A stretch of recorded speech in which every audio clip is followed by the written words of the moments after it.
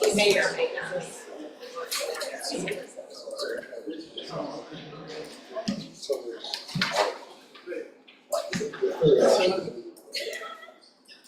Keep plans.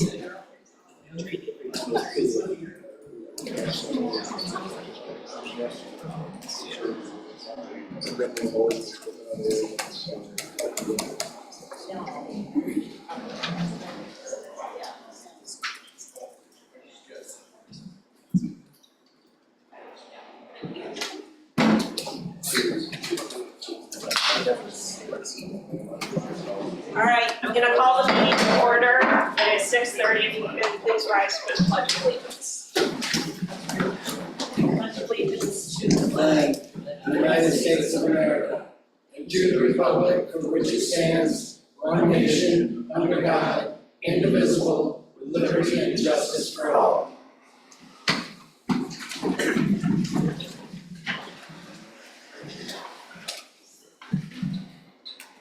Okay, roll call of board members. Aaron's. Here. Milnick. Here. Kester. Here. Hoeksema. Here. Slopsma. Here. Jill, can you move your mic close to your mouth, please? It's okay.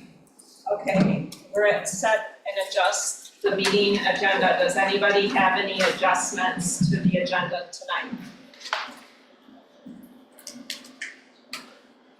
I had just one. Josh Morgan, hopefully you can hear us. Do you still want to move your fire report down with all the grant discussion at the end of the meeting? Could we move it to the stuff up? You want to move your stuff up. Okay, let's figure out how to do that. So Josh has some grant discussion items under J2. So the question is, where can we move that? Any suggestions? Can we put it under reports presentations at the fire emergency services? Okay, all right. Okay, Josh, we'll have you do the grant discussion right after your standard monthly report. Sounds good, thank you. Are there any other changes or adjustments to the agenda? Okay, seeing none, can I get a motion to approve the agenda? I'll make a motion to approve the agenda as amended. Second. All right, motion made by Hoeksema, second by Aaron's. All those in favor? Aye. Those opposed? None opposed? All right, so the agenda is approved. Declaration of conflict of interest. Does anybody have a conflict of interest with any of the items on the agenda tonight? No? Not on the agenda. Jill, any conflict of interest? No. Okay, no conflict of interest declared. Public comment.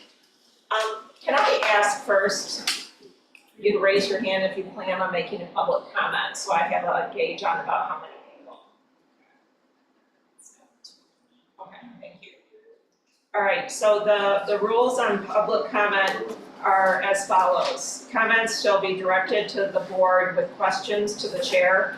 Any person wishing to address the board shall speak from the lectern and state his or her name and address. Persons may address the board on matters that are relevant to township government issues.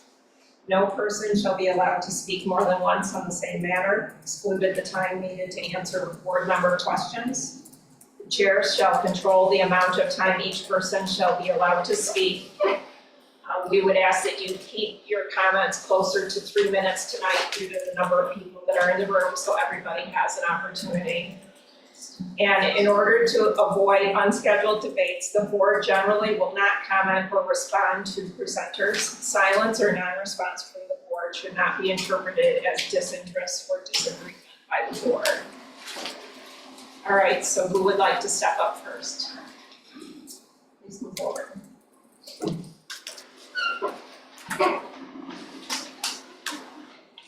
I'm Jim Gaskin, 8696 Church Street. First of all, thank you for your time. Appreciate it. A couple things that I want to talk about real fast. Number one, it's kind of important to me is speed limit. Church Street, Benton. I realize that I'm fairly new. I've only been in the area for 30 years. But the speed limit signs, once I got here, were 25 miles an hour. The County Road Commission came in, pulled the signs down.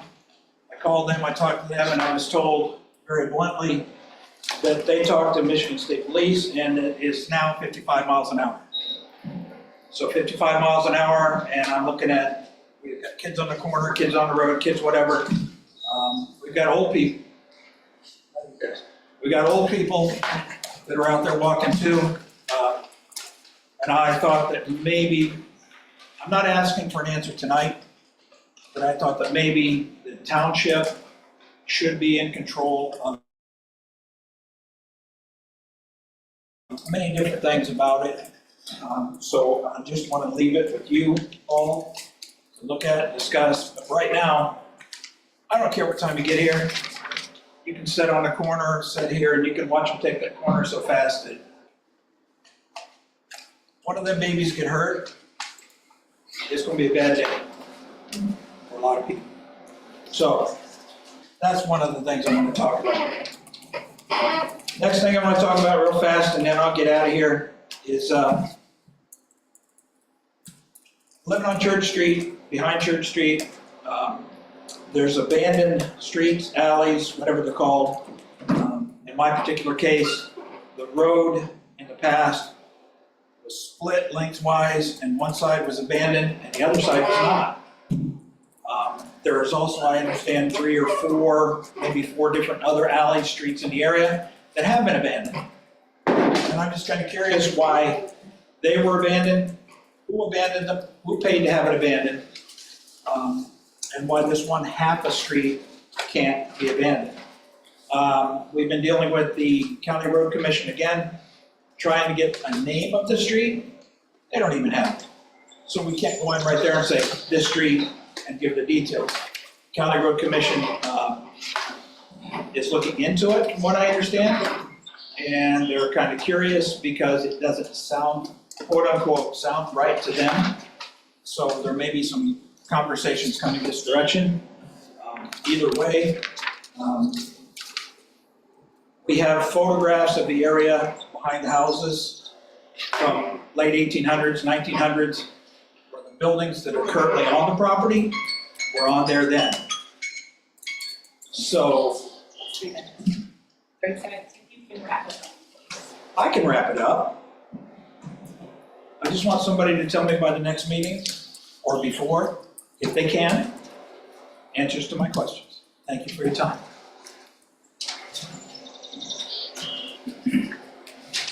Who would like to go next?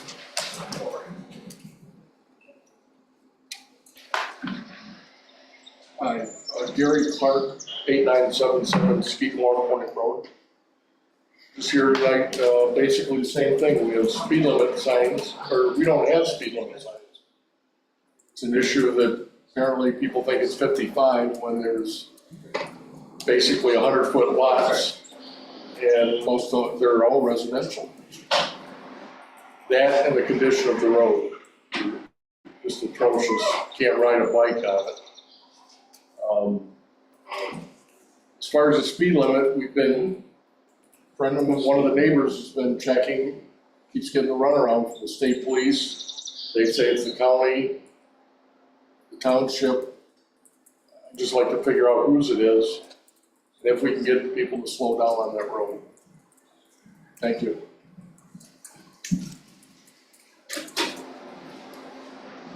All right, who would like to go next?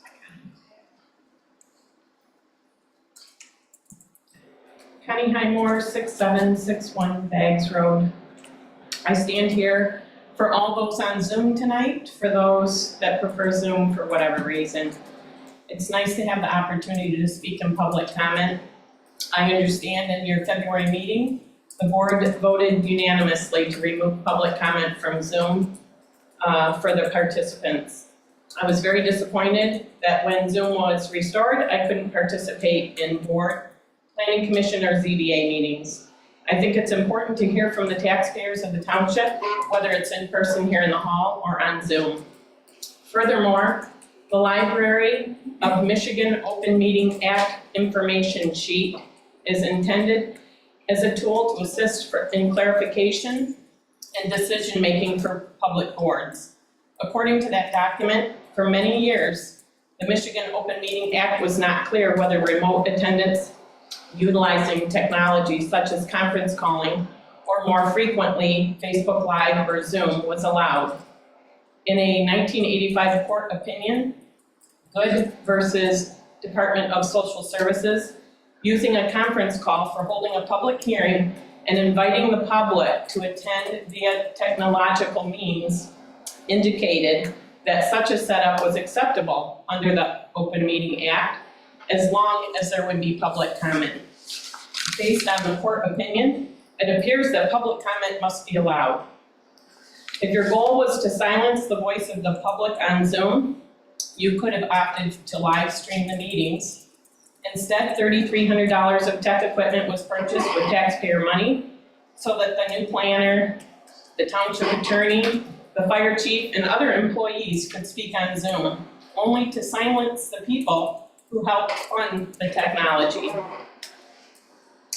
Additionally, training for running the Zoom equipment is necessary.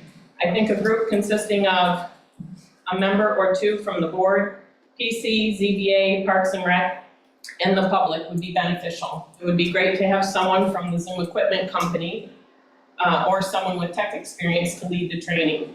I volunteered to continue to help troubleshooting. The setup and shutdown procedures should be followed by everyone that utilizes the equipment. In closing, I am respectfully requesting the board review Zoom public comment in their next meeting and make a motion to restore the voice of the people. Thank you for your time. I appreciate your service to this community. Okay, thank you. Who would like to go next?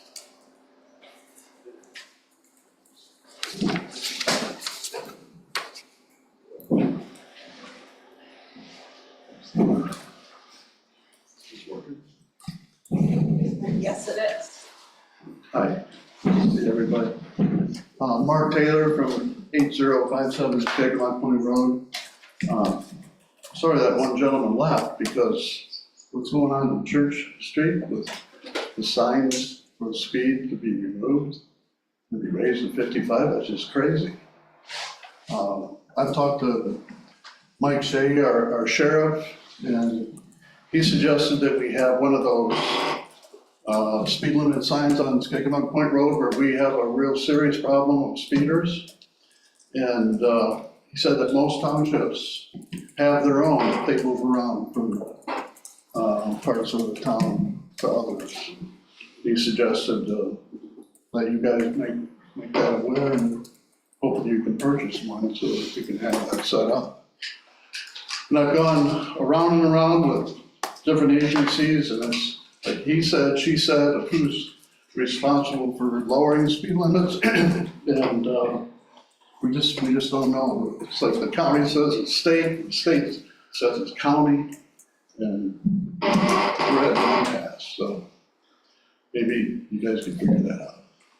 Help us out with that before something gets seriously hurt. Thank you.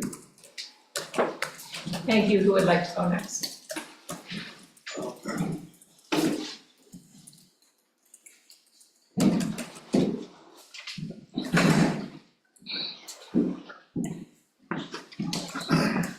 My name is Charlie Davis, and I live at 8500 Crisp Road in Williamsburg. I got basically just two items, maybe three. One thing, at the total meeting last time of the Planning Commission and the board, there was a lady that, and I don't know their name, was chairing the meeting because I guess the chairman wasn't here at that particular meeting.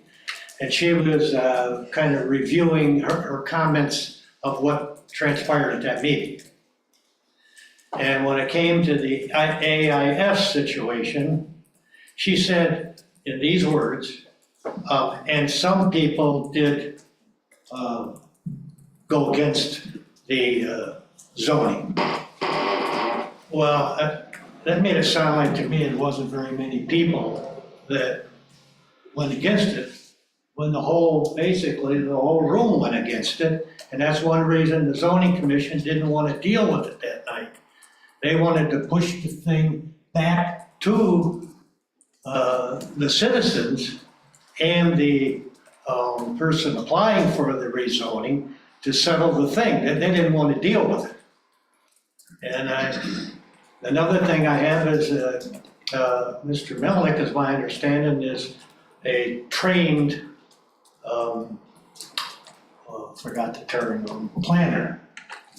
And now we got the trained planner on the board, on the planning board. So I don't even know why you need to have another people on the board. Because if he's gonna be the gentleman that's basically gonna, to my opinion, if you have one person that is very well attuned to a certain situation or the laws, that's a little bit of a conflict of interest, I believe. That's just my own opinion.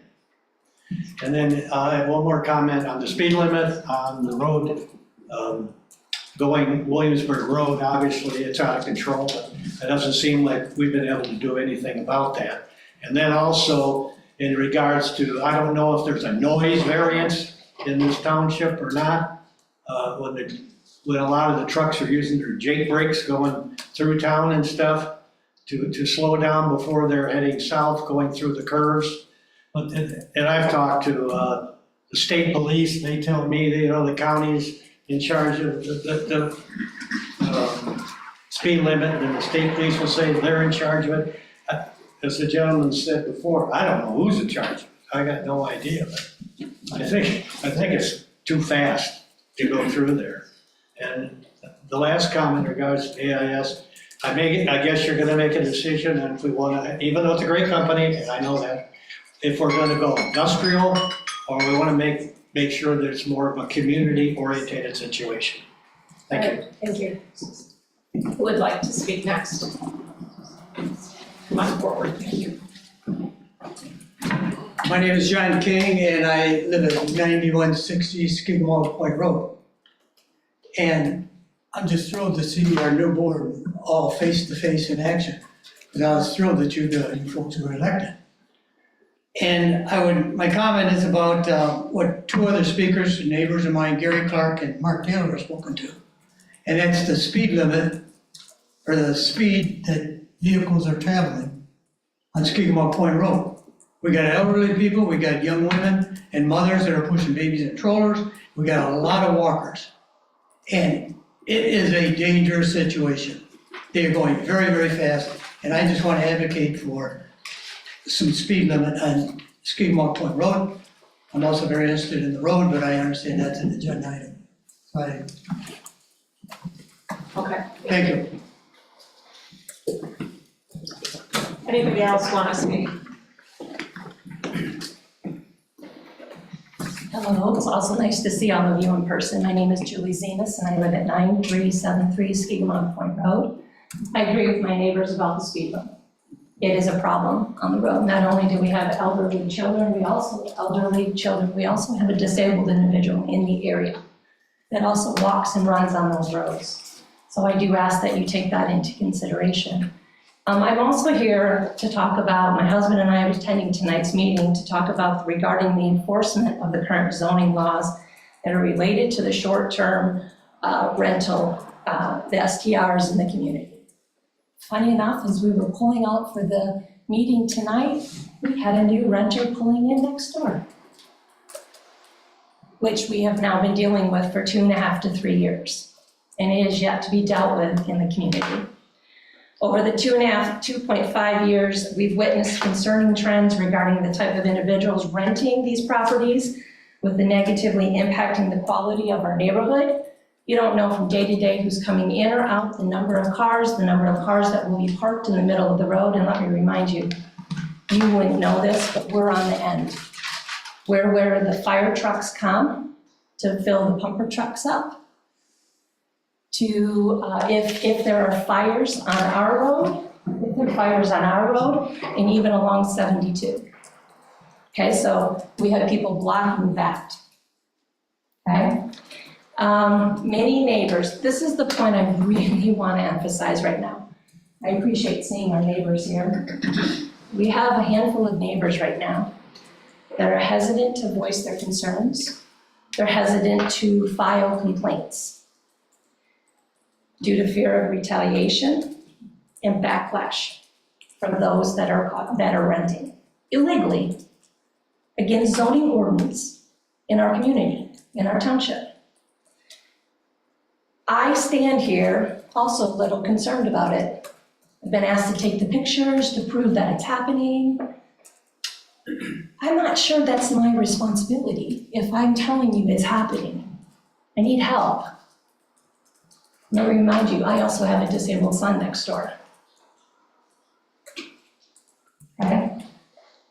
I stand here today because I critically believe that this is an issue that has to be addressed transparently and effectively. Up until this board, and I need to say this, up until this board came in and actually our new zoning administrator, I had sent emails prior to that went unanswered. I couldn't get, and phones weren't being answered. Was never told that there was a complaint form to fill in. Fortunately, the new zoning administrator came in. I contacted again, found out it was somebody new, and she's actually listened to me. She has shown me where I can go and file the complaint, and I actually filed one this week. Yeah, if you could kind of Wrap it up, I'd love to, I'd love to. I urge the board to consider, you need to analyze the information. This is not just about the property owners, it's about us that are long-term residents in the area that have to deal with this. The enforcement of our zoning laws is essential to ensure that our community remains a safe, stable, and well-balanced place for all to live. I also ask, this is my last statement, if we have a board member that has a short-term rental, I encourage that individual not be allowed to be a part of the voting mechanism or any future decisions that are made about it. Thank you. Would anybody else like to make a public comment tonight?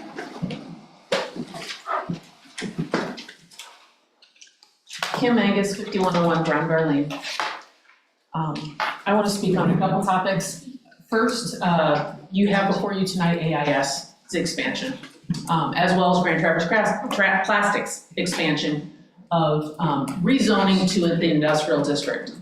I'm not against AIS. They're a wonderful company. And as I've said before, some of the neighbors will be upset. I don't even have a problem with them expanding, but I don't believe that they should be expanding any farther south than our furthest most point of the industrial district. Going to a point where you have residential homes or residential zoning on three sides is just too much.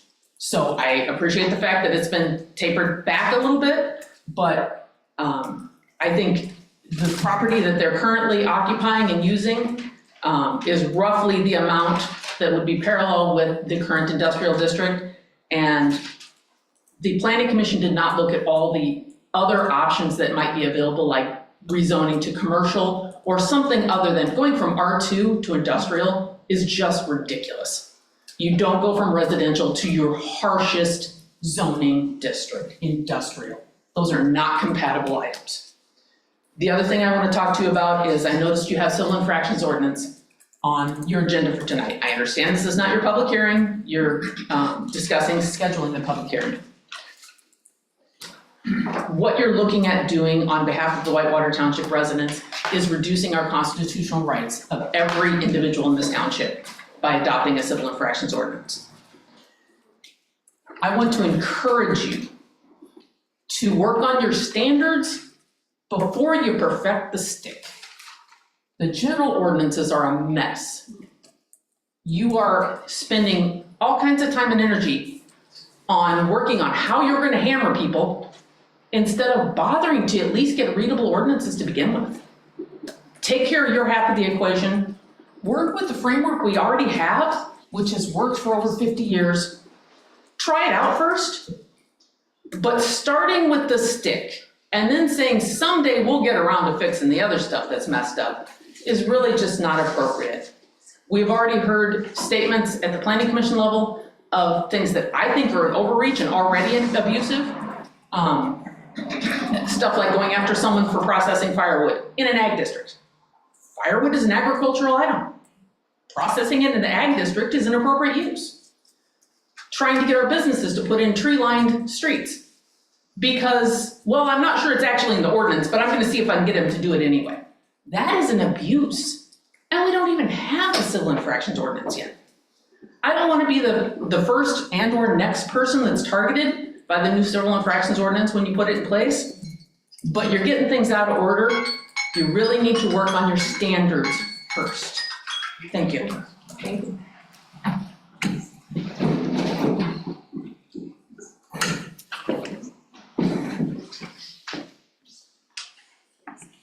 Yeah, come forward, thank you.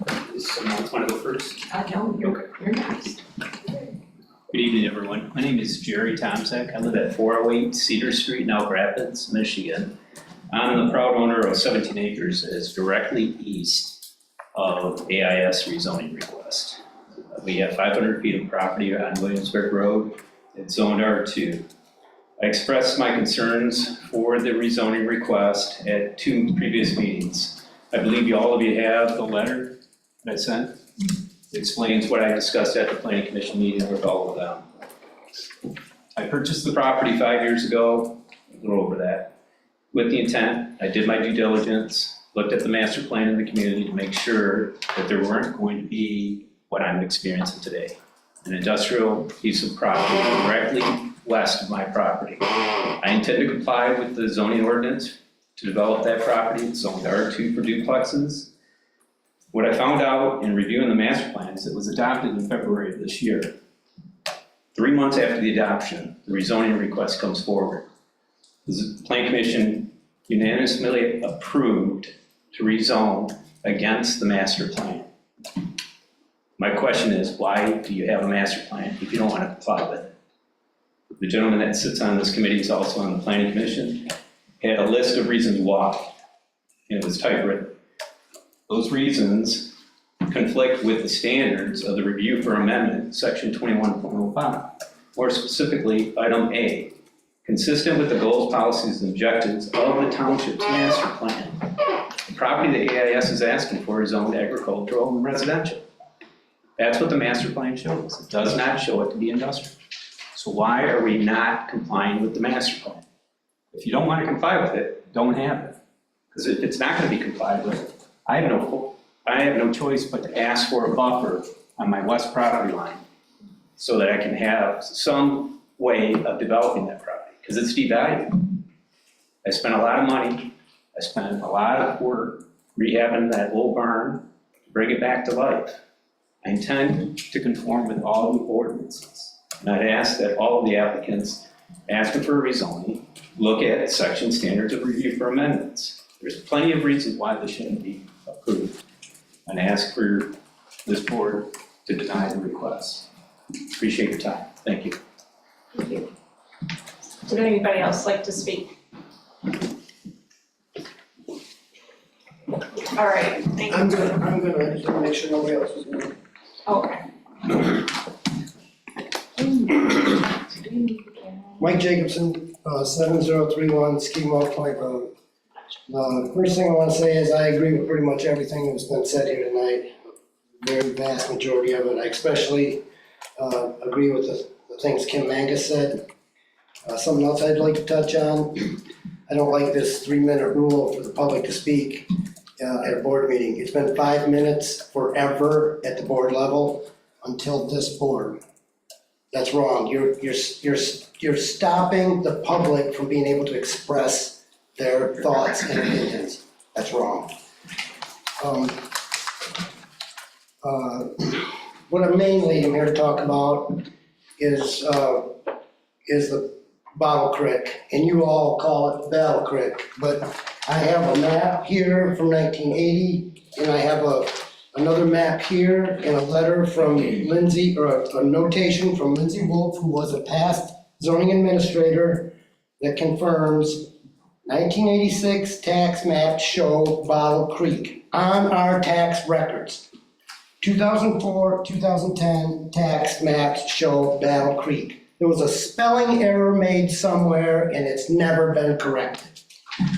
But that is not my point. Why I mention that is because you're gonna hear me call it Bottle Creek, but I'm talking about what you call Battle Creek, okay? That land was purchased at the request of the landowners, of the lakefront owners on Miami Beach Road and Skigmog Point Road, who have property on Elk Lake. They wrote letters to the DNR to get DNR money to buy that land, to put it into a park in our township. And it only benefits them. It keeps houses from being built on what you now call the Wilsey Road Trail, which that land I don't believe ever would have perked, but that's beside the point. But anyway, you took my tax dollars and all of these people's tax dollars and bought that land. And now, to Kim's point, instead of taking care of stuff that we already have going on, like instead of taking care of that park, you're like hell-bent for election to pass this new civil infraction law, and after that, it will be rezoning the agricultural district. I want the Battle Creek natural area taken care of. Last fall, now I'm gonna start to read so that I get this together. Last fall, I informed the supervisor that there was an issue with the outlet of the pond on the Bottle Creek land. At that time, the water was high, but not going over the dam. Just a month ago, on Mother's Day, I informed the supervisor that the pond was overflowing. Within a week, I talked with staff, and it sounds to me, I don't have the whole story, I'm having trouble getting the whole story. It sounds to me like this guy was part of the fire department and now he's helping the park staff and he's overwhelmed, okay? I talked to this staff member.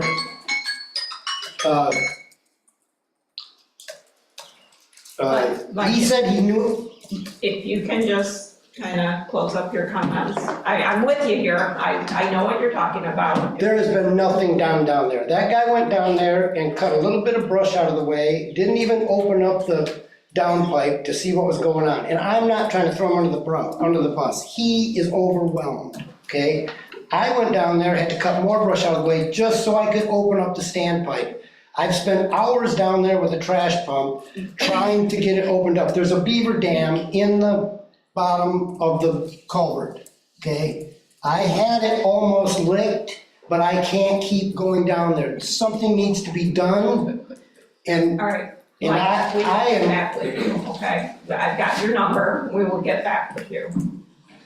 well, it's been over a month now, and nobody's doing anything, and he told me that a month before I talked to him, he knew this was going on, and nobody even done anything then. And when I talked to you last fall, it was getting close to going over. So it's more than 2 months it's been running over, probably most of the winter's been running over. That land is gonna become saturated, it's gonna give way. There's over 3 million gallons of water in that pond. Mike, we understand it and we will get back with That's about what's going on.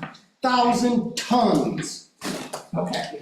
Does anybody else have a public comment tonight? Okay. Thank you for your comments and thanks for helping with the number of people we have wishing to speak. All right, we do not have a public hearing tonight. The next thing we had on the agenda is Daryl Nelson, and I do not see him present. So we're gonna move to Chief Morgan, who is out of town for training. Is he still on there? No, see him across the top. I'm still here. Okay, there he is. All right, go ahead, Chief Morgan, if you can give us your monthly report.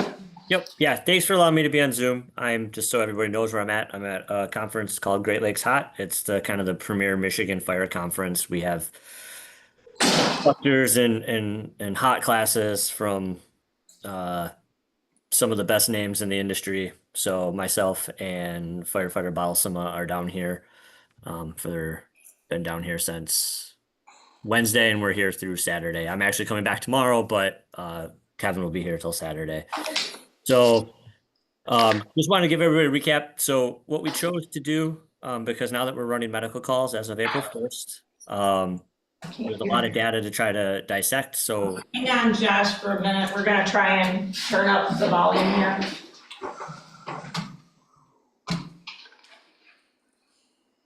I can yell if I have to.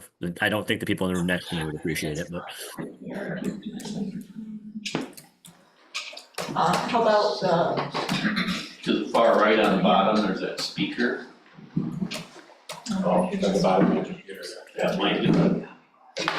Yeah, there you go. Oh, I said it. okay, try again now, Josh. how does that sound now? That's better. Thank you. Yeah, so what I was saying is, starting April 1st, we started running medical calls in the township. So the fire department was going and assisting MMR, trying to get on scene before them during the day because they are coming out of Acme. What that did though was it made it really hard to get the data to the board and to the public in a reasonable amount of time and actually have good data to show what we're doing. So the data I'm going to talk about is April's data, not May's. So what we saw was an increase in calls to about from our typical like 11 calls a month of just fire related incidents.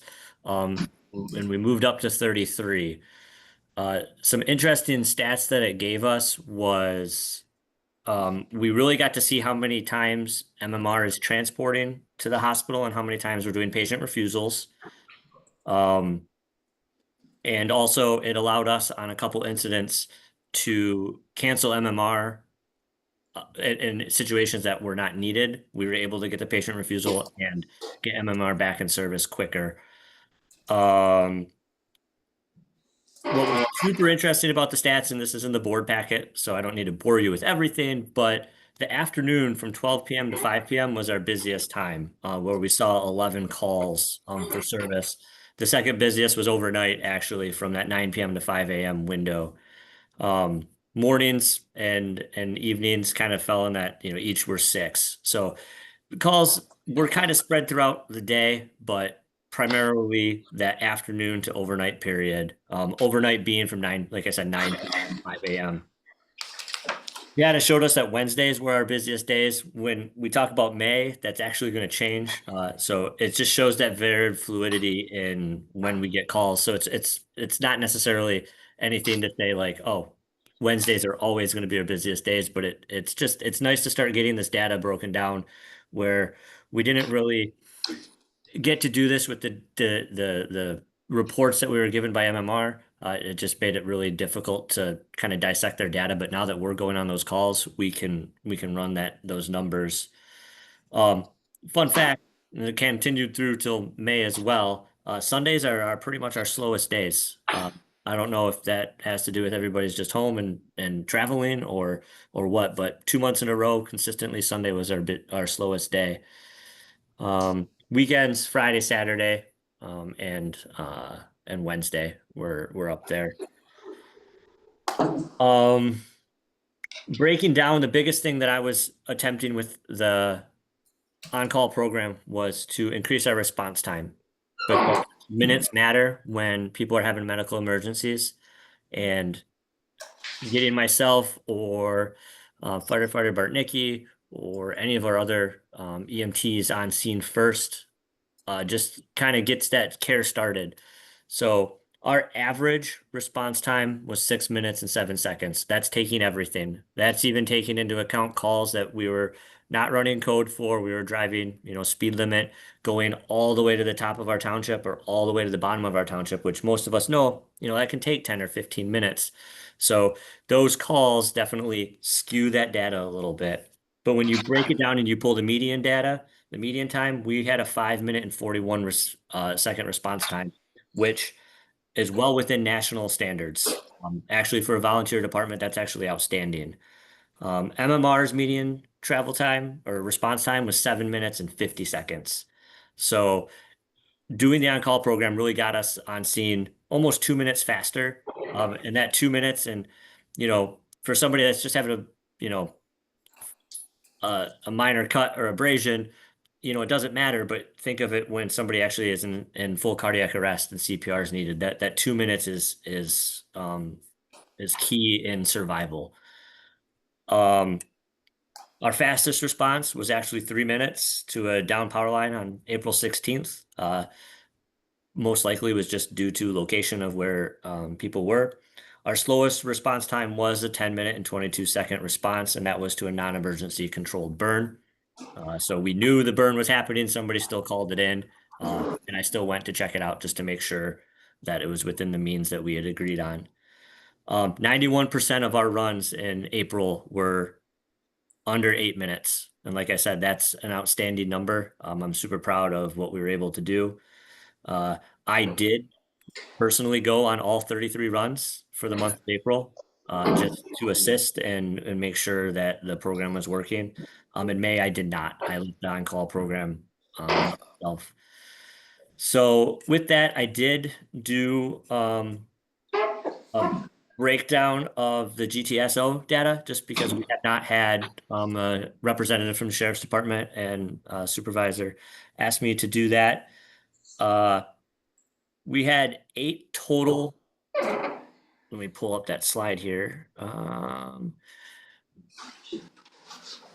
We had 8 traffic crashes in our township. 2 of those were personal injury accidents where the fire department actually responded in conjunction with law enforcement. We had 6, and this is May's data. We had 6 PDAs. So those are just police department assists, little minor fender benders. 4 citations were issued in our township. There was 1 arrest in our township, compared to, let's say, Garfield was at 67, Blair was at 15, East Bay was 8. So crime activity in our township does remain relatively low. I appreciate everybody's comments on the speed limit thing, because as fire chief, people come to me with these things, and just so the board's aware, I've done some research on this. I will email you guys all of the information that I have found over the last week, just because a lot of people have also emailed me about the speed limits, and fire department can't do anything. I did work with residents on Skigamog Point Road because there was something going on at Samuel's Farm, and I put out a bunch of cones to try to slow down traffic while there were a bunch of students doing an event there. So while we can't go put our lights up and slow things down, I definitely want to make the community safer. So your concerns are heard from our end as well. We did have an incident this last week where we actually had the Coast Guard in. We had to do a drop off of the Vasa Trail. It's the first time we've had to do that in a really long time. I want to publicly commend firefighter Bartnicki and firefighter Zach Strine and our medic from MMR, Kayla Hatfield, and EMT Brent Moray. They did an outstanding job. It was a very difficult situation to get our Kubota back there with our rescue trailer on that 2-track. And they all demonstrated patience and great patient care while we waited for the Coast Guard to drop their rescue swimmer in their basket. So just wanted to take this moment to publicly thank them for their service and what they did. Other than that, I don't have anything else for my board report. So. All right, thanks, Josh. Now we're gonna drop down to, you had 2 of these grant applications that you wanted to discuss. Actually, I'm sorry, you had the Cosgrove Foundation grant, and then you had other fire applications, so let's hop down to that. 106. Can I ask Josh one question? So we didn't have in the packet the MMR report that we typically were seeing a couple months ago. Is that because you now, with this new report, you incorporated it into the fire report? might be my fault too. We did not get an MMR report for the month of May. There was an error with that. Okay. So there were several flips on the screen. Yeah, the report we got from them was missing half of the data, and I had requested an updated sheet, and I never received it. So I went through myself and pulled all times and numbers for MMR. That's how I got my data. Okay. Okay, go ahead, Josh. We're on your first document that talks about the Kubota UTV replacement. Yep, let me get down to.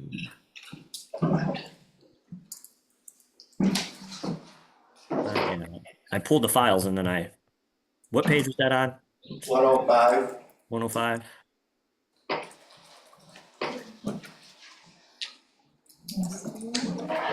All right, so we were approached by the Thomas Cosgrove Foundation for a list of projects, capital improvement projects that we've had kind of in the pipeline for fire department. And I provided him with that list, and he wants to help us replace our UTV for our wildland and off-road response. Obviously, we just used it last week, but our UTV is 20 years old, and it doesn't come with the safety features that all the new ones have, which are, roll protection, 5-point harnesses. Ours has no roll protection. It has no and it's an open sides, just normal seat belts. And obviously this is a piece of equipment that we use quite frequently in the spring, and we do use it for the Vasa races, and all wildfire responses. So, I actually went out and attempted to get quotes, have not heard back from GitUps or John Deere yet. But like I said, I've been out of office and I haven't gotten anything in my email, so I haven't been able to follow up. So I'm just looking for approval to continue moving forward with the process of being able to get this grant through the Cosgrove Foundation of a 50% match for whatever piece of equipment works best for us. And Josh, I think on a separate conversation you had with me, you said that through both John Deere and Kubota dealers, you get government negotiated pricing. Is that correct? That is correct. So that's just information for the rest of the board. You don't quote 3 Kubota dealers because there is a fixed price for a government purchase of their product. Okay, so your current plan is to get local quotes from the John Deere dealer and the Kubota dealer, is that correct? That is correct. I just want to make sure that, with the grants that we're applying for, that you guys, it matches what we're trying to do for the township. So I just want to put this in front of you and get your approval so I can move forward with getting quotes. So I think right now, I think that all we need to really do is authorize them to go out for quotes. Because the grant is gonna be probably the 50% match is gonna be dependent on how much it costs, right? But when it comes back to the actual purchase, we can say subject to 50% being covered by the grant money. Sure. So I think the motion would just be to allow the fire department to go out for bid for a utility terrain vehicle and compatible fire rescue skid unit for future board consideration. Is that your motion? I was gonna say, is that your motion? Ish. Okay. What was the other part? And compatible, I missed a couple words. And compatible fire / rescue skid unit. Oh, okay, I see it. That's right. Thank you. Okay, motion made by trustee Aaron's I'll second that motion. and seconded by Jill Kester. All those in favor? Aye. Any opposed? None opposed. So that motion carries to move forward. All right, Josh, the next one you had on here was this FireWise Whitewater Wildland Risk Reduction and Community Fire Education Program. Yes. So FEMA opened up their fire protection and safety grant cycle. And kind of looking at our biggest risk for our community is that southern portion south of on Williamsburg Road, Supply Road. Just we don't do, my next biggest task is community risk reduction. And what my thought process behind this one is doing what's called FireWise. It is a national program. And it would be called FireWise Whitewater is what I would do for the grant. The purpose is to go for about $50,000 to fund training and public education in creating defensible spaces around residents' houses. And this would also include programs for helping residents do chipping or kind of helping them be able to get rid of the trees that they remove and doing things to make their property safer in the event that we do get that wildfire that could potentially, affect their home. So this grant would require no local matching. This is just a apply for the grant. If we get it, that's it would be extra money that we could then put into this program to help make our community safer. Okay, and it looks like he has that in there in bold, no match required on this. So How involved is the grant writing? How much time is it gonna take? Is it worth it?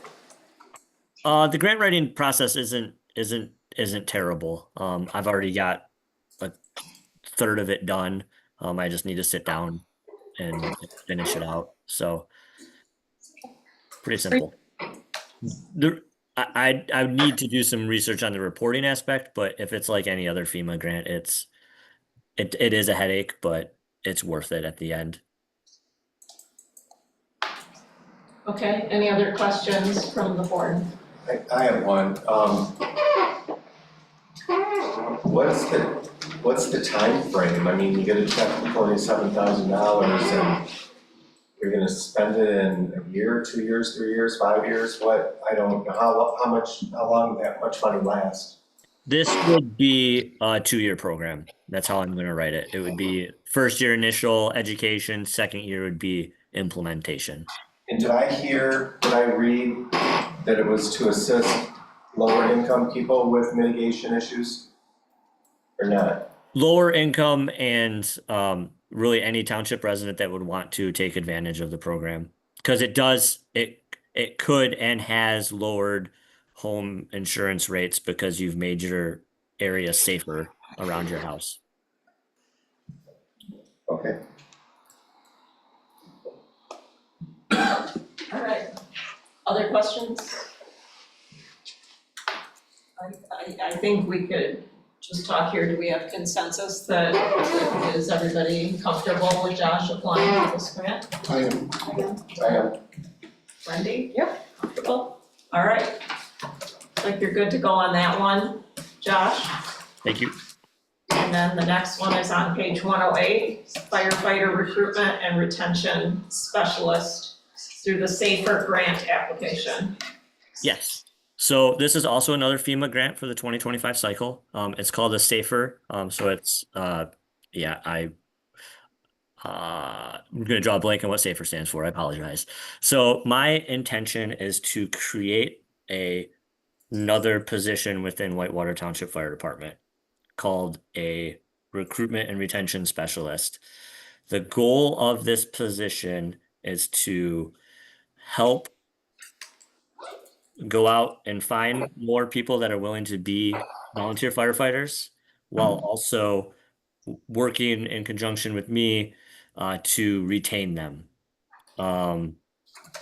This dedicated staff member would lead all efforts to attract, onboard, and retain volunteer and paid on-call firefighters and directly address the department's growing challenges with personnel coverage and volunteer burnout. So the goal would be that they would also still be a full-time firefighter.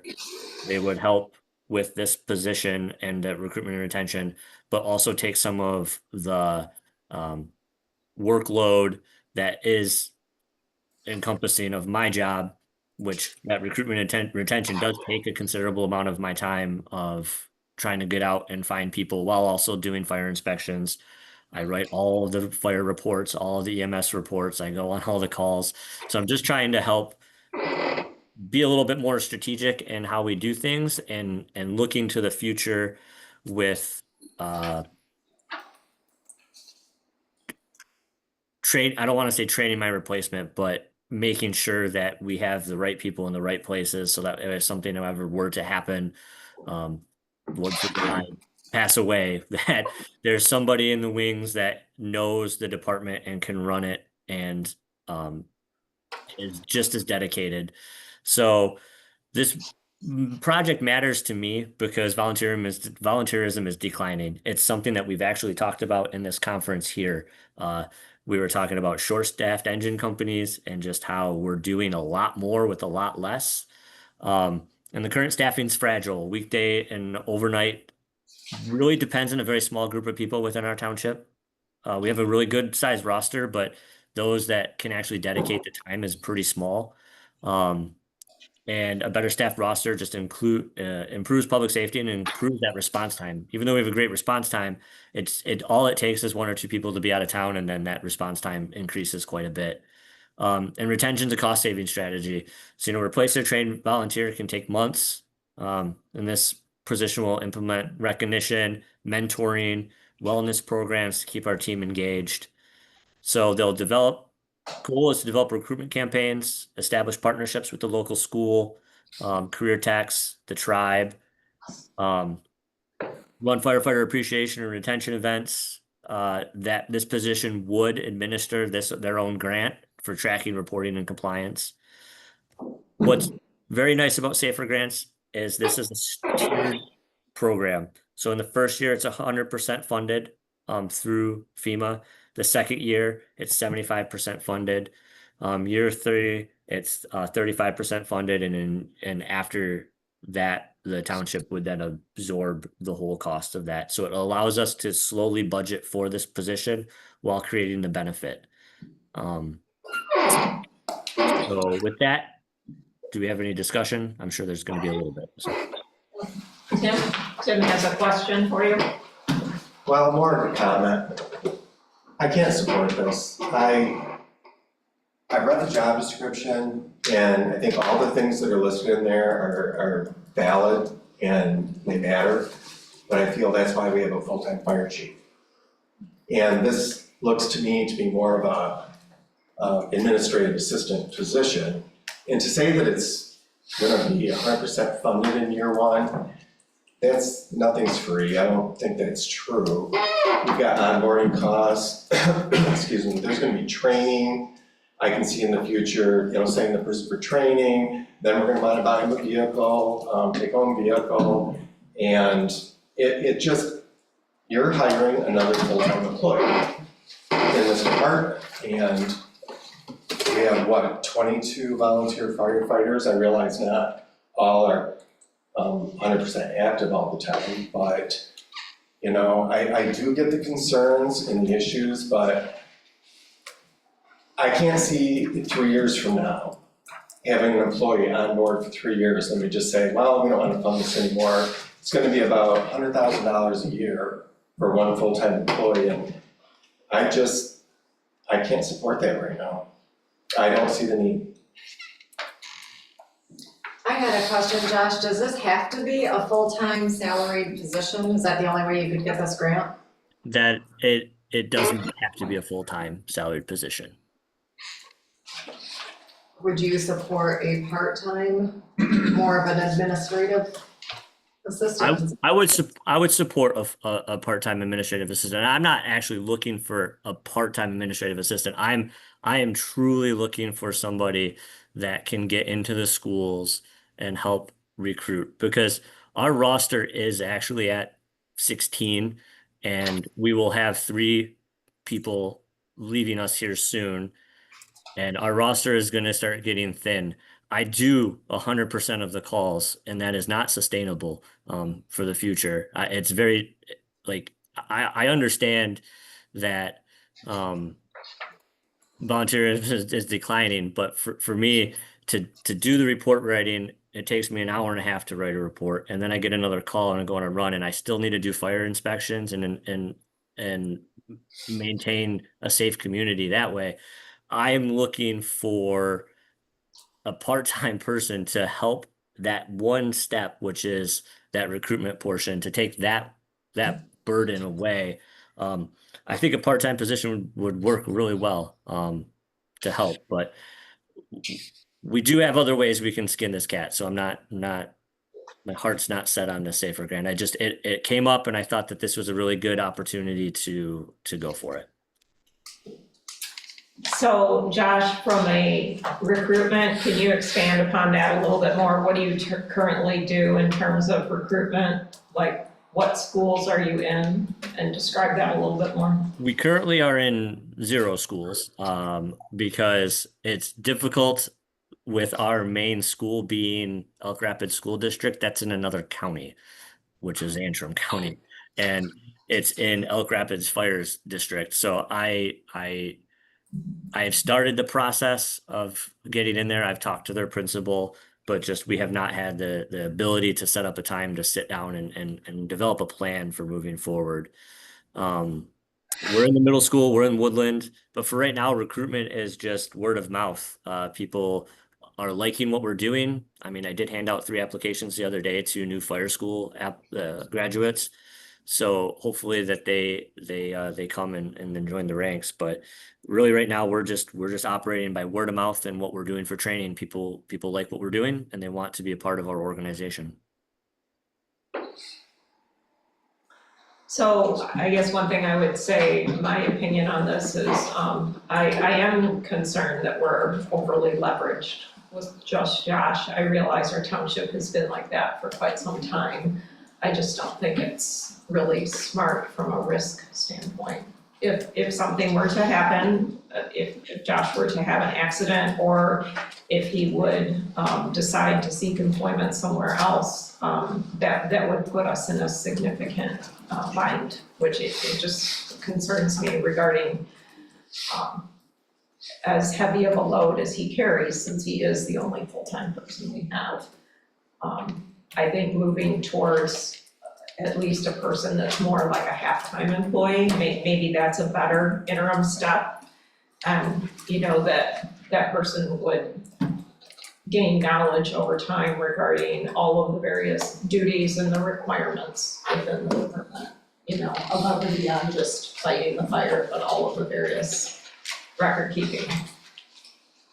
And what makes everything work. I think from what I can tell, we were very fortunate when Chief Flynn resigned that Josh had joined our department, not that much in advance of his announcing his retirement. So I think the fact that we stand alone in this community, it's just risky trying to make sure you can maintain a level of service. It's very concerning that we are reliant on one full-time employee. Well, Josh, can you explain to how many people are actually like on the roster and involved, and how many have full-time jobs that are not? Like constantly being on the roll? Our department, everybody has a full-time job outside of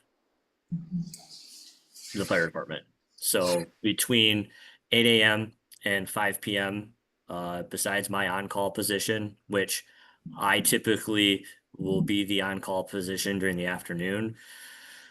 One, to help save budget, because I want to be fiscally conservative with our money, but also two, I don't want to burn my crew out. So somebody like firefighter Bartnicki, who's helping with the park, which he helps during the afternoon, go on calls, but say if he's neck deep in a park project, it's going to be me.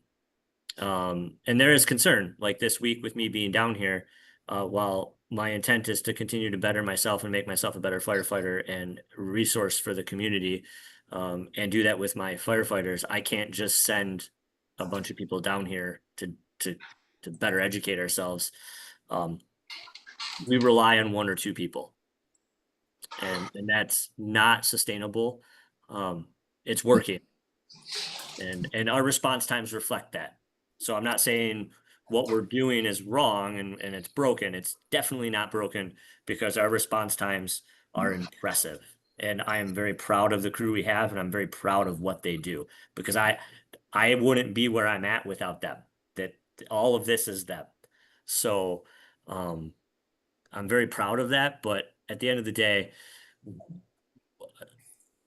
we have 16, but of those 16, I would venture to say the response is handled by at least only 4. Now, if things hit the fan and we really needed a fire response, everybody's coming. But not everybody's coming for that fire alarm at 3 o'clock in the morning at High Point Golf Course. That's 100% just me. So just to restate, you said out of the 16, you basically have 4 that are handling most of it, along with yourself. That's correct. And the goal of that SAFER grant, if you want to look at the large scale, what the SAFER grant's for, let's say City of Sacramento, all right? They apply for a SAFER grant to cover the hiring of 16 to 20 firefighters because the feds pick up the cost and they slowly absorb that. Us coming in and asking for one firefighter position, while I don't know if they'd ever accept it because it's just one small municipality, I looked at it as an opportunity, 1, to write a grant, see what they were going to say, but 2, to help put somebody in the position to help, like you said, Linda, to really train them up and I hate using the phrase train my replacement because I have no intention of going anywhere any ever, but to really invest everything that I've learned into somebody else and make another great supervisor somewhere. So with us. So that's all. So Josh, I think I asked you this separately last week. There is not a requirement for this grant. Is that correct, that you're aware of, for us to continue to sustain this when the grant funding runs out? That is correct. Once this grant funding runs out, there have been departments that have funded firefighter positions, and when the SAFER grant, because what they intend to do is when the SAFER grant's over, they just reapply and hopefully get it, and then they continue that funding again. But people have been hired in on SAFER grants, and when the SAFER grant runs out, they are out of a job. That's not my intent. I know it's not the intent, I just want to make sure there's not a contractual obligation for 8 years on this. There is not. I don't really think we can see that far in the future at this point. I just have one other thing. Go ahead, Tim. It's been discussed that this is like to train somebody to replace Josh if he leaves or whatever. This is a recruitment and retention specialist. This is a firefighter recruitment and retention specialist in the grant application description. This is not a firefighter. I suppose we could train the person to be a firefighter. This is a PR person. This is an administrative staff to simply recruit firefighters and to try to retain them and go to schools and try to recruit people. So this is not a firefighter. This is not a future chief, in my view of it. Was that your intention, Josh? My intention was not to have this just be an administrative role. My intention was to have this be somebody that would respond Monday through Friday. If we were to, let's just hypothetical, this is a part-time position, Monday, Wednesday, Thursday, or whatever our busiest days are. My intention is this is somebody that's also responding to calls while doing PR or whatever else we can. But my intention was not just to have an office assistant. That doesn't do the department any good. So you should definitely update the documentation on that. So you're saying your intention is they're fully, pardon me? Is that a requirement of the grant? Is this your writing or is this the grant wording? This was my writing. Okay, so it's your intention for this to be one of your regular firefighter EMTs that would take on some of these additional duties when they're not on calls? That is correct. Correct. Okay. That would be a current employee or a new hire? I would most likely want to go out for applications. Inner Circle could apply if they were interested, but I think it could benefit by going outside as well to get that, because we could find somebody that has that experience, that has that expertise in that field, that also still has Fire 1 and Fire 2 in their EMT. My intention is to not have to train somebody in Fire 1 and Fire 2, and my intention is not to have to send somebody to EMT school.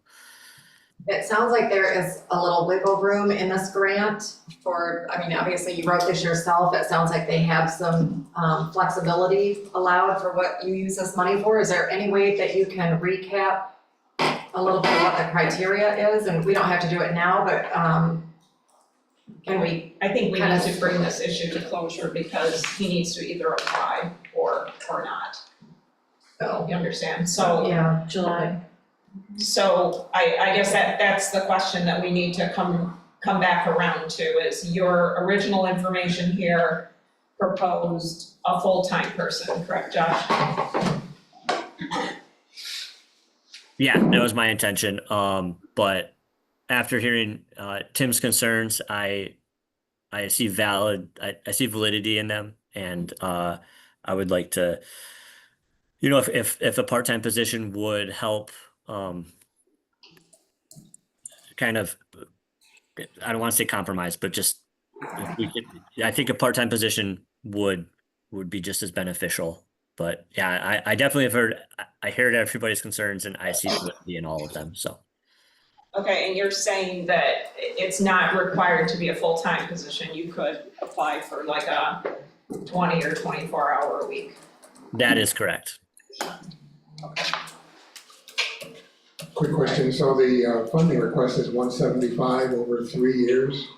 That was just arbitrary, that was going off of a full-time position. So I would break it down whatever the hourly rate would be and then go out from there based on how many hours a week they would work. I'm still confused because it says year 1 is 50,000, year 2 is 37.5, and year 3 is 17.5. I don't see how that gets us to 175. Is there other things?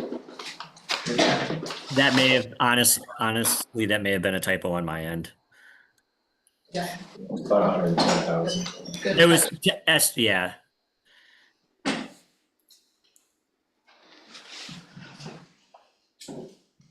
What's the deadline to apply?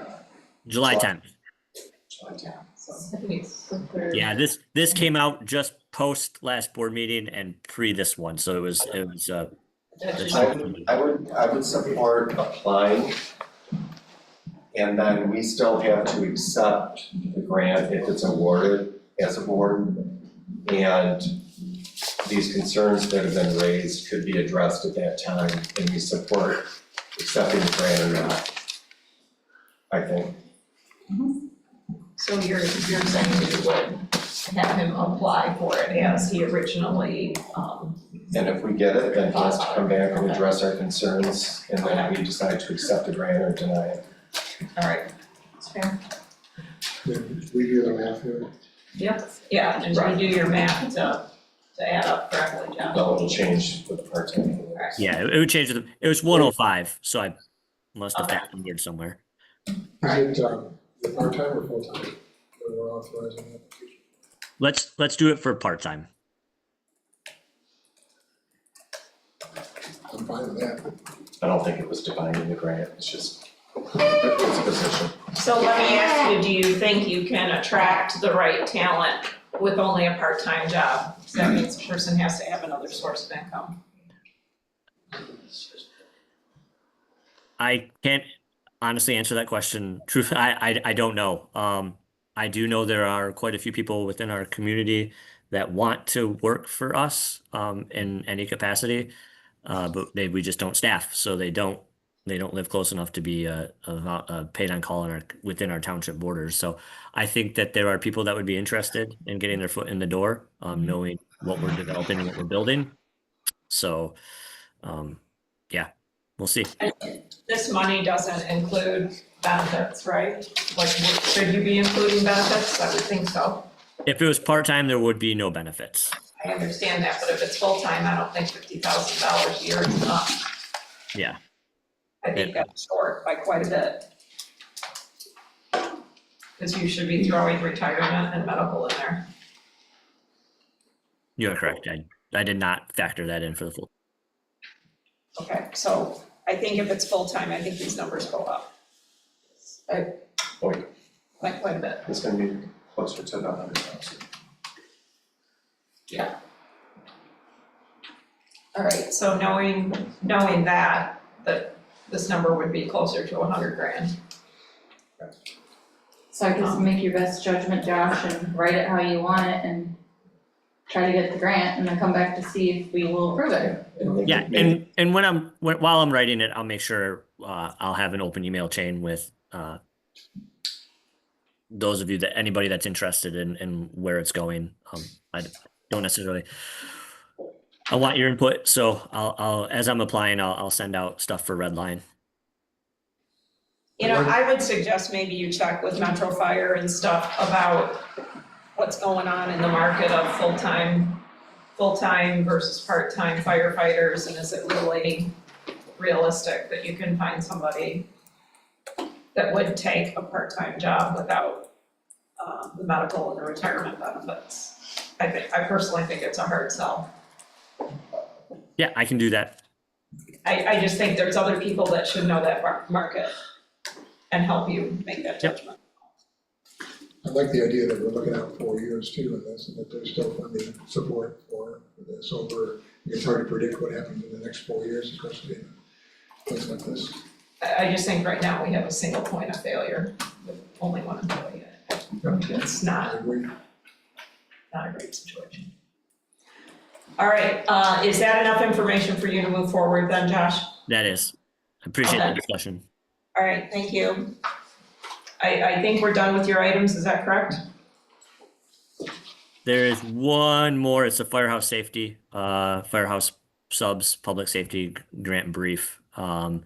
Looking to apply for about $20,000. That number is going to fluctuate through firehouse subs to purchase individualized self-contained breathing apparatus face pieces for our township firefighters. What's really nice about the firehouse subs grant is we don't spend a dime. We put in for it. If we get accepted, they actually go out and they buy the equipment for us, and then they'd ship it to us. So they do everything. So there is we don't have to spend the $20,000 and get reimbursed like some of the other grants that we get. So this is just to get every firefighter their own mask to help every firefighter. Right now we have masks next to all the packs.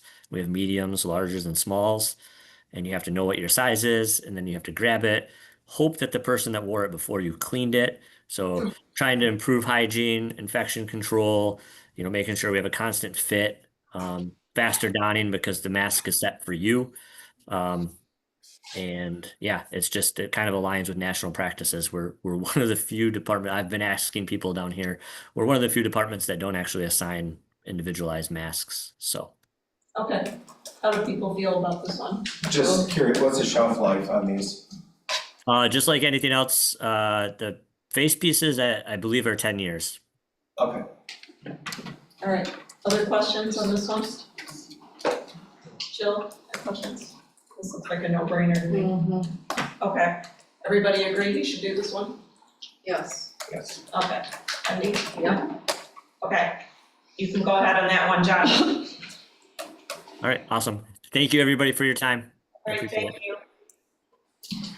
Excuse me, before you move forward, on the previous one, was there also board consensus on that as well? Yes.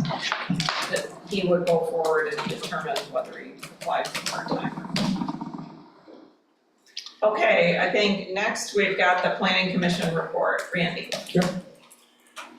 Well, the planning commission met last week, Wednesday, was their meeting. They addressed a number of things, one of which was the AIS rezoning, which is a topic on the discussion of our agenda later. The Grand Traverse Plastics rezoning was addressed the month before, so that didn't make it to the township board agenda till tonight either. So those items were talked about. The newer business include working on a wineries and tasting rooms ordinance that has been discussed in prior meetings. It's mentioned in the master plan as something the township needs to work on in order to update our requirements and procedures for dealing with wineries and tasting rooms. We know that's an important topic for agribusiness here, and that's rising to the top of things we need to work on. Thirdly, the formation of the ROS was discussed. There was an update on how it's being organized and developed. That's really a continuation of the conversation we had with the joint meeting between the planning commission and the town board. Job descriptions have been developed, and along with an application form for folks to fill out if they're interested in serving in that. There's also advertisements being made in the Elk Rapids newsletter, Mill Creek newsletter, and Green Stratton, of course, as you know, is heading that up for us. And so the group is gearing up to do its important tasks of looking at short-term rentals as well as, the capital improvements plan. We spent a good deal of time with our new planning consultant, Jill and Andy from Giffords Webster. They presented their independent review of the zoning ordinance. Their report will be provided very soon, probably within the next week or so. The folks from Jill and Andy went over the results of what they have found and their thoughts on that. They're also going to develop a list of areas we need to work on, and then also, quite more importantly, ask the Planning Commission to vote on some priorities here. There's some areas that are probably low-hanging fruit that we can fix. Other areas are more complex and are going to take longer, but they're more important. So there's kind of a trade-off there. They had an interesting chart in terms of ranking things from urgent to less urgent and difficult to less difficult. So that material should be coming to the Planning Commission here very shortly. Many of the issues that they're talking about were described in the master plan, so it's a continuation of that discussion. We also have our application that's been submitted for a zoning amendment on short-term rentals. I believe the zoning administrator is moving ahead with scheduling a public hearing for August for that. It'll be on the agenda in July for the Planning Commission to further discuss. As you recall, we have a proposed amendment provided by an individual to deal with short-term rentals. And of course, that also dovetails into what the ROS is planning to do. Questions for Randy? Okay. Next, we have Deb Graver with the zoning report. It's on page 9. Good evening. My report's on page 9. We had 7 new permits issued since the last report during the month of May. We did approve a short-term, home-based business for Uncle Bill's Orchard at last month's meeting. No big deal. We do have a complaint form of anyone that has a complaint for anything in the township. They fill it out, it's on the website, and I do investigate all complaints. And I try to talk to all the property owners. Doesn't really matter what it is, I don't just poo-poo this stuff, I actually take this stuff seriously. And I try to talk to the landowners and the people that are complaining to find out, what the true issue is. So if you guys want to give me different direction, that I don't need to do that, just feel free. That would make my job so easy. We've got an additional, I think I issued my 40th permit today. So it's been a very busy, we're into June and I've issued 40 permits. So, yes, we are gonna have a amendment on Article 21, the verbiage in the last chapter, I think it's 21.04, regarding cost. It referenced that there was a $300 fee for an amendment. There's a conflict with what the new township planning and zoning fee schedule shows. So there's going to be an amendment hearing on that as well in August to go along with that short-term rental application that came in. I follow the zoning ordinances, so I'm just trying to make sure that we just process it all the way through. Any questions for me? Yes, sir. Just a sense, I might be in here, but how many complaints say a month do you get? It depends. I probably had 3 this month, 3 new ones. It kind of depends, the season's picking up, obviously, parties, weddings, people that have had concerns over the years and it fell on deaf ears, and a lot of people have been frustrated with that. I would strongly urge you to strongly consider a municipal civil infraction ordinance. We're getting into some pretty sizable legal fees, just chasing down one problem that's been identified.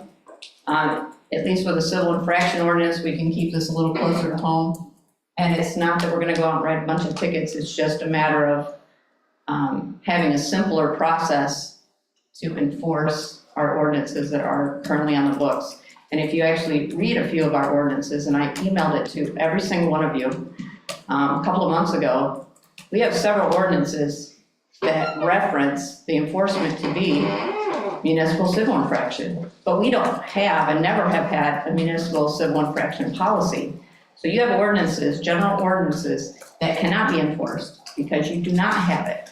So if you're gonna change that, then you need to update those general ordinances to be consistent with how you wanna enforce them.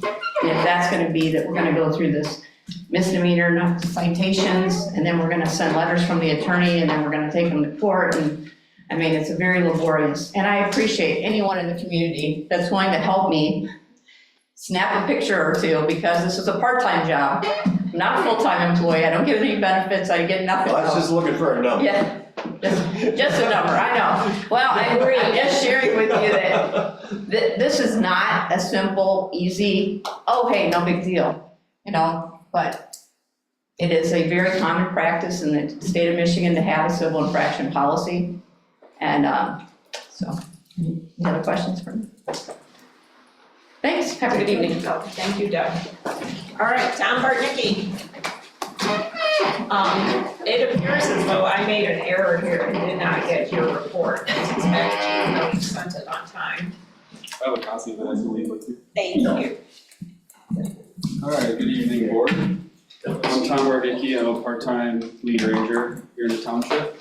I was asked to generate this report as the former park manager resigned, helping oversee operational maintenance and improvements with our township parks. In addition, with Trip Wagner, who's been promoted to lead ranger, he's got years of experience at the campground, so he's helpful and has a lot of insight on operational stuff, campers, rover pass, things like that. And Vicki Emerson. So right now, as of 3 or 4 weeks ago, we were staffed with 6 members. They're all returning from last year, which is helpful.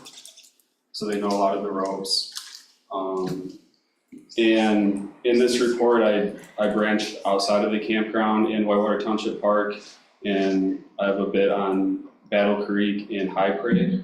So at Battle Creek, like Mike Jacobson touched on, the flooding. So a few weeks ago, I went down there, I cleared the intake grate, and I was hoping that it was just the grate that was clogged up with debris.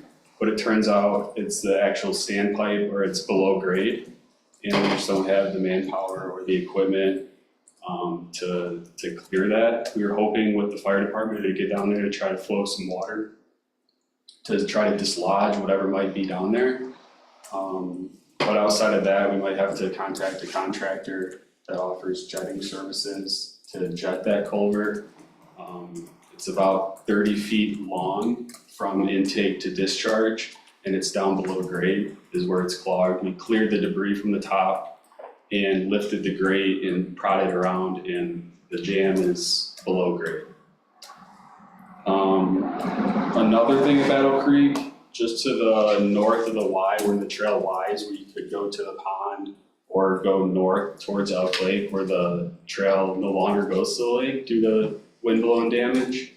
There's a group of cedar trees that's down on the main trail. I guess with that, I'm just confused on if it's the conservation district or whose responsibility that lies on. I know we have a partnership with the conservation district, and they do some of the mowing down there. I believe that the agreement also included trail maintenance, tree removal, so I think it's just a matter of. Okay, I can reach out to them, yeah, I wasn't sure. And just to ask, I believe you talked to them also about coming to help you with the blockage. Yeah, they offered help, and then once we discovered it was below grade, I contacted him. And he referred to the drain commission. I spoke to somebody at the drain commission, and they recommended contacting Elmer's or another contractor that could offer those services. All right, well, let's make sure we get on that like tomorrow.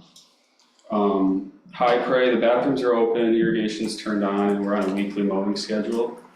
That seems to be going well. Park rangers check the bathrooms and trash cans bi-weekly. And the Pratt cleanup day on 5/31 was a success. The new bleachers have been assembled and installed. And back to the campground, we're staffing 8 AM to 8 PM. We have 3 overlapping shifts, so we have 3 8-hour shifts. We have an 8 to noon, we have a 10 to 6, and a noon to close. As the days get longer and we get busier in the evening, we may look into keeping a ranger there till later in the evening. As far as early mornings to capture some of the fishermen or boat traffic, we'll have to discuss if we want somebody there at 6 AM or, I mean, some people like to start fishing at first light, so we have to discuss the opportunity cost there if that's necessary. If the boaters arrive before we're staffed, they can always put a tag on the windshield and say, hey, you owe a launch fee. We're also working on some signage to make that a little more clear that we're not a DNR launch site. A lot of people just blow by thinking that they have the DNR rec pass and they're good to go. So we're gonna come up with some new signs, including speed limit signs, stop, pay fee, and some striping to help keep the lots organized, and some directional arrows to help with the flow of traffic. We did a beach update. We brought in 40 yards of sand with a contractor, and there are people there using it today, so that's going well. That was much needed, and we're gonna incorporate having the rangers rake the beach to help maintain it. So every other day or so, go down and rake the beach. We're looking into wood storage solutions. We have, our wood storage is delivered by pallet, and right now it's just under a tarp in the open. And we're getting pricing for, like a lean-to or an animal shelter that we could use to lock and provide cover to the wood storage. All the trails are clear and passable. There are quite a few downed trees this spring. Some of the trails will need just brush maintenance throughout the season. And Rover Pass is going well. We updated it to where we have a tent option now. Before we were taking multiple calls a day where there was no tent option for some reason. All of our 55 sites are RV or tent, but before they had to select pop-up camper if they wanted to stay in a tent, and that caused for a lot of confusion. So now the guests and the campers booking can have more clarity when they just go on and there's a tent option. Because again, all 55 sites are either or. And this fall, we're upgrading the electrical system on Pine Needle and Naughty Pine loops. And a few contractors have been through the park looking at those projects, and it's open for bid till Monday, I believe. So we've met with a few of them, and the most recent review we had was an awesome campground, awesome people. Everything is friendly. Everybody is friendly, and they're very helpful, respectful when they ask for a favor. Totally recommend this place. And that was Chris on Rover Pass. And as of today, our bookings through August 31st are 57% occupancy, which I feel like is pretty good. There's always holes during the week, and you're gonna have a tough time capturing 100% just due to midweek holes or 1-day, 2-day openings on a site. But for being at 57% currently, I feel like that's good. And a lot of people do last minute bookings with camping. So it's good to have some of that occupancy. I assume you're full up like July? Yeah, Fourth week? I'd say July through August, all the weekends are pretty much booked. It's just those midweek holes. Any questions? The beautification project is good too. Beautification. Yeah. Thanks. Yeah, did you send a picture of the beach, the board members? A couple of them, I think, yeah. So And they that just requires kind of every other day maintenance on raking the sand back down to that water line, because even like today with the wind, you're gonna have that 6 inch or a foot drop after the waves come in. I'm curious where we got the sand from. So that was Matt from Lakeshore, and I'm pretty sure he bought it from Avery Excavating. But it's really nice beach sand. I was told it came from the bottom of Elk Rapids Harbor. Okay, that's what I was wondering, because they dredge their harbor every year and pile, mounds and mounds of sand, and I was wondering what they did with it, because we sure could use it. Yeah, and I think we got some of that because it is tough to find beach sand. You can get sifted sand, but it'll still be coarse and rocky. So I feel like we did luck out with the sand that we got. And that was approved by Eagle. Yeah. Talk to Eagle on The that. kids will appreciate too, not having it full of rocks. Right, correct. All right, Anything else? thank you for your report. Thank you. All right, crack report, Jill? Crack report, we had our work bee session Tuesday night, and finalized our survey for getting ready for our 5-year plan. So I have a bunch of copies of surveys here if anybody wants to pick one up before they leave.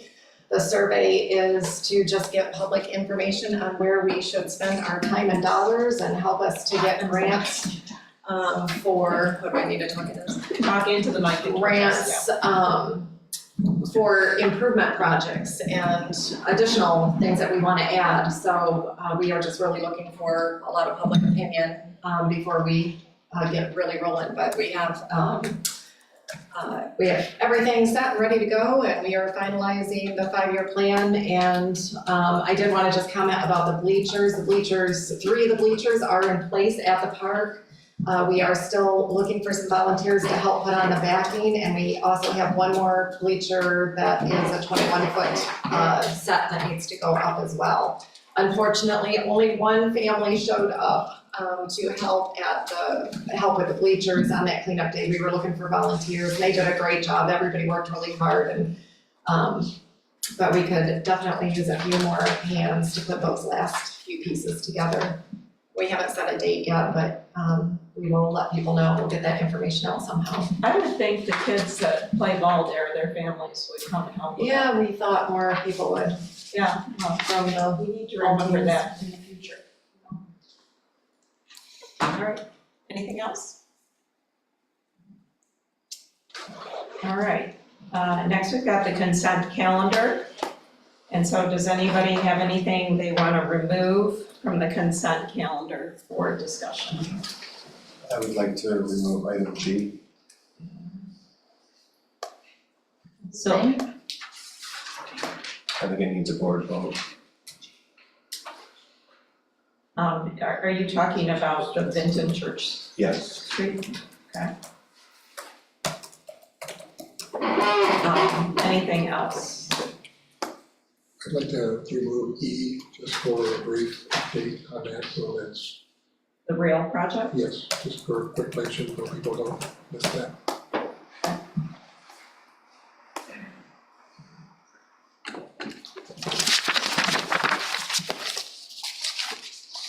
Anything else?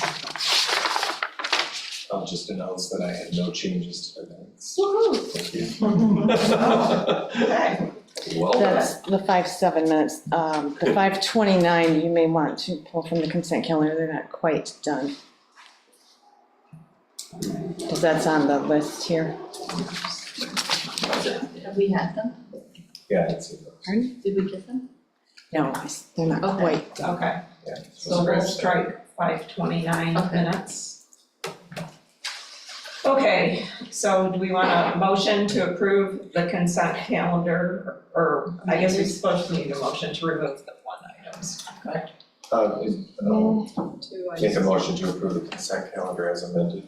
Oh, as amended with the rail project. And I'll this is- second. Okay, so motion made by Aaron, seconded by Milnick. All those in favor? Aye. Aye. Opposed? So let's get into the rail project first, where that is. Yeah, just very briefly, in the packet is material that was provided from a workshop I attended here recently with regard to the study of passenger rail between Traverse City and downstate Ann Arbor, particularly. That study is underway. There is material that is what they distributed. There were conversations with stakeholders in the city of Traverse City and elsewhere about their thoughts on passenger rail. I mention this because this is a fairly substantial study. I'm not sure if it's 1.2 million or 2.2 million, but it's a very large amount of money going into studying this project. And as you can tell from one of the maps, the terminus and the map that they distributed shows it ending in Williamsburg. So they're a long way from being done, but they are a fair amount of horsepower behind this. There's a national consulting firm that is working with the various stakeholders in this project. And I just want to make sure that you just don't miss that in the packet, that is something that we will probably hear more about in the coming months. They say that their effort is to be done with this in the spring of next year. So there was a preliminary study that was done before that we've noticed, and that was fairly large and conceptual. Now seems to be more money and more attention worked on this. A lot of things at play here, obviously, so. Well, the train won't be running, it's just the public input part will be done, is that what you mean? Yeah, they're basically putting the plan together that includes the route, and it would include some ridership projections and improvements necessary to rail and all kinds of things. So, Is there any local talks, like just for Traverse City area, or? well, the workshop I attended was in Beta at their headquarters there, because they're one of the stakeholders in this. They're interested in passenger rail up here for obvious reasons. People who would take a train up here would potentially use Beta to go that way. So the portion that right now shows terminating in, this little map here on page 38, shows it terminating right in Williamsburg. I assume that's by the post office, near as I can tell. But it's east of there that a lot of the property is right. Yeah, it looks like a lot of the right of way is gone east of there, but yeah, I suspect the real focus is the casino. yeah, like especially it veers north there and, okay. So it could be interesting to know, was anybody there from the tribe?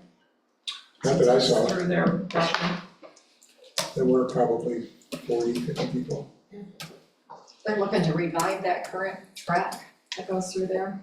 I know they were using a portion of that from Bates Road occasionally. I haven't heard it in a long time, but that's been active as of a few years ago. Yeah, that's like, there's a lumber company. Yeah. All right, moving on to the Vinton Church Street. Yeah, I wanted to pull this because I appreciate the effort to send a request to the road commission. I support this. We've heard a lot of comments about speed issues on Skigmont Point Road.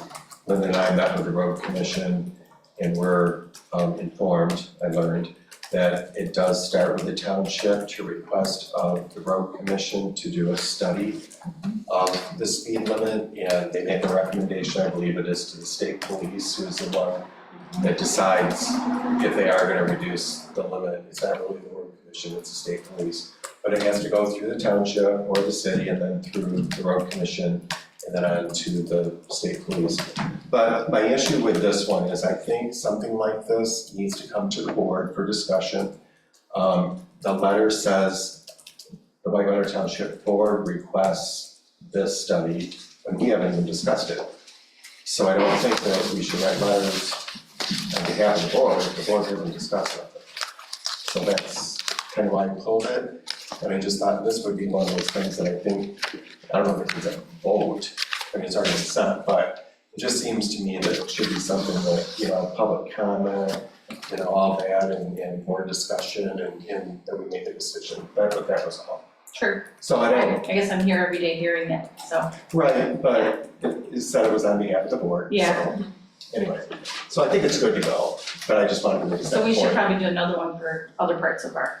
Right, I mean, Right. if we get complaints, we've had sufficient complaints from Skidmore Point Road. I asked them when we had that meeting, would you consider putting in zipper fashion speed bumps to help? And they said they can't because it's a 55 mile an hour road and that makes sense. That means it's a danger issue, right?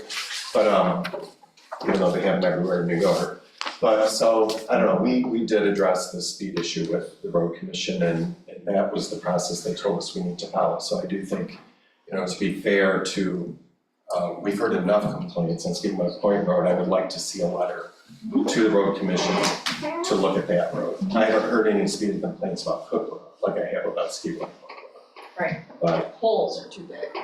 yeah, the holes. You can go to their portal and report those too. But Oh, I do it all, yeah. if the board supports it, I would like us to send an identical letter for that road. I would be happy to do that. So let me make another comment, because the folks, a lot of them have left already from Skidmore Point, but they have done a lot of research on this, and they found that there was a new bill that passed the legislature about a year ago. And the intent of the bill was to streamline this process, to make it more quick for a speed study to be evaluated, and to give the local government more empowerment. There's little mixed feelings about whether or not they were successful or not. I heard from one of the residents that they tracked down some of the people that originally worked on that bill that got passed, and now they're gonna do revision 2 to it, because apparently it wasn't totally clear to the people that are responsible, like the road commission and the state police, so. Right. There's some stuff going on. I was interested to ask Wendy, did you receive any response? I know it's only been a little over a week since you sent this, but I know that there was a speed study done out here sometime in the last 4 years or so. And I believe the result of that was no change. Is that correct? I mean, you live closer here. I believe so, yeah. I think it was Marion Sauer that was It was before that involved. light though, so the light has changed things. Oh, are people skirting around? Okay. I'm curious if you can explain the process and cost, who's paying for it, and I'm just curious personally, because 2 years ago, I had called the road commission myself and was referred to the prior board here for the speeding on Williamsburg Road. I'm right beyond all the curves and the hills, and I was told by the prior supervisor here that there was no way they would fund that, and that it was some astronomical amount of money to do a speed study, and I mean, it basically just went I don't think nowhere. it's on the township at all. No. Oh. It's just on us to request it. And so the county pays for that, and, It's part of their funding, yes. okay. It's still a great question to ask, Yeah. because Ron said it was, I don't don't know quote how me they exactly, but it prioritize. was something like $86,000 for them to do a speed study. It was something just totally crazy. Maybe before this bill was passed too. So I think that's a good question for us to ask, so I just wanna make sure we keep moving here. Is everybody in agreement? I think we should do 2 things. I think we should follow up on our submission to ask, where is it? Get a status on that, and then that feedback might be helpful regarding, figuring out next steps with Skidmore Point. I was really hoping they would have at least acknowledged that they received it. No, at least Dan Watkins will be at our next meeting. Well, that will be in July, but Yeah. I don't wanna wait a month. Right. Okay. And I'm not sure if he's the one that handles this, or I would almost suspect he has somebody that works for him that deals with these. So, Wendy, are you agreeing to follow up on this? And Yeah. communicate with us, and it sounds like we have consensus to go ahead and submit the Skidmore Point concern too. I'm in favor. Sure. People are in favor? Okay. I guess unless Wendy gets some really strange feedback. Okay. The one thing I would say on the Skidmore Point, what I think I've heard, and there are people that have been communicating a lot on this, is that there's both the there's concern about speed on the whole thing, but I think there's also a really significant danger in the last mile north on that road, because especially as the trees get all leafed out, it gets really dark in there and hard to see. And that's where the road is in rougher shape too, so you got people dodging potholes even more. Well, even with the signs, the officer still can give you a ticket based on road conditions. And I do know that they have asked the police to come out and, they haven't arrived, to the best of my knowledge. Get after that too. Okay, moving on to unfinished business. We've got Cherry Capital Connect, fiber internet provider, letter of understanding. This is follow-up on the ARPA funds that have dispersed to them regarding deliverables to close out the project and federal reporting on it. So, slide down here to the right one. Okay, so it looks like that's on page 73. And 72 is the memo with the motion. And this is, I think all the board members are aware that Randy and I have been working on this since really our first meeting in December. When they came to a meeting for the presentation, their annual presentation to our board, when we discovered there was no agreement on or commitment as to when they would be completed with their project. So what started out as kind of a more formal, lengthy letter of understanding, they were agreeable to reducing it to really what we want, what we're looking for. When are you gonna do it? When will it be, or when is it gonna be done? And some reporting requirements and so forth. And I think that this accomplishes that, along with the maps of the areas that they're gonna be constructing. They bought all the materials, and they're gonna be starting this year, my understanding. I did get included in there, service down Park Road all the way to the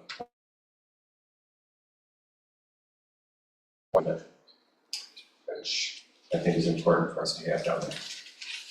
So not a lot to introduce about it or talk about, but if you agree with having Linda sign this LOU, there's a motion there for you. And when we talked to them last, I thought that they had originally, it is true that the federal requirement is to complete all work by December 31st, 2026. But I thought previously they had committed to completing it by the end of this calendar year. Has that changed? Well, they said that verbally, but then they're, I think, leaving themselves the wiggle room to meet the federal requirement. They're gonna start working on it this year. It sounds like another disappointment to me. They're not required to even do this LOU. I know. So this is what we have. So the big lesson to all of us on this is don't ever enter into a contract without discrete deliverables. Correct. I think, and possibly. Just a quick question, on the reporting requirements there's 4 of them. Those are, does that information, will that satisfy our government requirements to, Yes. I believe you have to provide some. I believe we, I didn't memorize all this, Wendy, did you? When Wendy and I filled this out for networks, or 186 networks, they, it was very, very specific what you had to provide. How many residents were going to be served, that kind of thing. Yeah, how many took it, how many are passed, and all of that. But I had taken it right directly from the form. Right. And then they made a couple of amendments to it because I had more stuff in there than what they're gonna need to provide. So we got it basically from the form. And then also it says a written report early April 2026 and early April 2027. Then later on it says the term is through December 31st, 26. Is that? Yeah, that's because the reporting to the feds goes in by April 30th each year for the prior calendar year. So our final report will be April 27th. Right, yeah. Okay. So I guess my only other question, and I understand it doesn't need to be in here, but we probably need to be checking it with them at least every 6 months, right? Well, we're gonna see the work done. I will, sure every day. so. I mean, they're working on our main roads here, so, but And that is one of the really good things that Tim negotiated, is that they will provide service to the park, because we have horrible service in the park, just terrible. And apparently, originally, they didn't think that they should ask for that, because it would really help us at the park with our conducting business, because we work on a Verizon hotspot, which isn't great. And so to have better internet connectivity is big improvement. What is your confidence level, with you, both of you, in dealing with them? Are you feeling confident it's moving forward? I think they'll get it done. Okay.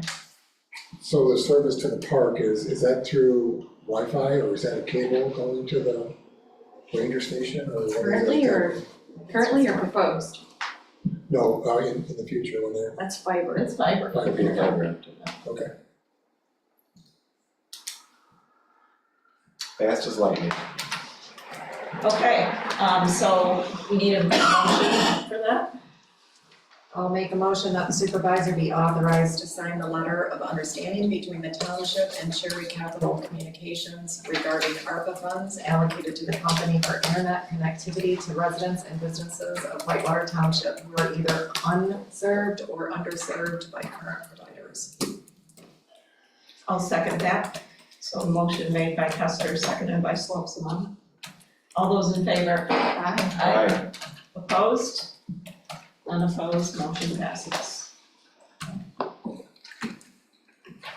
All right, next we've got civil infraction on the agenda. I think we need to take a 5-minute break. Okay, so it's 8:20. I think I said 1500. Is it 1500? It's 150. Oh, is that right?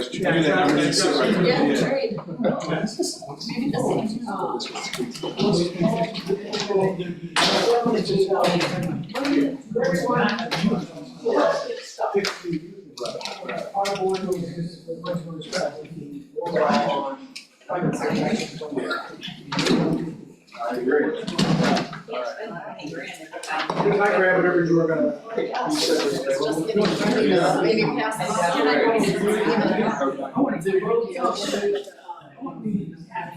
Do I need to run down Ski Mile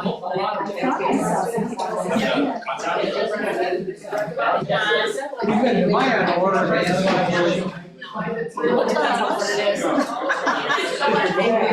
go down when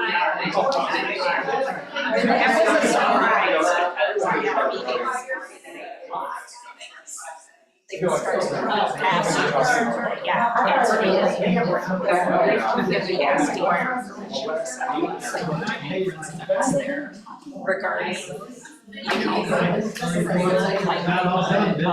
I'll get to the number. and what it means to do assessment. It's not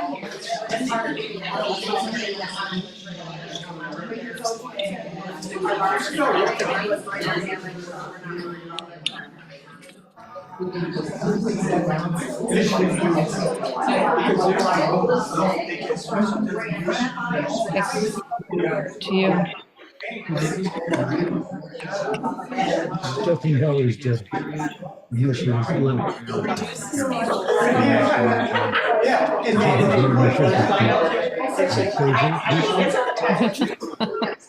Well, she's at a concert trying to text you, so.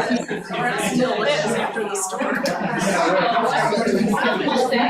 She doesn't like me, so. Stephanie Heller, No, where's Cowboy Boots?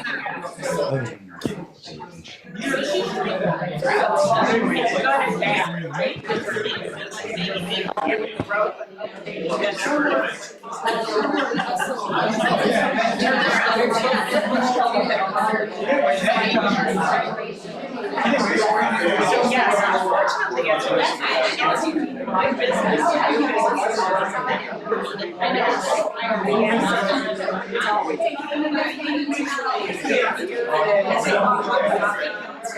And I was gonna give it I got.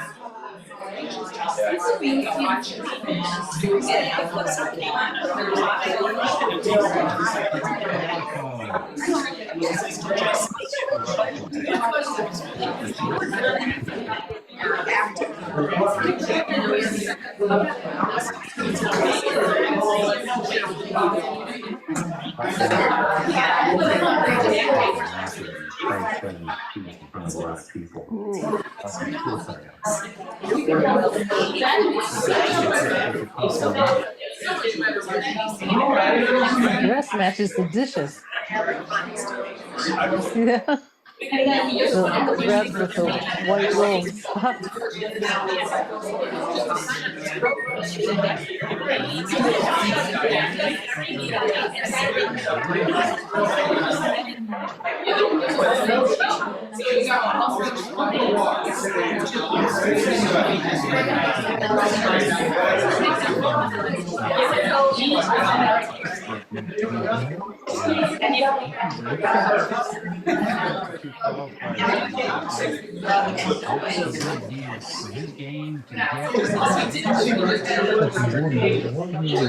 don't know. If I was that age, I probably wouldn't.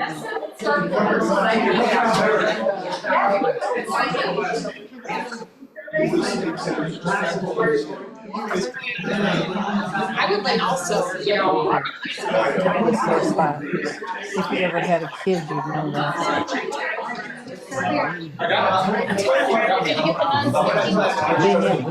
That's what I said. It hit a horse. It hit a sore spot. Tender spot.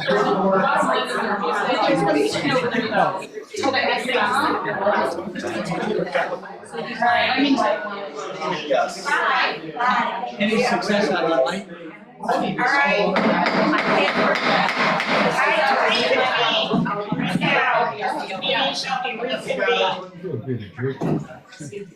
Who's the jerk? Oh, yeah. I had to come from the bar. You made me the birdie bellini. And then you could have gotten the bogey balloon. Something is. Yeah. Right, see him, I do.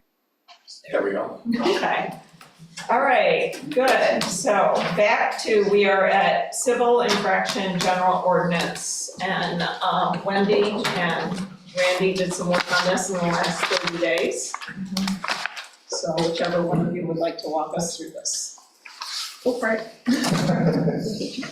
Well, there's a memo in your packet that describes the, what we found, and I'll just kind of walk through it real quickly. I won't reread everything, but one of the things that I was not surprised, but interested to learn was that the MTA legal counsel recommends converting enforcement and penalty provisions in zoning ordinance and nuisance ordinance from criminal misdemeanors to civil infractions.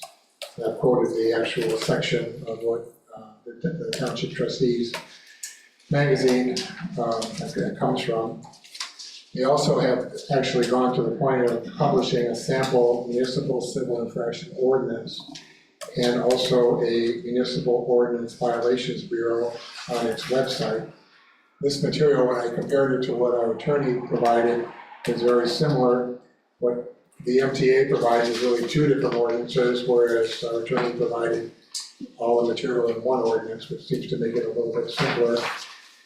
And I spent some time looking at other townships. I know there was some effort before to look at other places. I had a few that I found as well. It's just nothing more than a Google search to look at places like Sutton's Bay and Torch Lake and others that are around here, even some in towards Kalkaska that are using the Municipal Civil Infractions Bureau.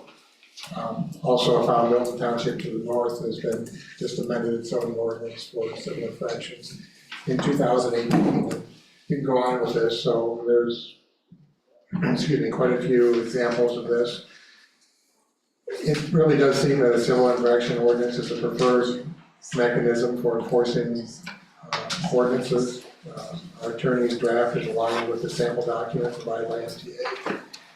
It seems to me that, I think Wendy as well, that moving this toward public hearing is the next logical step. That was originally intended in April, but things did not go that way. So there's an attached draft with some grammatical edits that were talked about at the last meeting. Another, couple other points were brought up. And I did reach out to double check in terms of sections 10 and 11. Those were added, I think Wendy added those, to address concerns over consistent and fair enforcement, which has been a concern. And then also, there's some odd provisions in there about section 6D, about drawing attention to the fact that the Bureau should not accept payments of a fee from any person who denies having committed the offense. I asked our attorney about that, and apparently that links to the state statutes that allow local governments to have these things, so no change with me. So at this point, I believe it makes sense to take this forward to a formal public hearing where we can actually give residents the opportunity to make comments on a proposed draft rather than restricting themselves to the 5 minutes or 3 minutes at the very beginning and end of a meeting. Also, I would mention, as described in the memo, that we should really take immediate steps to have all the general ordinances on the township website as soon as we can. And we've talked about ways of doing that. That might just be scanning them. There's 63 of them by my count. It makes sense that if there's a civil infraction ordinance out there, at least in my opinion, that it's going to enforce ordinances, the public should know what those ordinances are. Since we've talked, I've actually found them electronically, and I will try to work on putting those on the website. So I know we talked about trying to scan them and take them to a place like Traverse Repo to have them do it, but if you've got them electronically. Yep. Then Yeah, I have many in Ron's files too. I would, for discussion, just like to make a motion to schedule a public hearing for July 10, 2025 to obtain public comment on the draft civil infractions ordinance as presented with appropriate public notice. So that would be part of the regular meeting. Correct. So there will be a draft out there available for the public to review, comment on, and I would ask that if there are public comments coming forward on that we have very specific language proposed. If there is something that somebody finds confusing or difficult or problematic in some way, that if they can, they'd offer some kind of correcting language so that you say, you can't just say, I don't like this. And Well, something for us to consider to change. yeah, I guess it kind of leaves us in a difficult place in trying to respond to a general comment like that. I understand we're all not attorneys and no one likes to spend their lives looking through the MCL from cover to cover, but Some people do. some people do. Can I ask just one question about the yellow section that you referred to in the memo? This is all new text because it didn't grab it on the right side. It is new text. It is new text. And Those were from previous concerns of people now not using this correctly against certain people. So, there would be repercussions for employees to, use this against. so, Recognize it. Targeting, yes. yeah, section 11 seems a little unusual to be, I don't disagree with it. It just seems unusual to be included in an ordinance. Yeah, I don't know why that's. I thought that was a separate item on the agenda. It is not, but it does, there are, nearby communities that do have that as well, so that's why I included it. We want to be in harmony with our neighbors, that's all. We want to promote fairness. It's just kind of a statement, it's not actionable at all. True. So that's why I was asking. So there's other communities that have similar language that you found in your research. So we have a motion on the floor from Tim Aarons to take this to public hearing on the 11th of, the 10th of July at our regular meeting. We need a second on that. I'll second that. All right, so motion made by Aarons and seconded by Randy Milnick. Any further discussion?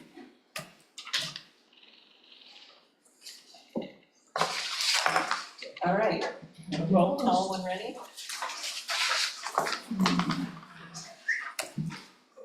Kester, No. Aaron's, Yes. Milnick, Yes. Hoaxamore, yes, Slopsamore. Yes.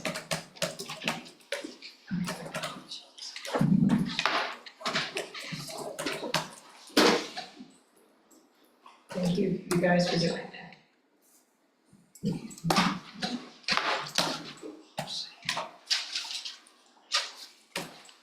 Say it again, was it? Yep. Okay, moving on to new business. Randy, we had both of these zoning amendment cases. The first one was Grand Terrace Plastics, and then we had the AIS rezoning. Is this where you're gonna use the projector? I'm not sure, I guess let's maybe deal with Grand Traverse Plastics first, since that's on the agenda. Okay. And that's maybe a little easier to Yeah, address. that was Yeah. added into the packet. You have all the information for Yes. Grand Traverse Plastics in the packet. So one thing on the packet that confused me as I was going through, because I thought the IS was in here, and then I thought, oh, no, it's not. And then I'm It like, is. oh, it is. Yeah, So the numbers, that was me. okay. This Page- is, page It's 101. hard to. Page 101 is wrong. this is the whole story of editing a Yes. giant PDF Right, at okay. the last minute under pressure. I got confused on the I- numbers. I learned Very difficult. You don't push the little save disk, because that doesn't work. Okay. So there is no material about AIS. There is, it's on the website, yeah, sorry, Yeah, it's just. you didn't want it No, Is it separately on the website? It's on or embedded on the new document? It's in the new document, yes, at the end, yes. Okay, it's at the end, so it's not in the order of the agenda. Got it. Okay. All right, so go ahead. You wanna talk about Grand Traverse Plastics first? I do, so you have a memo in your packet there from Keith DeYoung and Reen Stratton, who are the chair and vice chair. The reason that they're both on there is because Reen chaired the meeting that this public hearing took place on. So the application was made in March, and the public hearing was on May 7th. And the rezoning involves basically rezoning two parcels to N-1 industrial. Both of them are currently vacant. Parcel numbers are provided. They're primarily commercial with a small amount of agriculturally zoned land. The intention of rezoning here is to allow for Grand Traverse Plastics to build a new warehouse facility. The building would be about 40,000 square feet, have about 12 employees. The issue though is rezoning the property. We're not approving the project, but they told us that that's what their intention is. That's a use that is not allowed in the commercial zoning district, so it needs to be zoned industrial. The public hearing was held, as I said, on May 7th. There were some general comments that were raised as part of that public hearing process. There was the potential for light, noise, and probably most importantly, traffic on Moore Road. We've heard a lot about Moore Road in the last few months and maybe a year or so. The materials provided by the planning commission to consider were the standards of review for amendments to the zoning ordinance. And we had a good discussion about additional traffic on Moore Road. One of the realizations that came from that conversation is that it's likely that the industrial uses would produce less traffic than commercial uses would, in that a commercial zone would allow retail activities, and that typically generates substantially more traffic. And so ultimately, the planning commission voted to recommend approval of the rezoning request. Now, there's a couple options, three options for the township board. You have a recommendation from the planning commission. The first of which is to approve the zoning amendment case 25-0 2025-01, and rezone the 2 parcels from N1 to N1 on the official zoning map. That needs to happen by ordinance. That doesn't happen by just simple motion. Alternatively, you can refer this matter back to the planning commission for further consideration to address specific issues. Or you can schedule a second public hearing to obtain more public input before acting on this case. I don't know if the applicants are here or not. If they- Yes, Kevin's here. I'm here. Can I ask a question on page 1? I want to understand the map. Page 99, it's not in color, so there's 2 things that are highlighted. Just so I know what parcels we're talking about. So you see the 2 that are bright white, are those the 2 parcels that are? They're the 2 that are directly across from the existing facility, which would be these 2. Okay, so they're different than yours. Yeah. These 2. These 2. The west side of Moore Road. So then what about this one? That one? That one's already zoned industrial. Okay, so these 2, okay, I gotcha. The only other thing So on this map, can you clarify the left side of there's arrows on Moore Road. Is this isn't positioned in a standard way, though, north is not up. Right. North is to the left. I think north is to North is to the right. the right. Right. 72 is to the right. Right. So the other thing that surprised me a little bit is that you couldn't build a warehouse in a commercial district, but then when I read the thing about the semis and parking overnight, so that kind of makes sense to me. And that was another point, we don't have, as will be probably drawn out later, we do not have a variety of commercial districts, nor do we have a variety of industrial districts in the township. We have one default, unless you count the village, which is a little bit different. Our ordinance is not as well developed as I would like, and I think others would like. We're left with this layer being zone commercial. And there's no residential surrounding this property? Isn't there one home on there? I can't recall exactly. Isn't there like one residence? There's one to the south. West. To the west. On the I think it's southwest. north of it. It's north. So basically, the master plan and the planning commission both agree. Yes. One over here.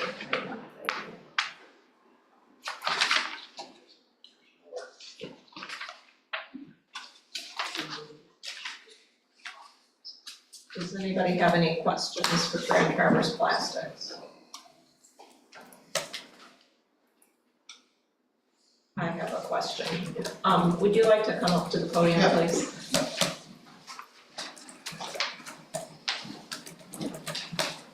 What are the expected hours of operation of your warehouse? They're gonna be between 8 and 5. Oh, well, that's a perfect answer, okay.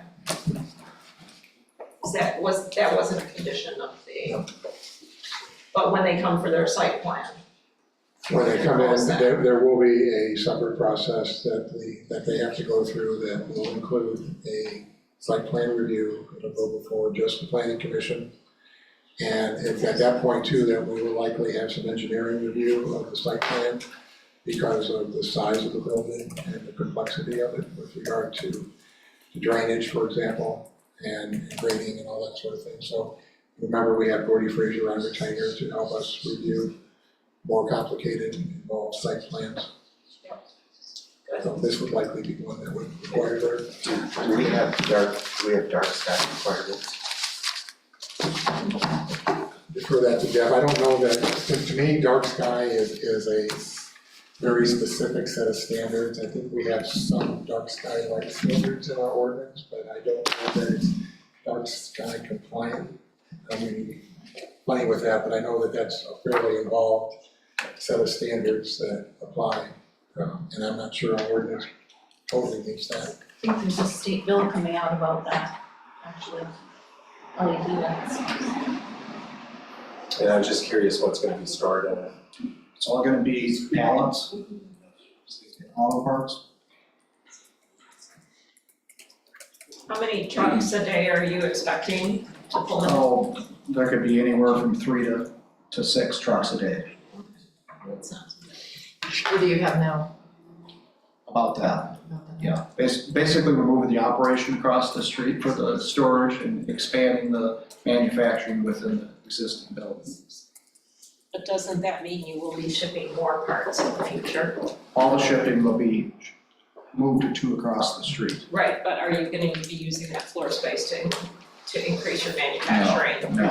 No, there's no plans for that. Just the existing building. So the industrial is contiguous to this property, just across the street that we're going in.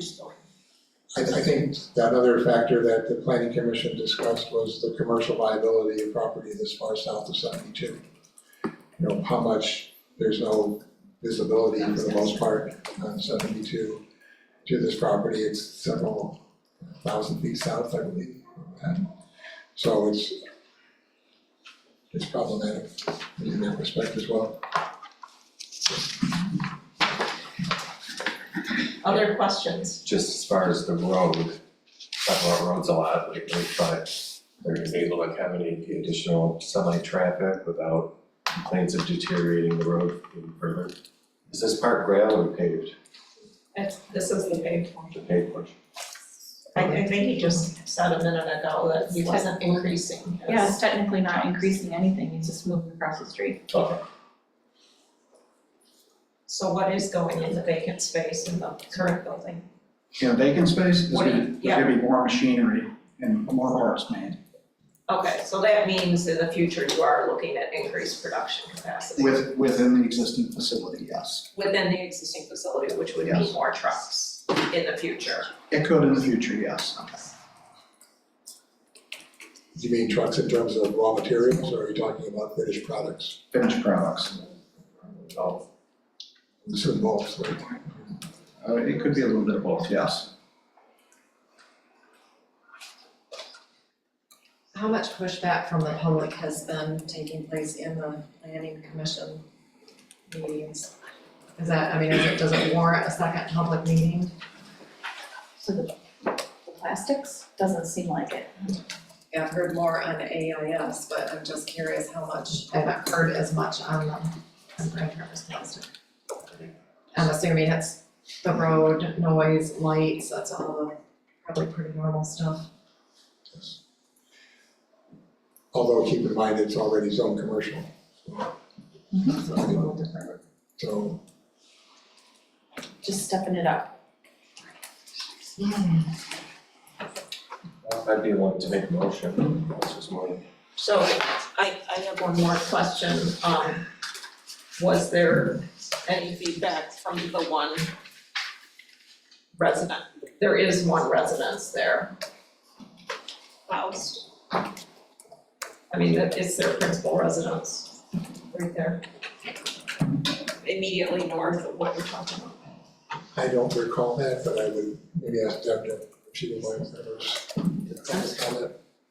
I apologize. Do you recall, Deb, any comments back from, there's one neighbor, I didn't have any, Teresa and your spouse? I didn't have anybody comment when we did it.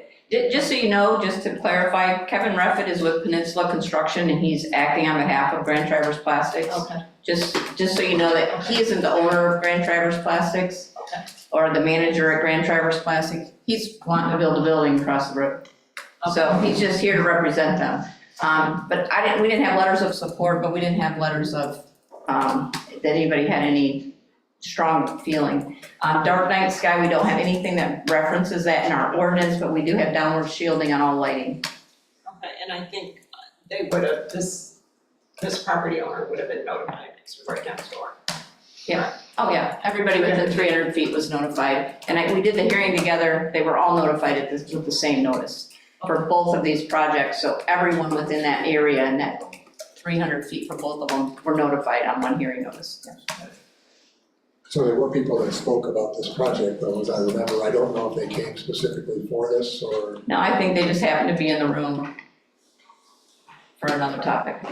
All right, now, I think, Tim, you made a motion for I was going to, whenever we're done, I guess, questions, I guess. other questions.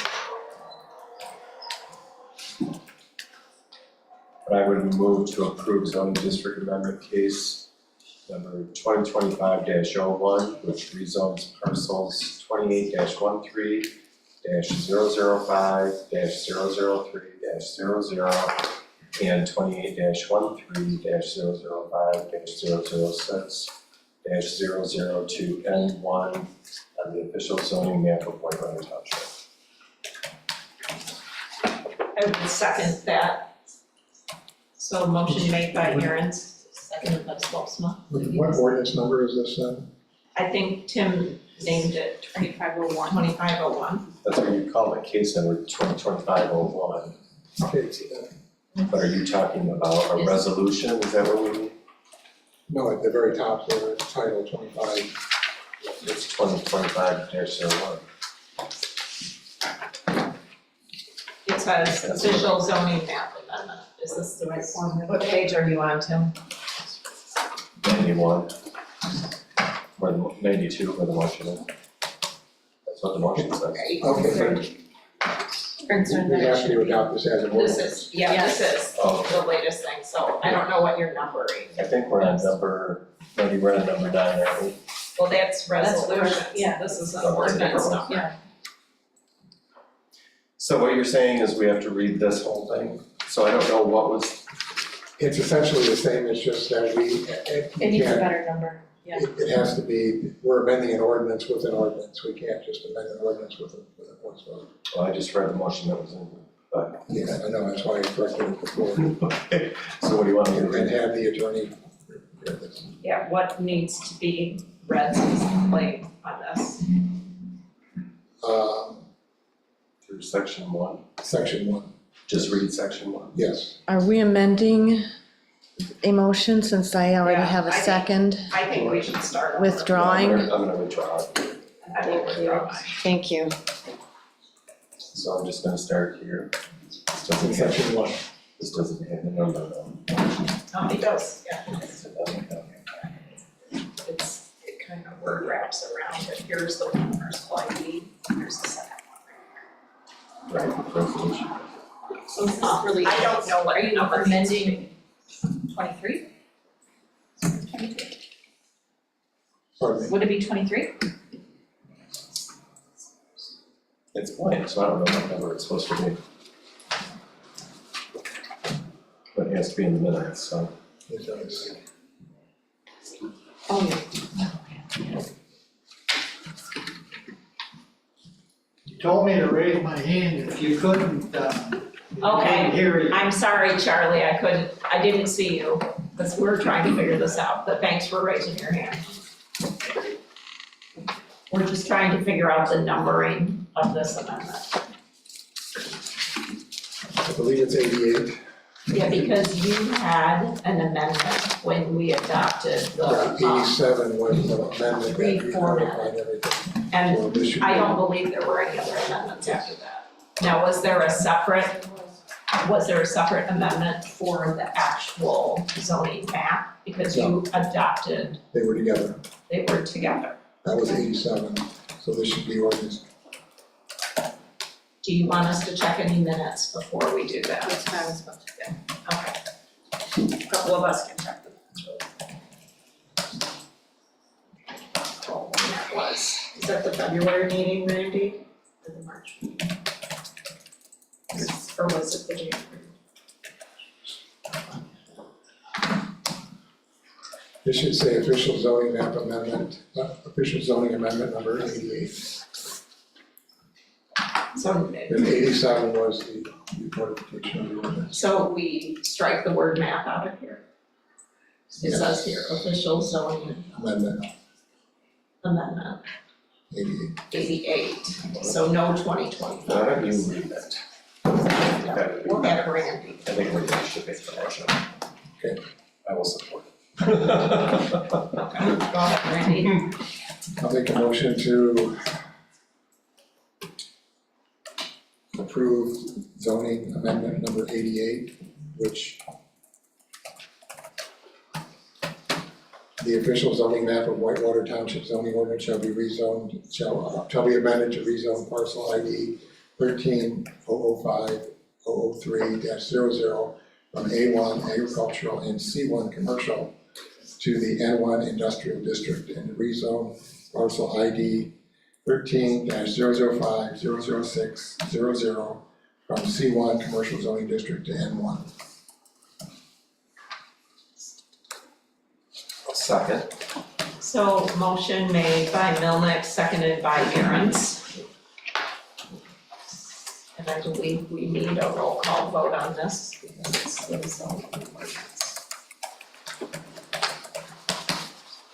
So roll call when ready, Wendy.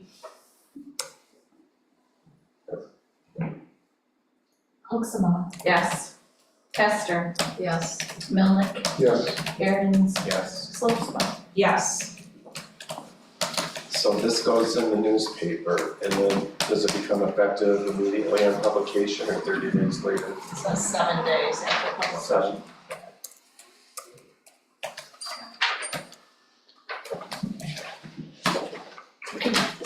I can have it? Yep. Okay, thank you.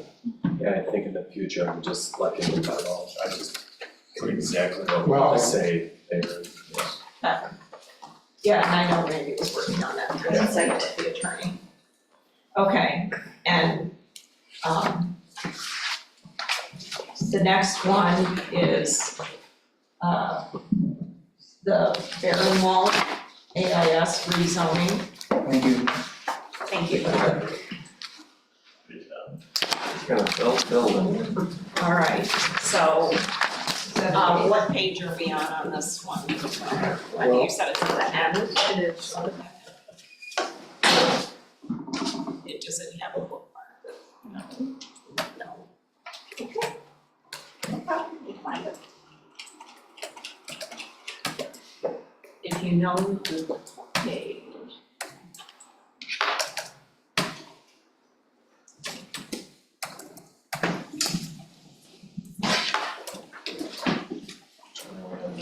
It is page 131. 131? Yep, 131. Well, I got one. I got one. I don't know how to try to pages, The but that's what. website is 150 pages. Let me go to, so that's updated again. Yes. Alright, just a second.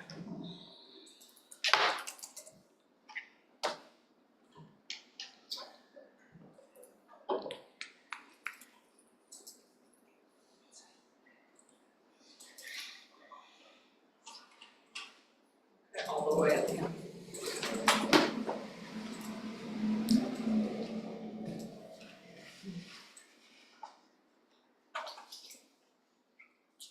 That's the last new business. No, there's more. Sorry. Yeah, there's lots more. Alright, so.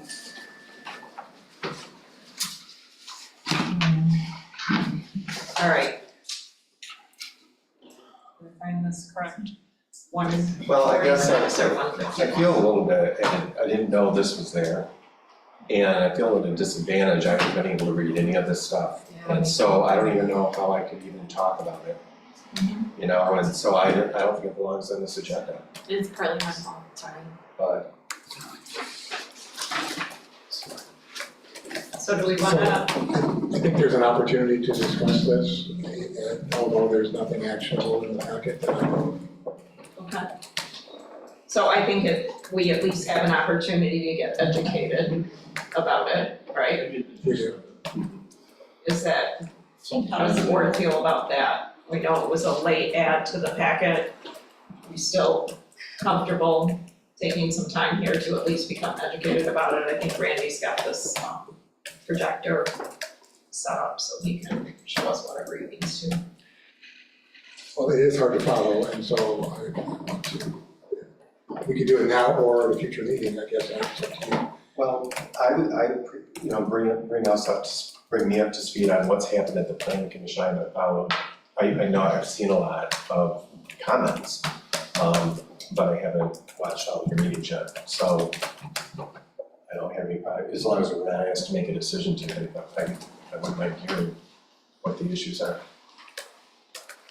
Let's discuss it, we have time, let's do it. Yeah. No decisions. Let me use the projector then to show the properties we're talking about.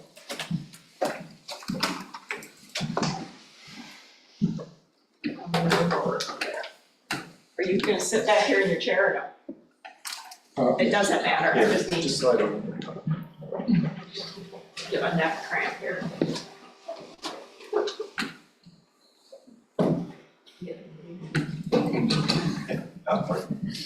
It's coming on. Is the light on? Ready, can you see? Yeah, it is. Just takes a minute. We just might need. There it is. Light one on. Oh, it's coming up. My friends on Zoom. Turn out lights. They don't be able to see it.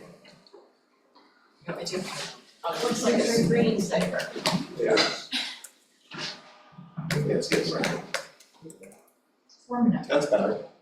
Okay, good. Is Even better. Is that too much? It's okay. That'll Not enough? that'll keep the bugs out. Keep the bugs out. Turn on the fan lights with the remote.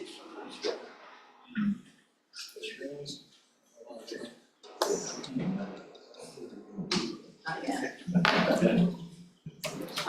Just one of the two. we turn so I can get That's really strange, why it should just mirror me.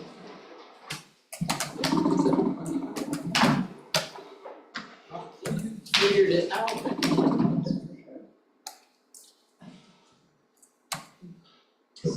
Here it is. What happened?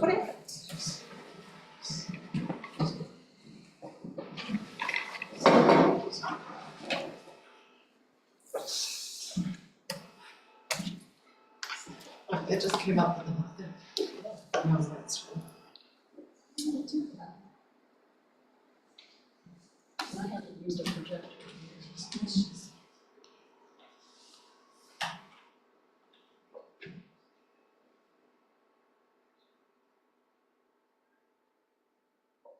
Here it is. Then when you try to touch it, it goes back. I guess we'll do a verbal.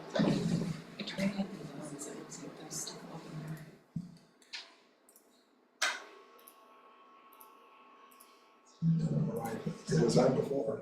Oh. And you're trying to open it in Adobe? Just try to get this. Yeah, he's got a word. Yeah, it's, Can you cast to the TV better? otherwise not showing up there.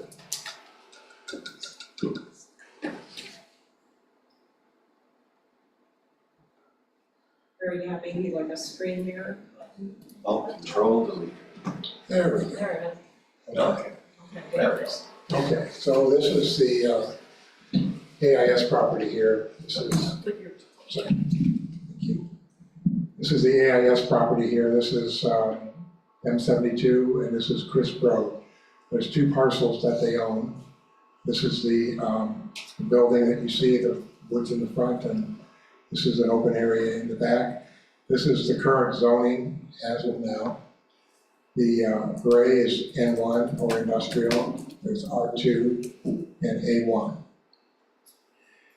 AIS came to the planning commission back a couple of months ago and indicated that they were interested in rezoning some of their land to permit additional activities back here. And the concern was, of course, the proximity to Crisp Road and the general expansion of the industrial uses. This was an informal conversation between the planning commission and the applicant. The applicant was asking for some direction in terms of how to approach the rezoning application. the planning commission gave some thoughts on how to best deal with this. And what they came up with was the notion of only rezoning the northern portion of the area from this to this, leaving 300 feet, 295 feet back from Crisp Road as existing zoning. In other words, not changing that, only rezoning this portion here to help accomplish their plans for a new building and a new school facility. The reason the 295 is kind of an odd number, but that lined up with the back of this lot line here. And so that was shot across there. This is what was in their actual application. And so that is what the planning commission considered. At the last meeting, last Wednesday, there was public comment, as we know, about the fact that we have residential around this. Does all of that have to be rezoned industrial in order to accomplish an expansion? AIS came back and said, well, no, we can maybe push this back up 600 feet. So doubling that amount to help maintain the more residential zoning characteristics of this area. So that is what the planning commission approved last week. I also want to show you a different view here of the property,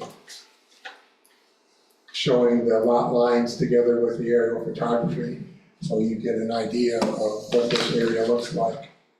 So again, the buildings up here, you can zoom out just a little bit more, then you start to lose it. There's M72, there's Crisp down here. There's that lot line I talked about, doing the 295 feet back, that would stay as is in terms of current zoning. And then, as I said, the idea was from the planning commission's last efforts to make things work better, the notion that this be 600 feet. The split between agricultural and R2 is parallel with this line. Don't ask me why that was done that way. It's part of the legacy of zoning problems that we're dealing with. But I wanted to show you that also with this tool, I can show you about where 600 feet would come. And I'm just going to guess here. That's just about 600 feet. So it's just about to that point from Crisp Road. You can see where it says distance 597, so pretty close. The AIS needs to provide us with a survey to have this documented, and because we basically want to avoid having zoning districts in space somewhere, which is unfortunately a lot of existing characteristics in the township where the zoning districts are not following property lines. Well, clearly this is all AIS property, so and I'm sure that most people don't live and breathe what zoning maps say, so they've encroached in the back here, so. So why were they wanting this in the first place? Because of a desire to build I'll let AIS explain better than they certainly can, a 30 by 60 building in approximately this location, as well as a school building in this location. There's no site plan yet, so we don't have any drawings of anything, but they provided in their application a sketch of what the building would look like. They're trying to store buildings inside, or store equipment inside of a building rather than having them outside as they are now. So is the purpose to store equipment in buildings or to run a school? Both. And I don't want to speak for AIS. But why isn't that allowed in the agricultural district already? Yeah, like a school. The school is technically allowed in R2. Anywhere. But what about the storage building? But the storage Agricultural, and why can't they have a storage building? it's an industrial storage building, industrial. use, I think that's a stretch, and I would defer to the zoning administrator. That's where we are with this. So the big building that they own right now, that's in a separate yellow box right there, yep, Which one, this one? yes, that's their current building, correct? Exactly, yes. Is there an opportunity to, instead of changing the huge property that they have, can you extend the property where their building already is? Since they want those buildings right up close to kind of where they already are, can you just rezone, well, you wouldn't even have to rezone it, can you change the property line? Well, You see what I'm saying, like, I think, are you saying, Jill, can they just use this portion? well, not that portion, I'm saying if they wanna put their buildings right here, why couldn't they? Can you point at the screen so everybody can understand what you're saying? You need Well, I'm wondering if Randy can use his pointer if I show him that.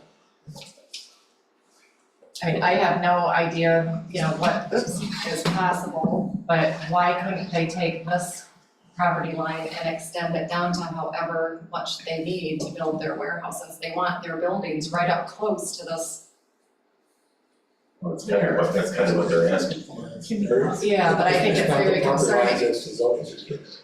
This is already industrial, right? Front lines. And they couldn't just You have to go expand. back to the zoning map and what that shows. If I could address the board, I could explain to you exactly what we're doing, and we won't have to guess. Sure, why don't you come up to the microphone, please? Or if you need to talk up here, you can take this mic and point at the I'm screen. getting to know this one, so. So before the agreement to bring the high school kids in, which is coming this fall, we have physically outgrown our industrial footprint. And the aerial photographs you have that you've shown at some of the other meetings will show you how much equipment we have that doesn't fit on our industrial footprint. So the areas you're looking at is full of equipment. And when our rental fleet comes back, which is well over $100 million in the state, so a lot of equipment, when it comes back in the winter, so it'll come back in November off rent, because construction slows down or stops, it'll come back to our property, and that's a big influx of machines, and that'll come in and sit there until rental season kicks back off in maybe March, or depending on the weather, April. So we physically don't have enough room for all our equipment on our currently industrial zone property. That is the first problem.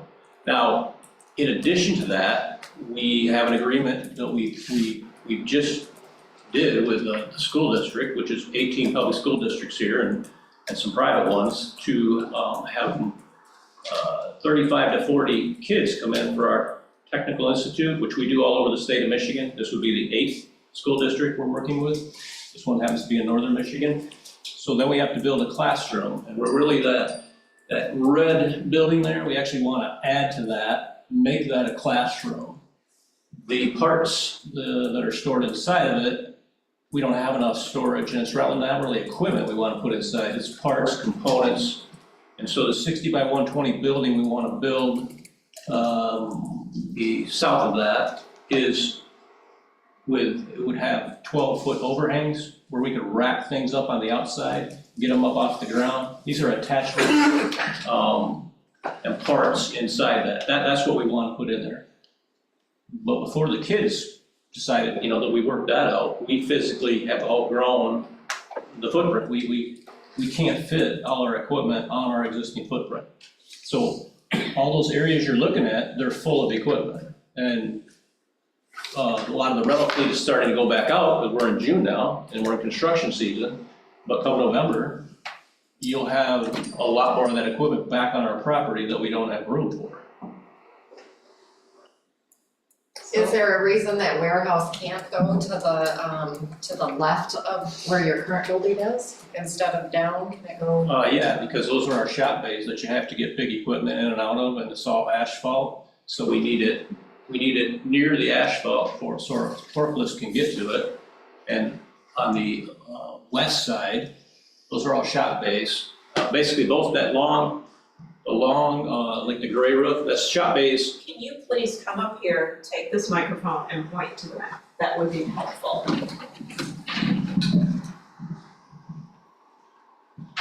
Yeah, this building here. You can use this, so. public has to really hear you. Or is that? Or you can go under the, we have a longer one. So, thank you. So this has shop doors all up and down it. This is our shop where we work on equipment. So we come in and out here, we come in and out here.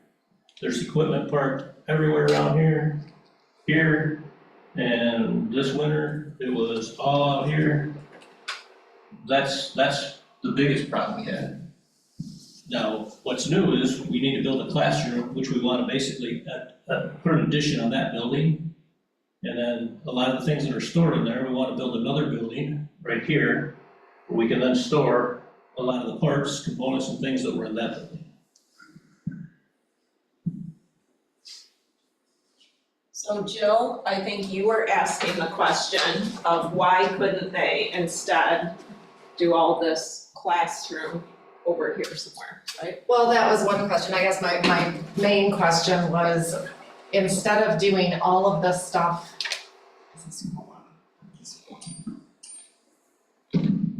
instead of adding all those parcels like 295 and making the 295 or 300 foot and 600 foot spaces at the bottom of the property, why can't this property here that's already in industrial be expanded to include whatever space they need? I think it would just, it's accomplishing the same thing. We're already using it, it's full. So this air photo It's is full. 12 years old, for Yeah. one thing.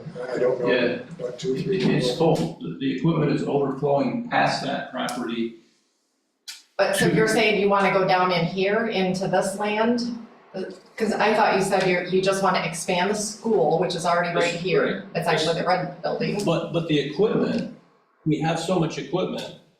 They have to move the equipment. If we're gonna move this line up here, so we can't use that, that's 8.5 acres that between that and there, we would not be able to use. We'll need some space down here for our equipment when it all comes back. And that's just parking the equipment outside, It's which you're parking. typically just parking it, and a lot of that is for the winter from like November, December, through March, depending on what construction season kicks back off. Yeah. So our operations where all the customers are bringing in machines for us to work on, that typically is up here. That's where that is. And these are all pieces for sale here, our rental fleet's here, and a lot of this is all our rental fleet that goes all, and it was all out here this winter. So the west side is already agricultural. The right side, the east side is R2. So can I ask the question, is the current practice, Randy, of parking this equipment all over this lower parcel?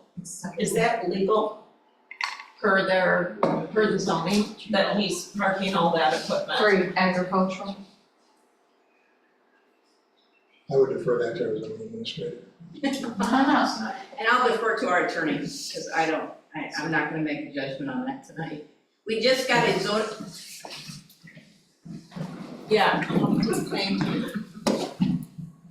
Keep in mind, we've been using a meets and bounds zoning map since 1972, meets and bounds. So go this way, this many feet, go down this way, this many feet. We just got an actual map in February, Randy? Yeah.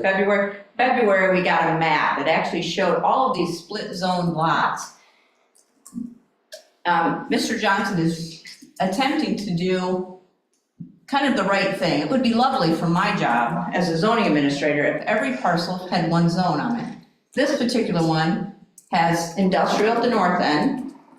It has agriculture, and it has R2. So if he wanted to put a school up, yep, we could build a school there. But he's trying to do the right thing because he wants to get as much of his equipment that's been stored inside a building. And it's a cold storage building, so it's not like there's gonna be tons of activity. It's gonna be a place where he's gonna put racks inside the building and get all the equipment, the attachments, all the things that go on these large pieces of equipment inside, under roof. It's not gonna be heated and cooled. It's gonna be a cold storage building that's 60 by 120. It's gonna be a large building. It's gonna have downward shielded lighting. He's addressed many, many concerns with any neighbor that has come to him and approached him, because at one point he was told to go to the neighbors where his attorney advised him, That's not a good idea. So he let people come and talk to him. He's toured people through his property. He's attempted to do everything possible to make this a positive experience and to do the right things within the township. We have some issues with I have our packets zoning. for you that'll explain all that, because I've worked with all the closest neighbors on Crisp Road. I've walked the property with them. I showed them drawings of the berms to get their input on them. I've involved them. Even though we've never had a noise complaint in 35 years that we've been here, that was brought up at the public hearing. We have instituted some things to reduce that. It's never been a complaint.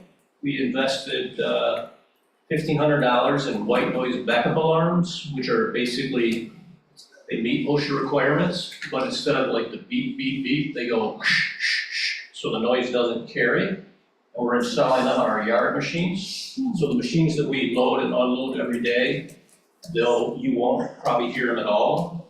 We're willing to build berms to mitigate noise, so I can go through everything we've done. I have a packet for you that I can leave with you that will summarize it for you, for each of you.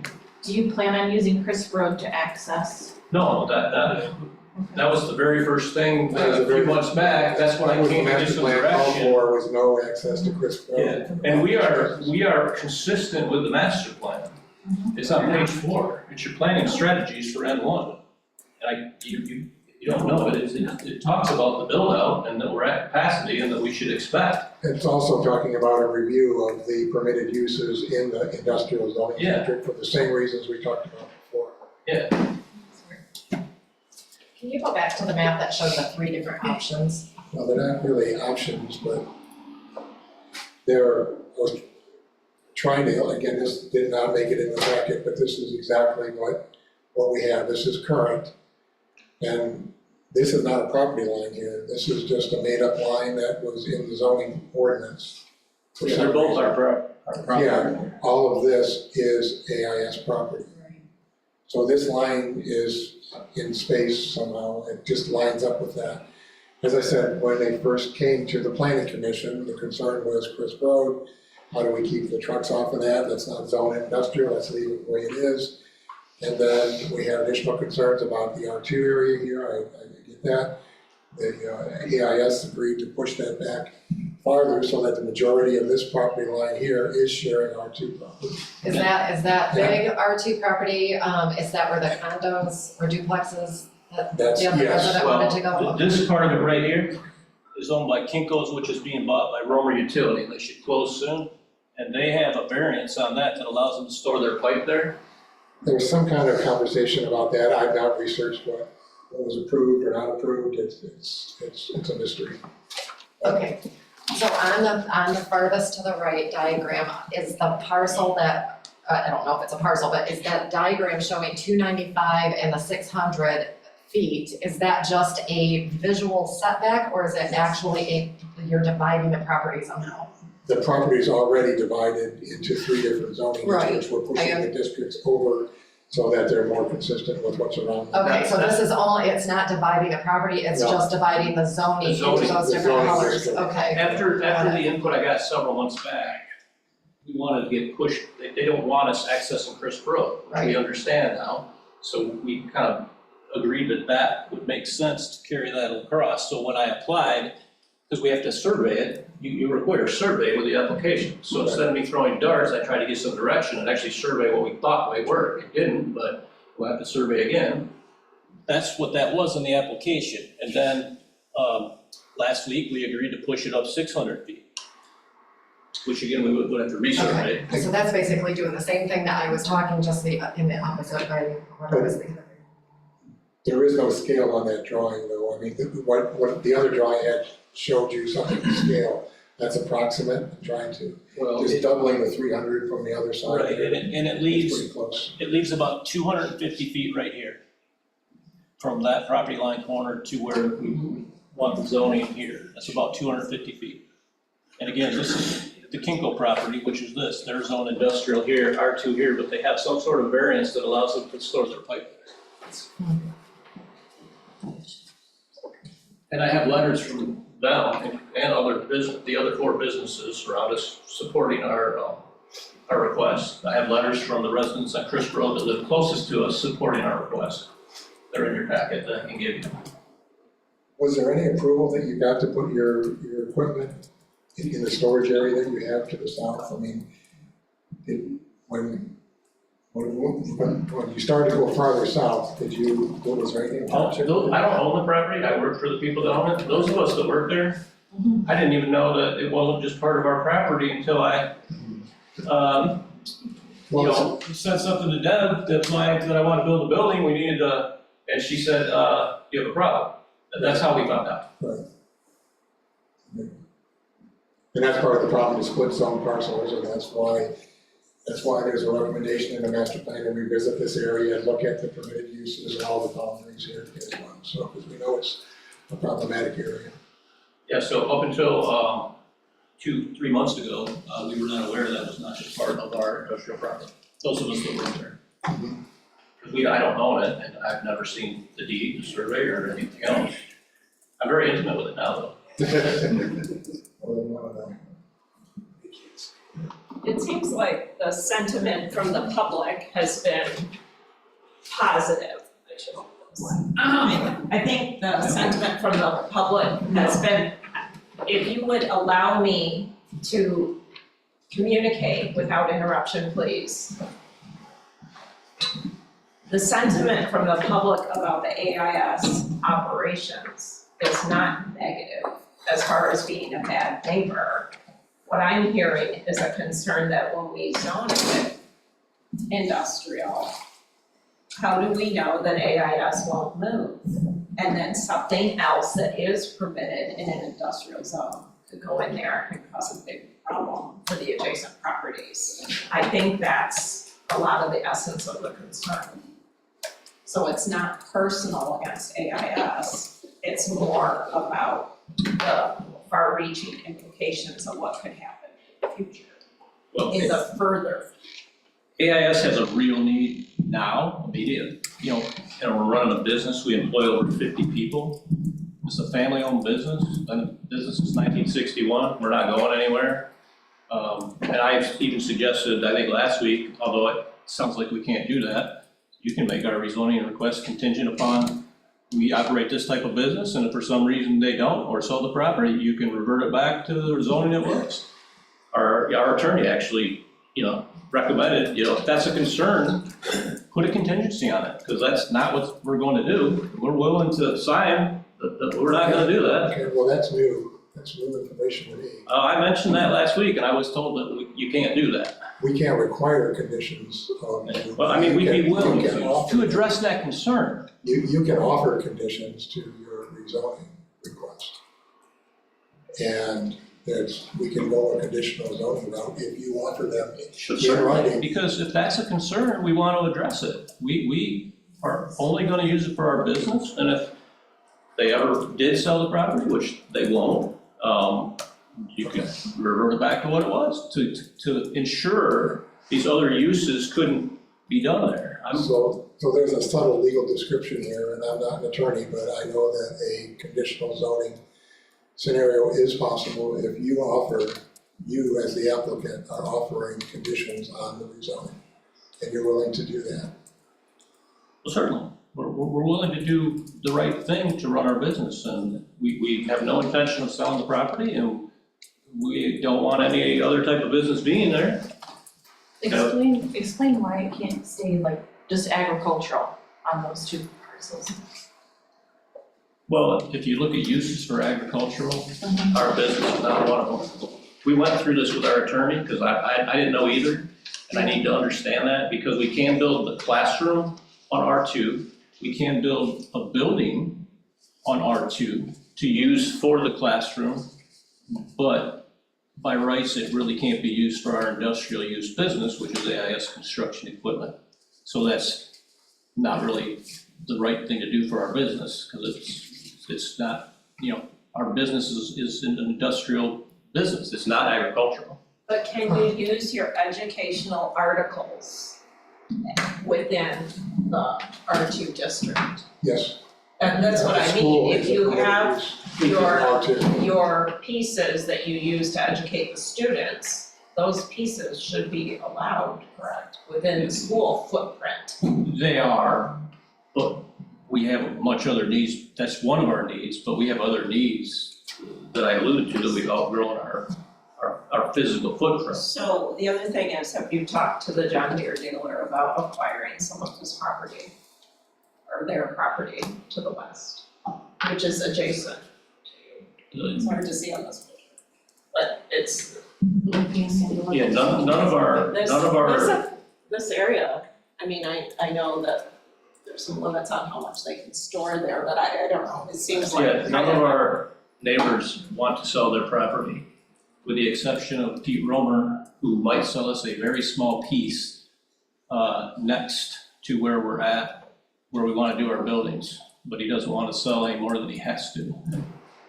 And he is gonna be the new owner of Kinko's. That should get done in the next 2-3 weeks. So that would be to your east. That's on our east side. I mean, I would be in favor of engaging our attorney to work with their attorney on some kind of conditional use, if that's the right terminology, that No, could be it's- more satisfactory. It's conditional rezoning of the property that, our ordinance doesn't specifically provide for that, but the state law does, and so but the difference is the applicant has to offer that. We can't require it and make it a contractual requirement that the township is contractually requiring the applicant to do this in order to get rezoning, but the applicant can put conditions voluntarily on themselves. So I know it's a subtle point, but I sent you something just earlier today that on that topic, knowing that could come up again. So. It seems like that would be a way to be more satisfactory to mediate this concern. It seems to me like something worth exploring. Well, we're willing to. Yeah, and I think the question is our attorney the right attorney with that kind of subtlety, or do we need to go find someone that's No, I think specialized? he's, from what I know of his background, I think he's qualified and knowledgeable about this.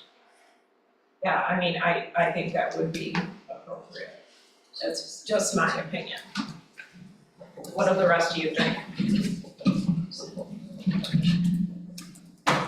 Are we done with the projector? Well, Yes. I don't think we should engage our attorney until there's something to engage the attorney for. Well, that's what I mean. there- attorney would go first. I just think, we don't have a decision before us to make tonight. This was good information and more fully informed. But I think this obviously has to go back to the planning commission. And, did you say they voted and approved? They did, they approved. Unanimously. So then why isn't this before us like GT Plastics was? Pardon? Then why isn't it before us like? It is. It is before you, but it was only last Wednesday night. Yeah, but you told me It when was we a late started ad. this discussion that we Right. weren't gonna be making a decision tonight. The packet, No, you said that. Accused. I would like you to make a decision, yeah, I'm if sure you possible. would. Well, like I said at the beginning, I mean, I didn't We get any information until I sat down at this table, so I can't possibly be asked to make a decision on this. We can't make a decision, it wasn't in the packet. Right. Okay, so want to be clear about next steps.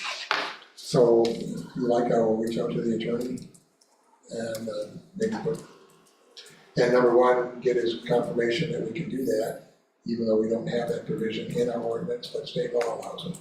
Right, so I think that is worth exploring. Why can't we, as a board, take that second option that was in the last one, that remands this back to the planning commission for more consideration? And let what you discussed play out at that level.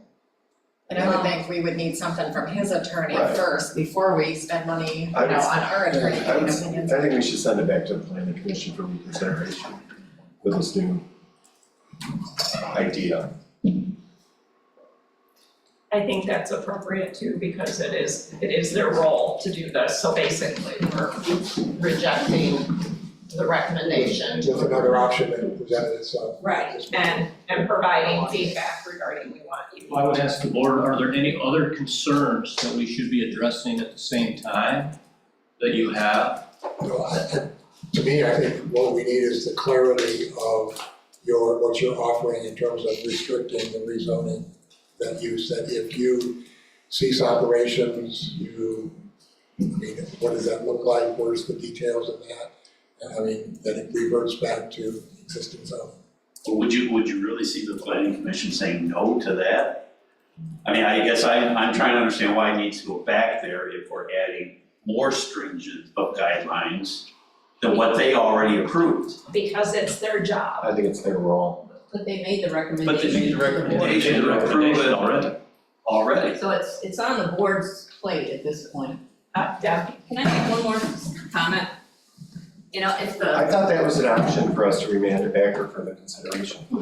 I didn't read that in the amendment, It's in the. to go back to the planning commission. It's in Yes. the zoning. I think if you wanted to have another hearing, you could do another hearing, but the planning commission's already been Says you through can that. send it back to the planning commission. Okay. I Well, another option to consider is if AIS were to leave and they were to pack it up and move out, you could put a moratorium on the entire industrial district that nothing changes until the industrial district is corrected and you remove slaughterhouses and all the other things that are in there. So you do have some tools that are options for you. This one's So the other thing you had mentioned that you had letters of support from the surrounding neighbors, correct?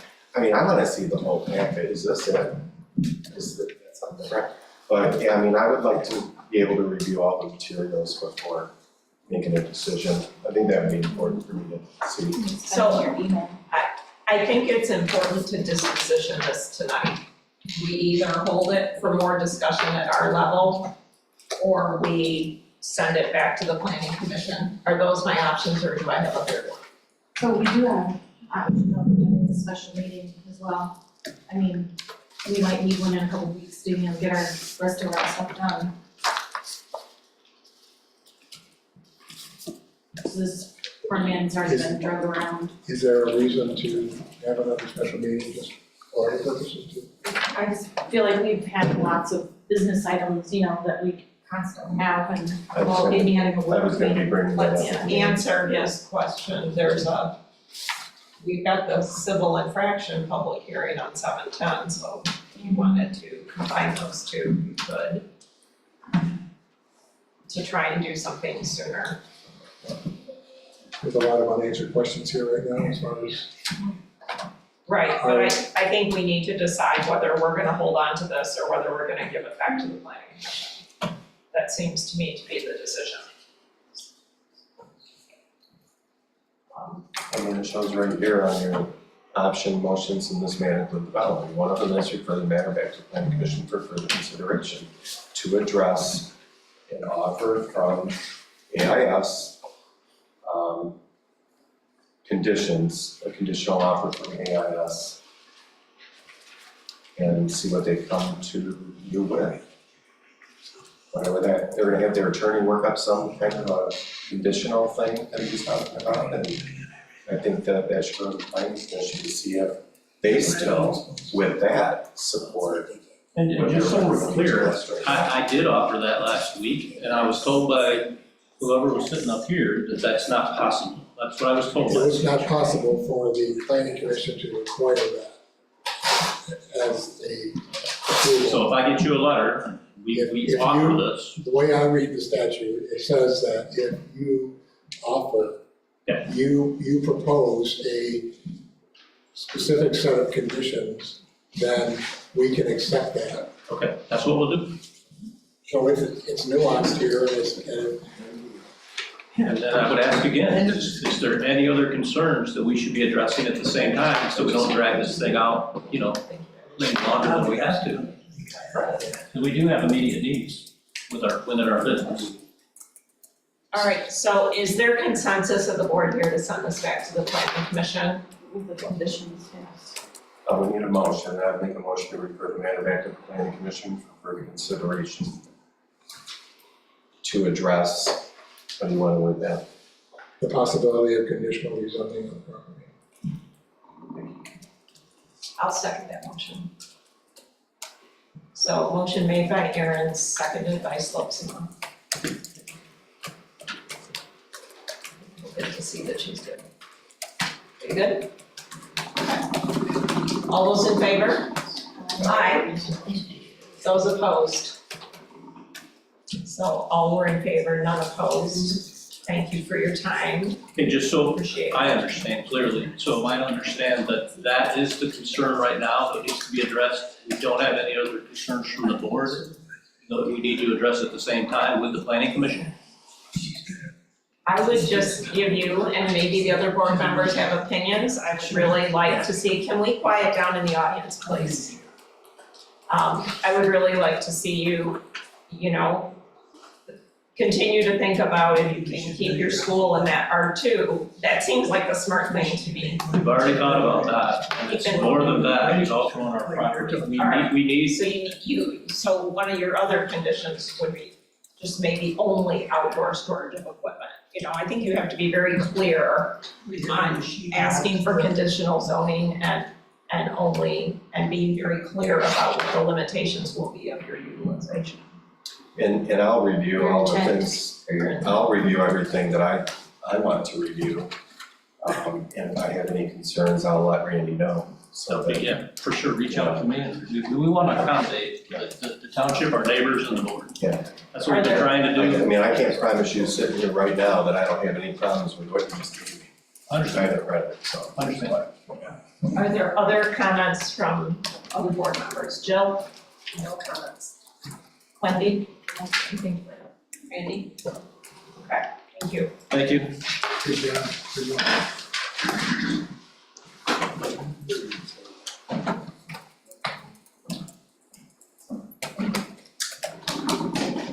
All right, now we're on new business, number 2, grant opportunities. We already covered items A and B. We're on C, Michigan Rural Readiness Application. Randy? And can we just turn off or pull the plug on that thing? Is there an easy way to do it? I don't think so.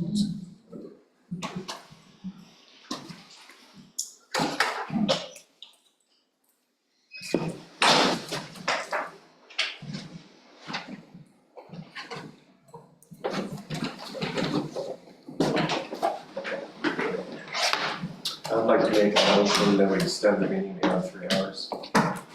I'll second that motion. So a motion made by Aaron, seconded by Slopsma. All those in favor? Aye. Opposed? All right, motion passes. Thank you. All right. I'll find myself back down.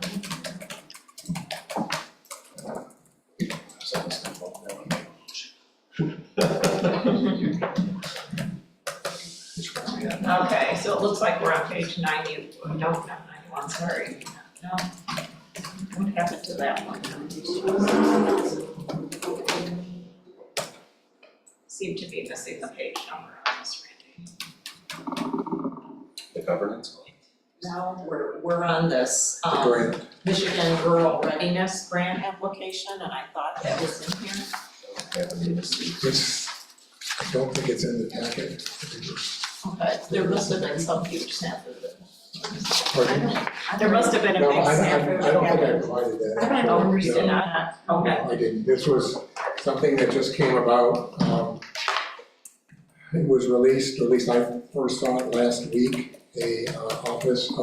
Michigan Office of Rural Prosperity has a rural readiness grant guideline that they just published.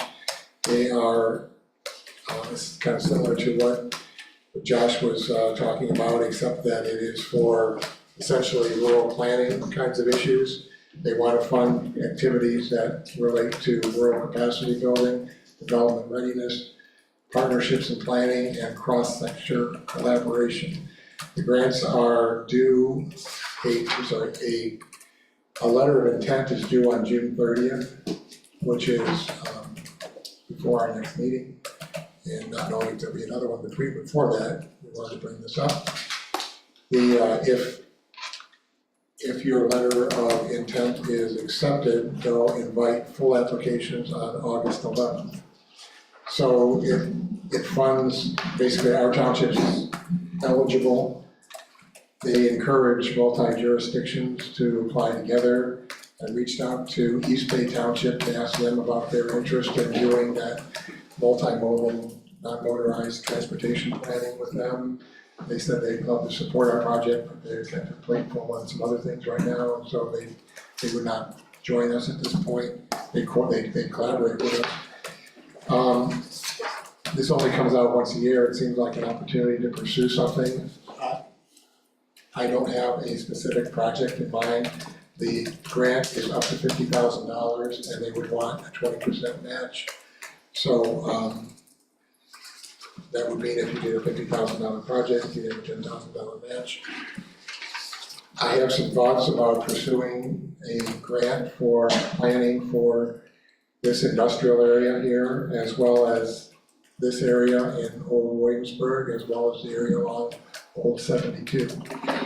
In the Planning Act, they allow for what they call sub-area plans, where you can drill down into some details in some specific areas that are more complicated development-wise, redevelopment-wise. And so I could see an application coming together for that.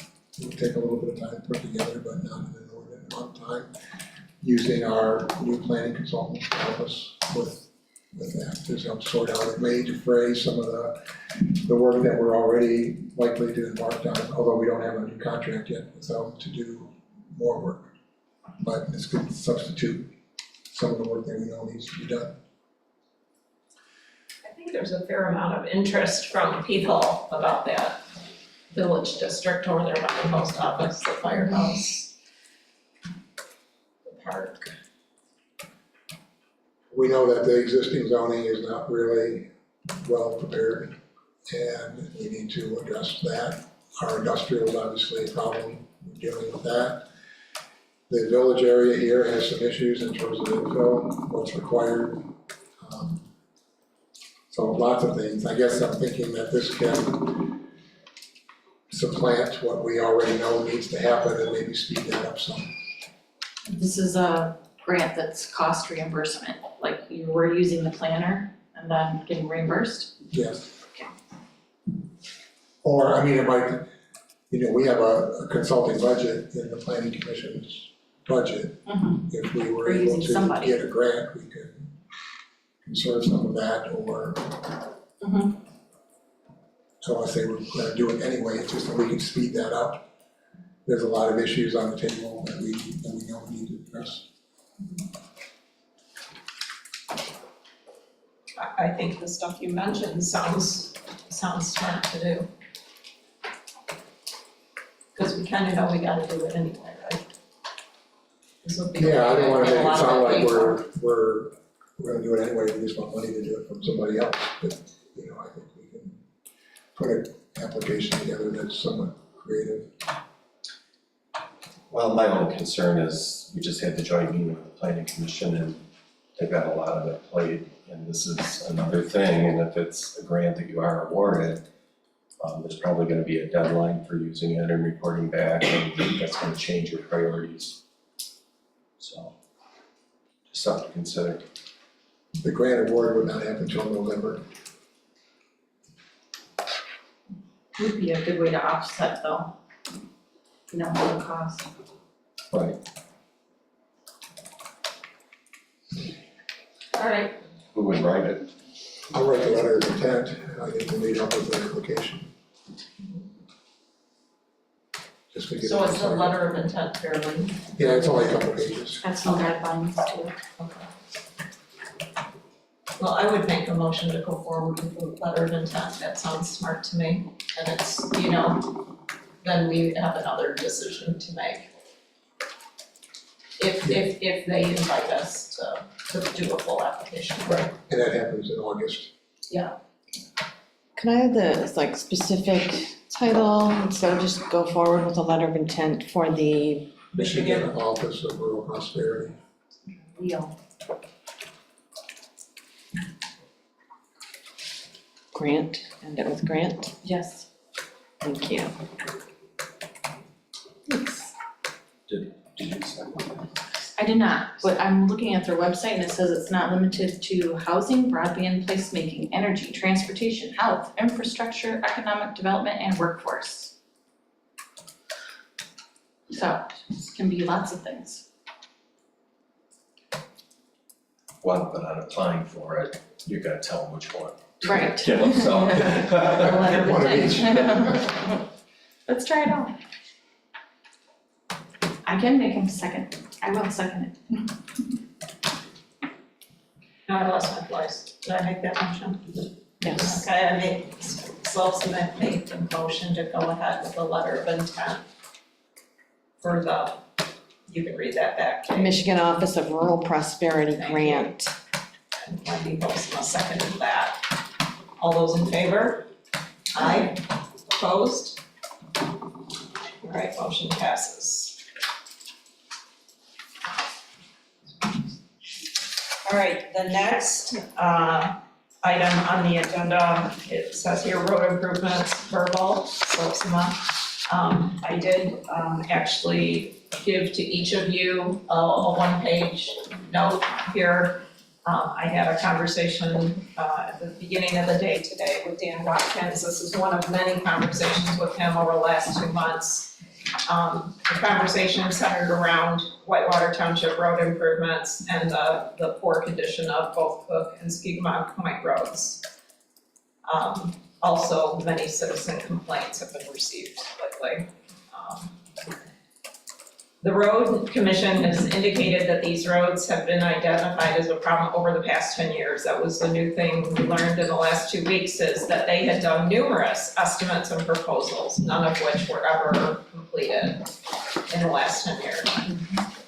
And so, obviously the roads have continued to deteriorate, and they were known to be in a deteriorated condition 10 years ago, and they've been just basically hot patch.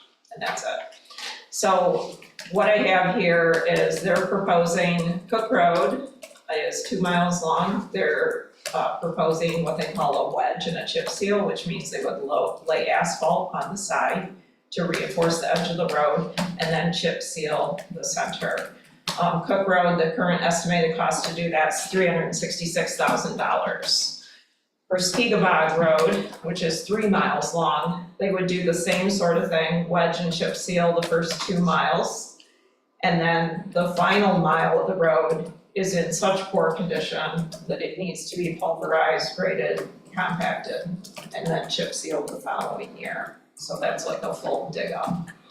That Skigmont repair is $910,000. So the current proposal from the Grand Traverse Road Commission would be that Whitewater Township would spend $400,000 towards repairing this 5 miles of road. The Grand Traverse Road Commission would put in $638,000, which represents 50%. Back up, our $400,000 represents 31%. And then there would be a special assessment on Skigmont Road for $238,000. Which would represent 19%. So a total cost of the two projects, $1.276 million. We do currently have $400,000 in our road fund to cover the project. Bonding, I verified today through Dean, the finance director, sent me back a message today saying bonding can be done through the county for the special assessment district. So what that means is a special assessment district would allow these payments to be spread over what they're recommending is a 10-year period. And so that allows people, people can either pay for it all up front or they can spread it out. And that's really good news if we can do it through the county, because usually you actually have kind of like a mortgage origination, you have a bond origination cost, which is high. And so if we do it through the county, that's the cheapest way. The last thing I'd like to just share with everybody is that, the road commission has really worked hard with us on this. It's because they realize that it's really critical that we get this done and that we need to, keep our eye on the ball on this in the next couple months because they typically they do set all their projects for the following calendar year by like the September timeframe. So we very quickly need to keep up and keep working on this in order to make it a reality for 2026.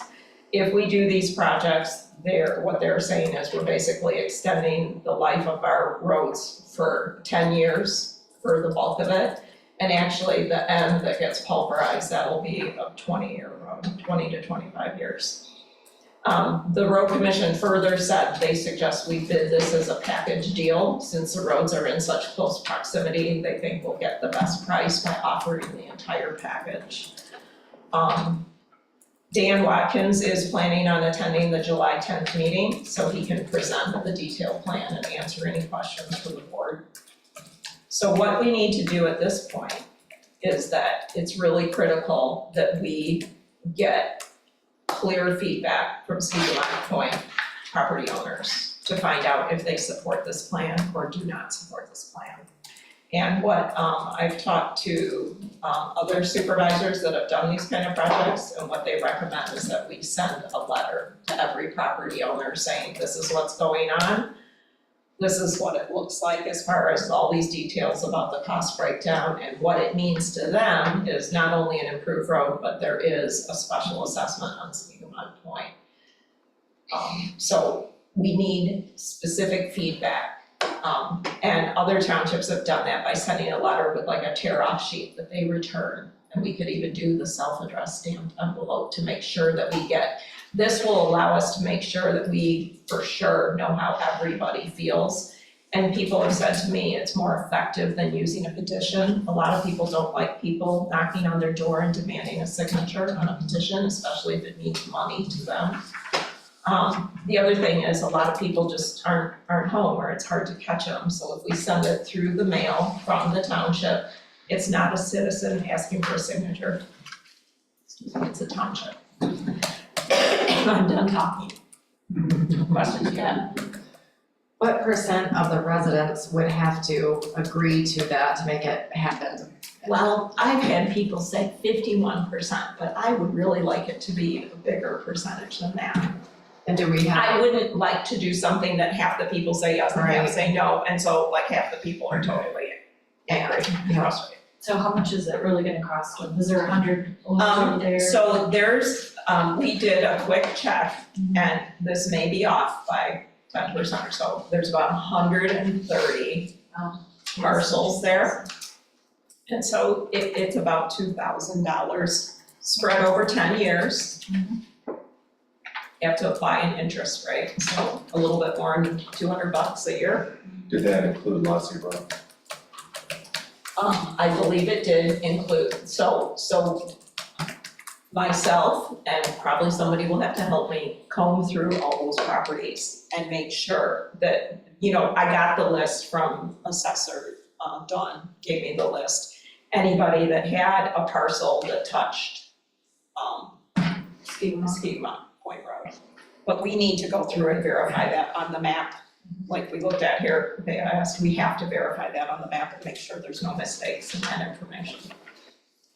But what I would propose is that we send this out to those property owners within the next 2 weeks, because I'd really like to have that feedback prior to Dan being here at our next meeting, so that, because to me, this is the only way to make sure we have accurate information. Well, these people should know that he's coming to talk so they can show up and, Right, and that- participate. Well, that would be part of what is shared. I think this is a good introduction to the whole. Yeah, I might need to clean it up a little bit. Well, I think you need to include the information too about what the approximate cost. Yeah. Just, I that would didn't, be helpful. literally, this was coming together this afternoon, but yes, the intent is just to, we have to know right now whether people support it or not, understanding that they would have to pay a portion of it. Well, and then understanding if they didn't support it, it's simply not gonna happen. We don't have the money to do it. That is very accurate too, is So- if the township does not have the money to fully fund it. My question too is the road commission part, is that the every 4-year follow-up? It's that plus they put more money in That's what I it. thought. Okay, so one thing that I was confused about, which I have clarified in the last week, was that when they say that, like, I think it's $34,000 a year gets put into a fund and they keep the fund going for 4 years rolling, that's their money to use for us. So you can see that they are putting we still have to, that's not our money. I thought it was my money. No, it's their money. But you can see they're really putting their foot forward for us for them to contribute $638,000. Well, they're letting us borrow 2 more years. And yes, part of this is borrowing ahead 2 years, okay? So there will be no money for us for a project. They do the basic maintenance, pothole filling, and they do the spray on tar and chip like they're gonna be doing around here and down the other part of Skigamon Point Road. Right. I have to I see your hands and I will recognize you when the board questions are done, okay? So be patient. What other questions? A couple questions. So where are we with the design of what exactly they're going to do to the road in terms of thickness of asphalt? I think I remember hearing in prior conversations that there was concerns in past efforts to reduce Skidmore Point Road, the way the drainage was working or The trees. the tree removals and that kind of stuff. So Tim can help me with this, but we did, just so you're aware too, that the road commission came out here and spent they were here for 3 hours one day. And we drove up and down Skigamon Point Road specifically and Cook Road right at the end. But most of the time was spent on Skigamon Point Road. And so they did, and they had 2 of their engineers with them, and they took a very close look at it as far as needing to remove the built-up soil on that, keeping the road from draining. They talked a lot about the tree removal at the far north end that would be required. And also trimming the canopy over the top of the road. And some ditching. There was an issue And before some where ditching. people didn't want the ditching, they Yes, didn't want people in the past didn't want that. the tree removal, but they have conceded they wanted back then 30 foot. And he said they could live with 15, So which you is need to better, include so. that to them then. Right, Yeah. yeah. And that's what he'll talk about when he's here in July. I think that's a key point. Yes. It is. Yes. It was a big sticking point for a lot of people. So yes, and a lot of their trees, quite frankly, have blown down in the last 2 big storms. But they said is because there's nowhere for the water to go. Right. And it's simply, Right, and that's what causes the paper to fail. that's why the road is constantly bubbling up. So, they don't send that out to another firm to design, the road commission does the design. No, they do it in-house, and actually, yes, that's the other thing, he mentioned that again on the phone today, is that the $20-some thousand worth of engineering work is done for free. It's not included in this, they And they handle all county the does bidding that. process and Yes, everything like that, so yes, that's another element. Yes, of and so cost. this is their estimates, they do use a specific tool that is a Michigan-based road construction estimating tool, so they're fairly confident. He said, we never know for sure till we get the bid out there, but fairly confident in the numbers. Other questions from the board? I just think we gotta pay attention to that design portion and make sure that we don't have the same problems as last time. I wasn't here for that, but By design, you mean clarifying to the public Clarifying, yeah, that what the tree removal requirements are? yeah, exactly what trees are coming down, which ones, how the drainage is gonna work, how that's. Well, they're not gonna do final engineering and all of that until they know this is a project. Yeah, I mean, So there's some questions Yeah, we're for not sure. gonna be able to Right, answer. but I guess, We're not gonna go out and mark trees at this point. no, we're not, no. They'll need a preliminary cost estimate before they. I guess the last thing they said to me too is they said,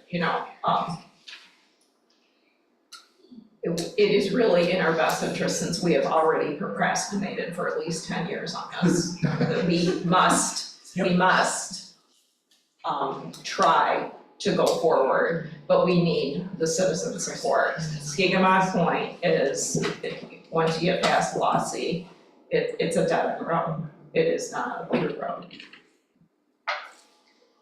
Okay, I think we have a couple Skegumog citizens that might want to make a comment. Is it okay with the board that we would let them ask a question or make a comment? Yeah. Yes. Wendy? Yeah. Okay. John, you want to go first? Well, I'd ask if the, Oh, you gotta come up. oh, come on. Yeah, since we're talking about the money, then the people that use it, like the fire department, you know, maybe they kick in. And certainly Elmer's and their racetrack trucks, you know. There have been several people that have already let me know they want to make sure we have a personal conversation with Elmer's about it. Okay. All right. But we can't use fire funds for the road. Pardon me? We can't use fire funds for the road. We can't just, We can't use fire department funds to do the road.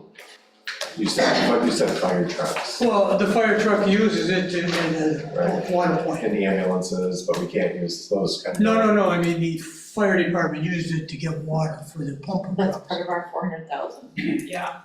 Oh, but you're saying you can't assess them?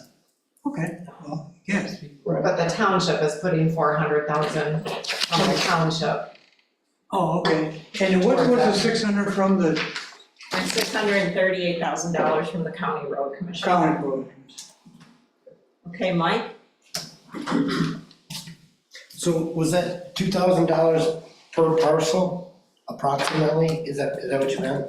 Approximately, the comment has been made to me, what about multiple parcel owners? I think we need to look at that information if somebody has more than one parcel. I think we have to look at the data and determine that. But it will still end up very close to this $2,000 number. And I didn't understand Tim's question about Losi Road. Are we talking about paving Losi Road too? No.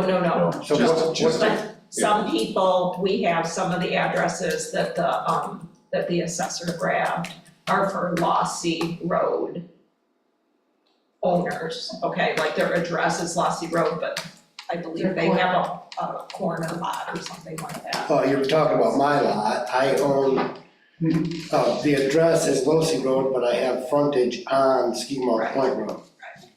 So. Yeah, and there were. So I wouldn't be assessed for where it touches Losi Road and Skegumog Point Road. I No. won't being assessed for where it No, touches because Skegumog there's Point. no, That'd be the same lot. I do think Right, that. but when you said that, it sounded like maybe they're gonna pave Losi Road. That was my question. What I meant by that is the last time this went around, I read some communications back and forth, and there were concerns from Skegumog Point residents saying that Lassie Road is a dead end too, and they use Skegumog Point Road to get to their home. Even though their road isn't paved, they're driving on the new paved road, and shouldn't they have to pay to get to their house? Yeah, Losi Road's not a dead end road. Right, well, No, It's not a dead end well, road. yeah, right, it's not. So then so was this one then, when you're talking about the special assessment conversion though, is the entire road, right? Yes. So was, There's people in Fairview, is that what that is? Oh, yes, and it did include Drake the Lane, Fairview and the Fairview. Drake Lane Right. addresses, yes. What includes Fairview? Pardon me? You're gonna pay Fairview as well? That's private. No, that's a private road. Oh, okay, that's what I thought. Would they ever assess it to the individual property owners by footage, front? Sometimes they do that, yes. Imagine there's. and they would be us, so. Oh, it would be us. Yeah, we're done. Yeah, but that'd be. We would manage the special. Yes, please come forward. Hi, Randy Hector from 9235 Skegumog Point Road. She asked something about assessing frontage. I have frontage on Skegumog Point Road, but there's 15 or 16 people live behind me that don't. Oh. And there's people at the end of the road, another 15 houses. There's 15 houses on Drake Lane. And see, The that only way in and Right. out is Skegumog, so they all have to be assessed, as far as I'm concerned. And that was the issue before, that's what I was trying Yeah. to bring up, is that, for a lot of, for those people, Skegumog Point Road is a dead end road for them. And It's the. the supervisor said 130 parcels. which that's approximately everybody that goes down that road to get to their house. So that's the way I feel it should be assessed. So I will just say that, this is the early stages to try and understand. Are you willing to help pay for it? Are you not willing to help pay for it? This is about how much it'll be. I will attempt to comb through the data and get any junk out of it. Well, It was just the assessor grabbed this off her parcel, if you will. when you first said something about grinding it and chip sealing it the next year, you never said anything about trees or anything, and then lasting 20 years. Right. If you don't ditch it, take out trees and get rid of the water, it won't last 5 years. Right. So- Right, and then the other thing is, honestly, it is very concerning that, everybody knows how bad that is at the end of the road. It's almost nearly a gravel road in places. It would be better. Well, and some people have talked about that. I did ask the road commission if just turning it to gravel is an option, and he said yes. I said, how much does that cost? And he said, probably 50 grand. Yeah. To make it a gravel road, but you're still gonna have some drainage problems if you don't. Well, if you don't. If you I don't mean, I've address got a big, when it rains hard enough, water goes half of stands at the end of our property, and it runs, it's halfway across the road. Yeah, So I'm the- sure, yeah, it's The a, gravel road option if everyone's. Water, and Yeah. I have a degree in civil engineering technology. Oh. Water is the #1 enemy of asphalt. right, and that's If you what don't they get talked rid of about, it, the pooling of water it's on not top of the gonna- road. your asphalt is worthless, so, thank you. Okay, Can thank you you. tell me your last name again? Hector, Hector? HECTO. Thank you. Got it. All right, thank you for your comments. Okay, so this is the decision I need, folks. Do we have consensus that it's okay for me to mail to the property owners on Skigama Point Road that this is what we're thinking about doing? But there is a special assessment associated with this. I would like us all to have a chance to see exactly what you end up, the final product of what you're gonna So send. due to the timing, I will have to handle that via BCC. Right, Be the just- only way to do Yeah, that. just do it individually and we can respond just directly to you. Because we might have some ideas Okay. that you might miss or. All right, yep, no problem, that's a good idea, thank you.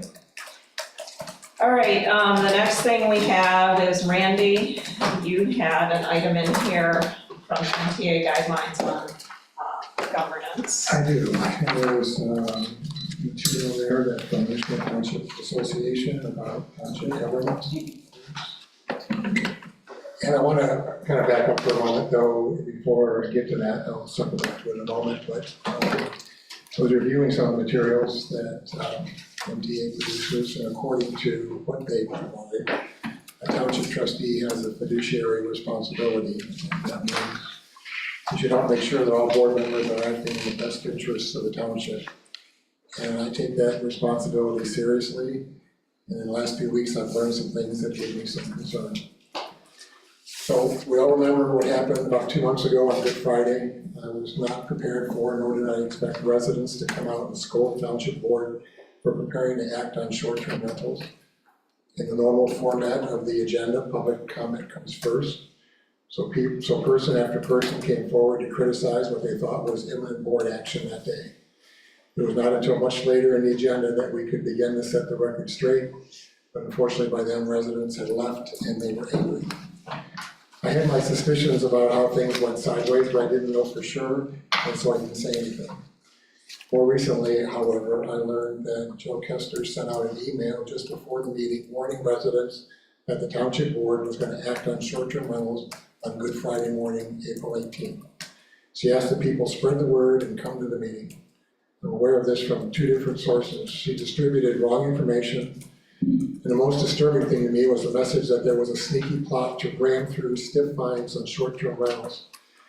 To be 100% clear, I didn't know of any such sneaky plot to ram anything through. The intention was simply to move a proposed civil infraction ordinance to a public meeting so we could properly take public input on a proposed ordinance in an orderly and deliberate fashion. That's the way it's supposed to work. Unfortunately, Whitewater Township got something else instead. We got government by rumor, email, Facebook posts with incorrect and misleading and insulting information. in my view, was a basic attack on character, which is unacceptable to me. And you know, it's hard to bring this up, but if I don't bring it up, I hope it all passes. Some will continue to believe misinformation and mistrust will fester. Also note that I'm confronting the situation in a recorded public setting, so make no mistake about my views. I'm not sending out emails that assault the character of others and ask it to be spread. So dealing with short-term rentals is difficult enough, and now it's harder. It's harder to see other points of view and harder to work together and harder to find real solutions. I know that some who engage in short-term rentals make a lot of money and they want to protect their income stream. However, based upon what we know from the master plan survey, many residents either don't want short-term rentals or want it only with regulation.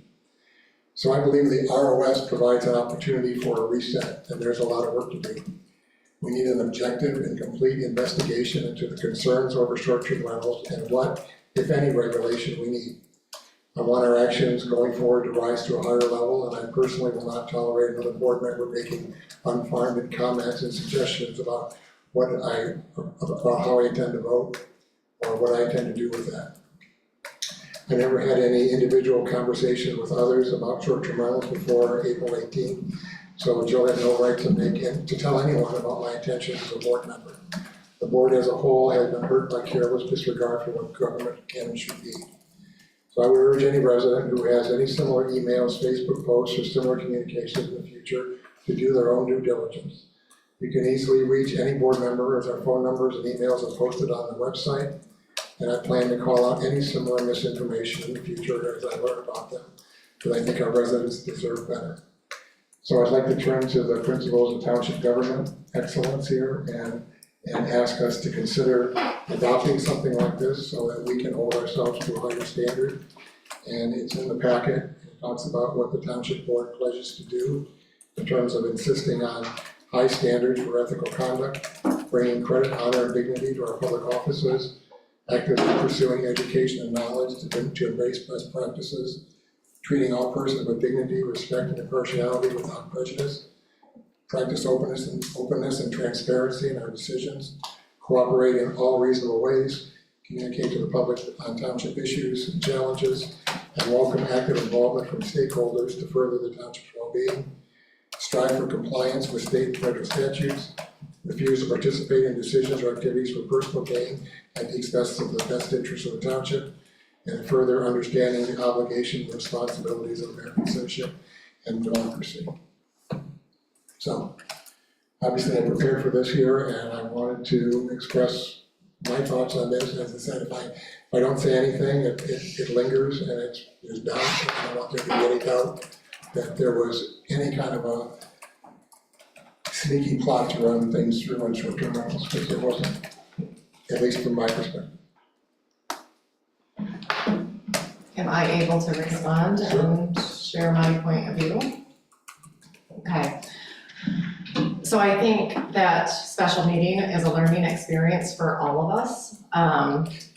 The way I perceived everything, I was on vacation. I was not notified of the special meeting until Wednesday night. I didn't understand why it wasn't brought up before I left. I was only gone 7 days. I was gonna be back the very next day. The message that I got that there was even a special meeting was simply, and I have it on my phone still, but it was to the essence of, hey, just wanted to let you know there's a special meeting. We know you're not going to be there. We'll fill you in on it later. There was no attempt to contact me to explain what the special meeting was about. Because I was on vacation, I did not have my work computer or my work phone. I had no access to it, so I texted Linda back and said, can you please send me the agenda? I wasn't able to see it on my phone. It wasn't until Thursday morning, the day that I was traveling, that I was able to get to my friend's computer and look at it on the website agenda. The document that was so concerning to me was not even on the agenda. It was between the civil infraction discussion and there were a couple other things and then the Heidish thing.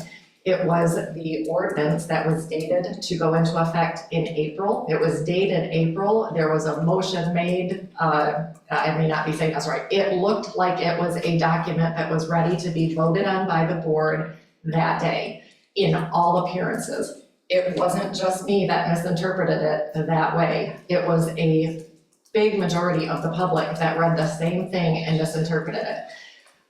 Yes, I should have probably reached out to one of you to explain it. I actually did call Tim. I tried to reach out to Linda. She happened to be busy. I was traveling. It was it turned out to be a disaster.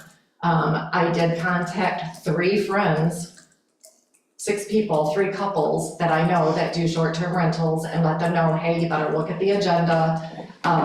You might want to show up at the meeting, spread the word. I don't know what's going on. So that is my take on it. I tried to write my public comment. I recused myself from the discussion and wrote my public comment. I did not accuse you of anything, Randy, and very specifically, I said I didn't know where you stood. I very specifically said that we hadn't talked yet. My whole point was just making a point that if I had to recuse myself, I don't even do short-term rentals, that's the other thing. I've said it like 3 times, we don't do short-term rentals at our Williamsburg house. We never have. We've rented that house for 3 years to the same group that stayed all summer with us, and we live in that house.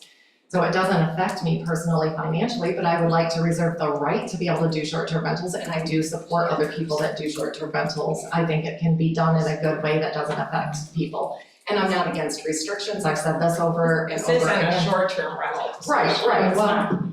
I would like a But public it's- apology for the slander and libel that you did to me while my neighbor was behind you and said that I made multiple complaints against my neighbors, because that's false. That's false.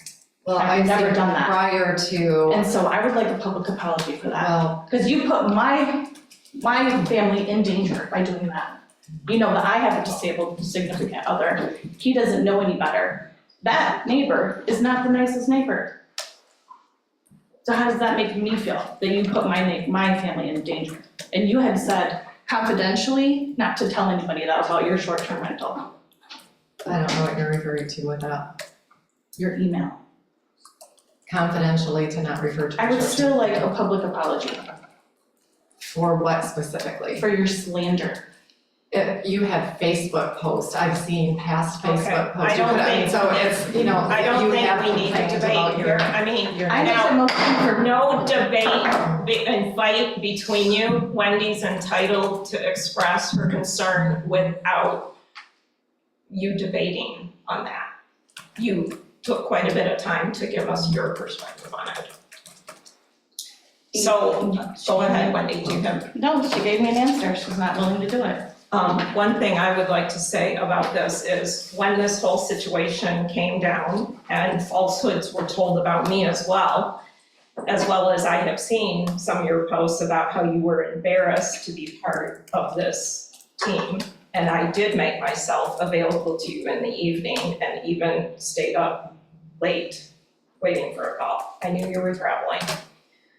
But I would say that when I found out that this township does not have a code of ethics or a conflict of interest policy, I was deeply disturbed and felt that was extremely unfortunate, because obviously this isn't obvious to everybody about what you should and shouldn't do. And yes, false information was spread very well by friends of yours that are involved in short-term rental. And I agree, it was a learning experience that I'm now trying to mark things reference only, if it is for reference only, which is what that document was. But I think it is very important that we adopt a clear conflict of interest policy. And, there are resources at the MTA that could augment this as well, to just make it clear and that everybody agreed to that. And I also know that the county has recently come up with I believe it's a code of ethics, isn't it? We have code of conduct and ethics. At the county level, Elected due officials in to the some county. concerns there as well. So it is very unfortunate, because a lot of people are very paranoid right now and they still believe the false things that you spread, and But that's you guys okay. act like that is entirely my fault. The agenda was posted on the website. If you think all You those know- people showed up because of my little text, Your deceived. information continued to be passed around, and you're a person in authority here, and it just, it created a huge mess of misinformation. I mean, what's done is done, there's no undoing what It is done, and, I apologized, I called you personally, I talked to Tim personally, I talked to Randy and Sue personally, and apologized for my part. You lied at my house. Thank you. You lied to me. Okay. So I guess my whole point in wanting to bring this up is that if we let it go unanswered, then people believe it, and I'm here to say it's not true. Well, I have something to say. That seeing this in the packet when I was reviewing it, this all was not what I thought this was gonna be about, and I am just blindsided by this, and to do this in such a public way. I'm disappointed I didn't sign up for this. This is the kind of board that I wanted to replace. And so I'm very disappointed. That's all I have to say.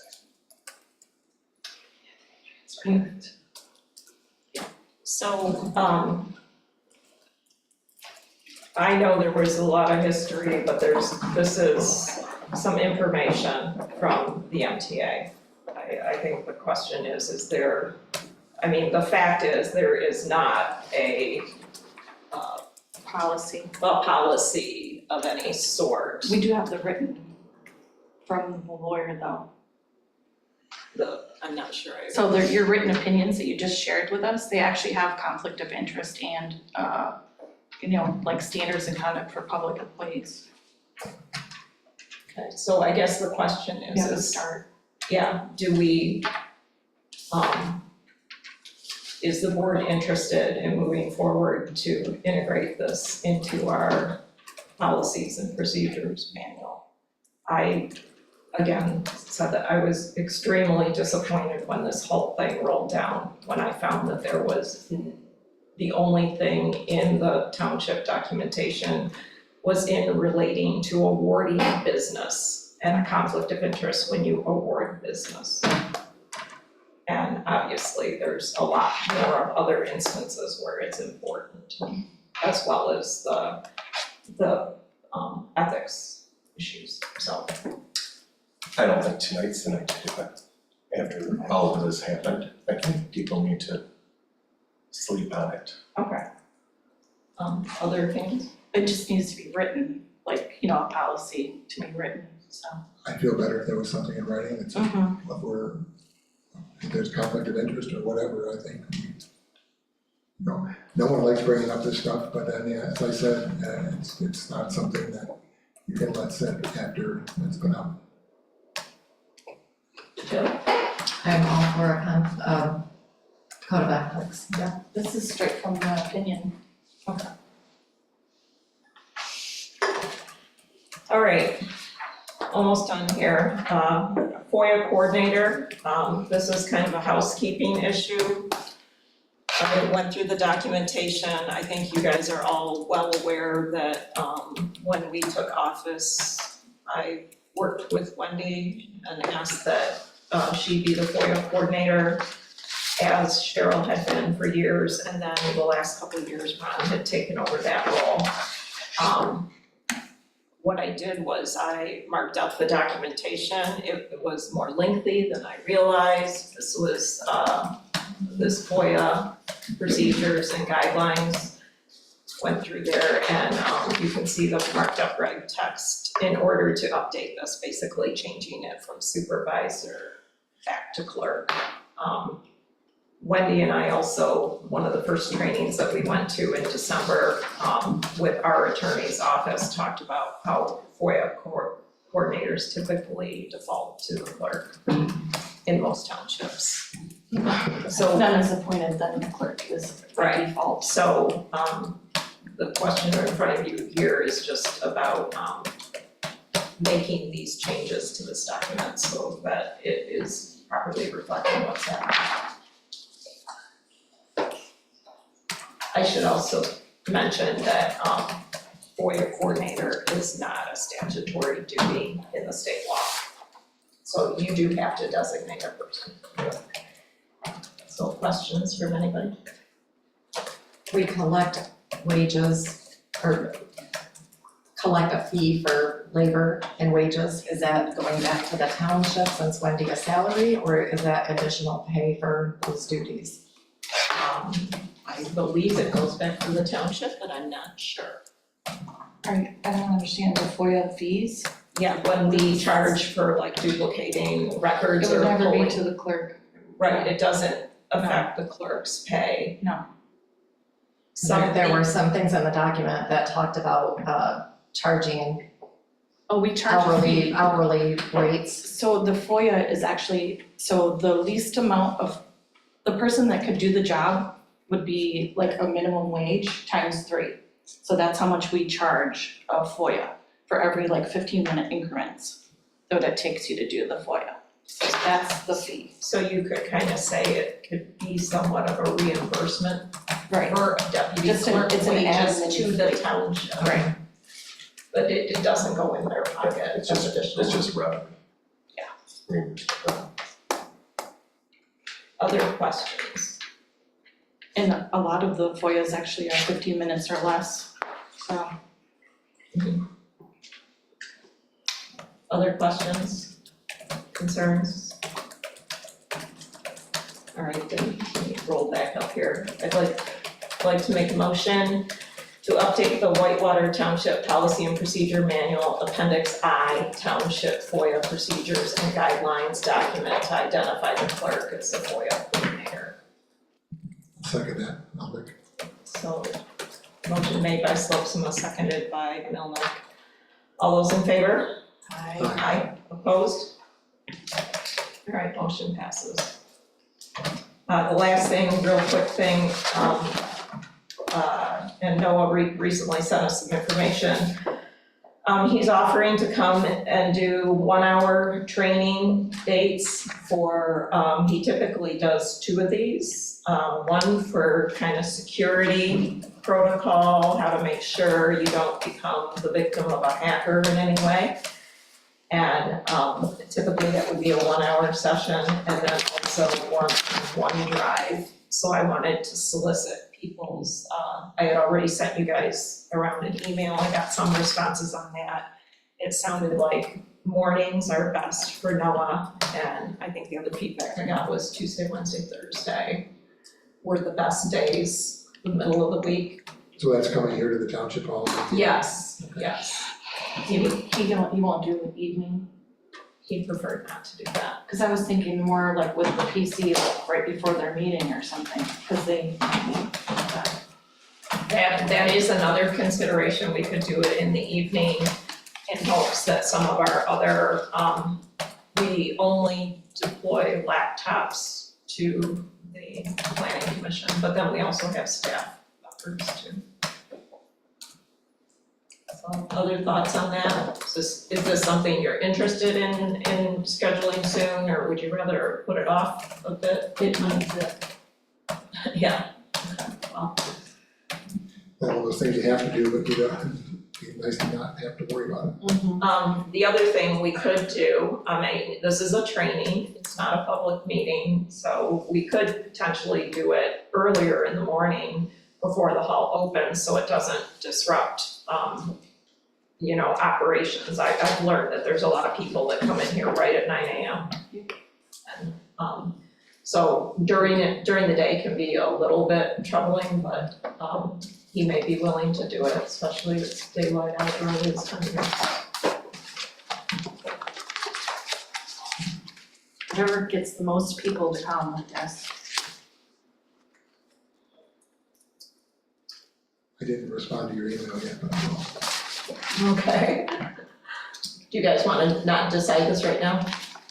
You wanna pass on this for right now? So I'm fine with pretty much anything.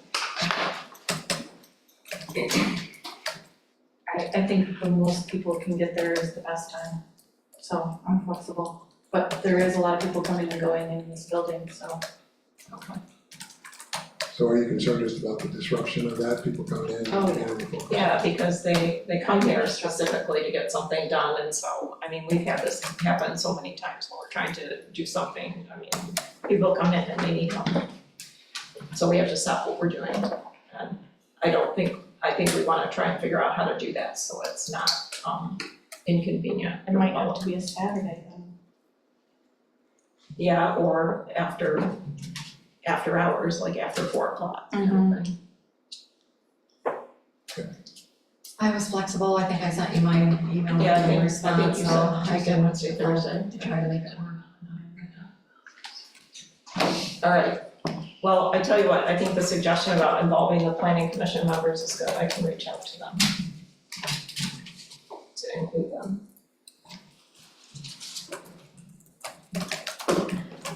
Okay, we're, okay, I'm here. Any further board comments, discussions on anything?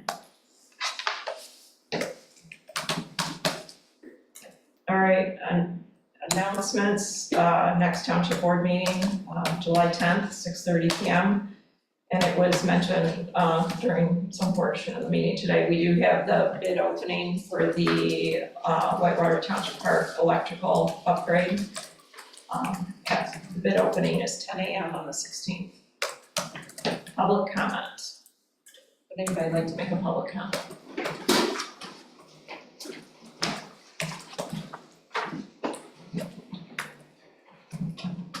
Connie Highmore.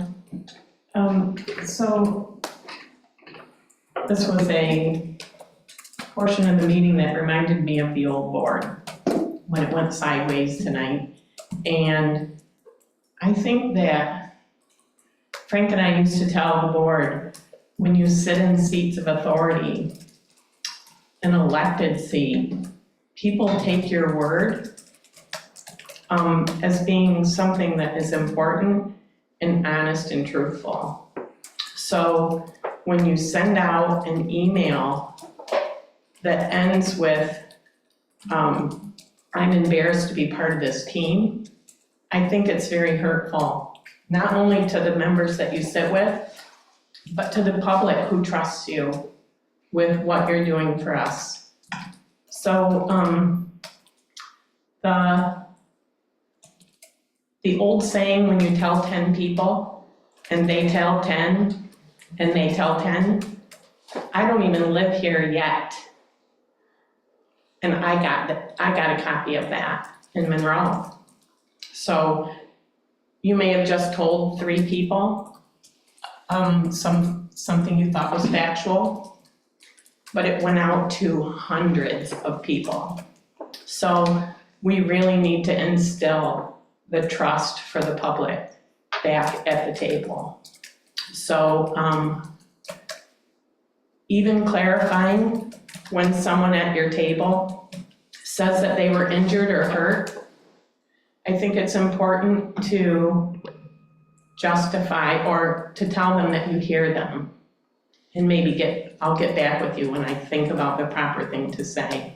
It just acknowledges that other people have feelings. So we trust all of you are doing your best work here. And it's important to us that this board doesn't behave like the board before, because it was a train wreck and no one trusted anyone at the table. So I hope we get back to that, because everything else was great. Have a good night. All right, who else would like to make a public comment tonight?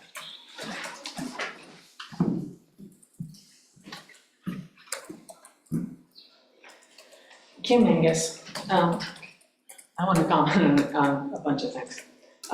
First of all, Linda, I want to apologize. I made a noise or a comment or whatever when you were talking about AIS, and that was inappropriate. We've had several people make gross misrepresentations on the topic, and so it hit some of us in that vein, and it just hit a nerve. So my apologies, that was not appropriate. Second, I thank this board for hearing AIS, hearing the public. At that meeting, we had, I counted 68 people. We were in violation of the fire code. And most of it was AIS. Short-term rentals as well, but the vast majority of people at that meeting were AIS. I feel bad for AIS because the delays for something like this are devastating financially. And I don't know where it got missed, but Craig, the manager, was 100% my interpretation. He had offered conditional rezoning previously. So my concern, and I'm going to ask this board, please give whatever support and backup and need and attorneys, whatever is necessary to work this out. The PC did not have any idea how to work through alternates, other possibilities, other ways to work through this. They missed it. His offer previously was missed. This all could have been resolved a couple months ago because the offer was put out there.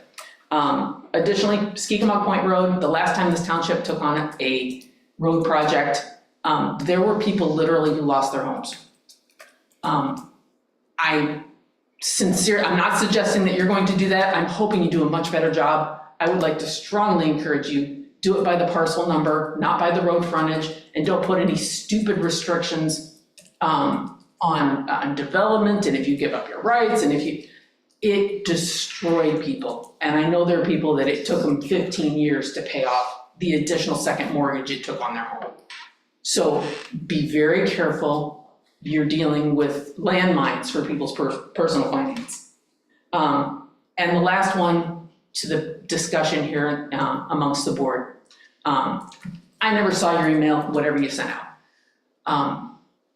Whitewater Township, I can say without reservation, I have sat through more township board meetings than anyone in this room, even Mike. I've sat through meetings for years. I was involved with Whitewater Watch. There was a time when we had someone designated to drive past this window and check for meeting notices once a day.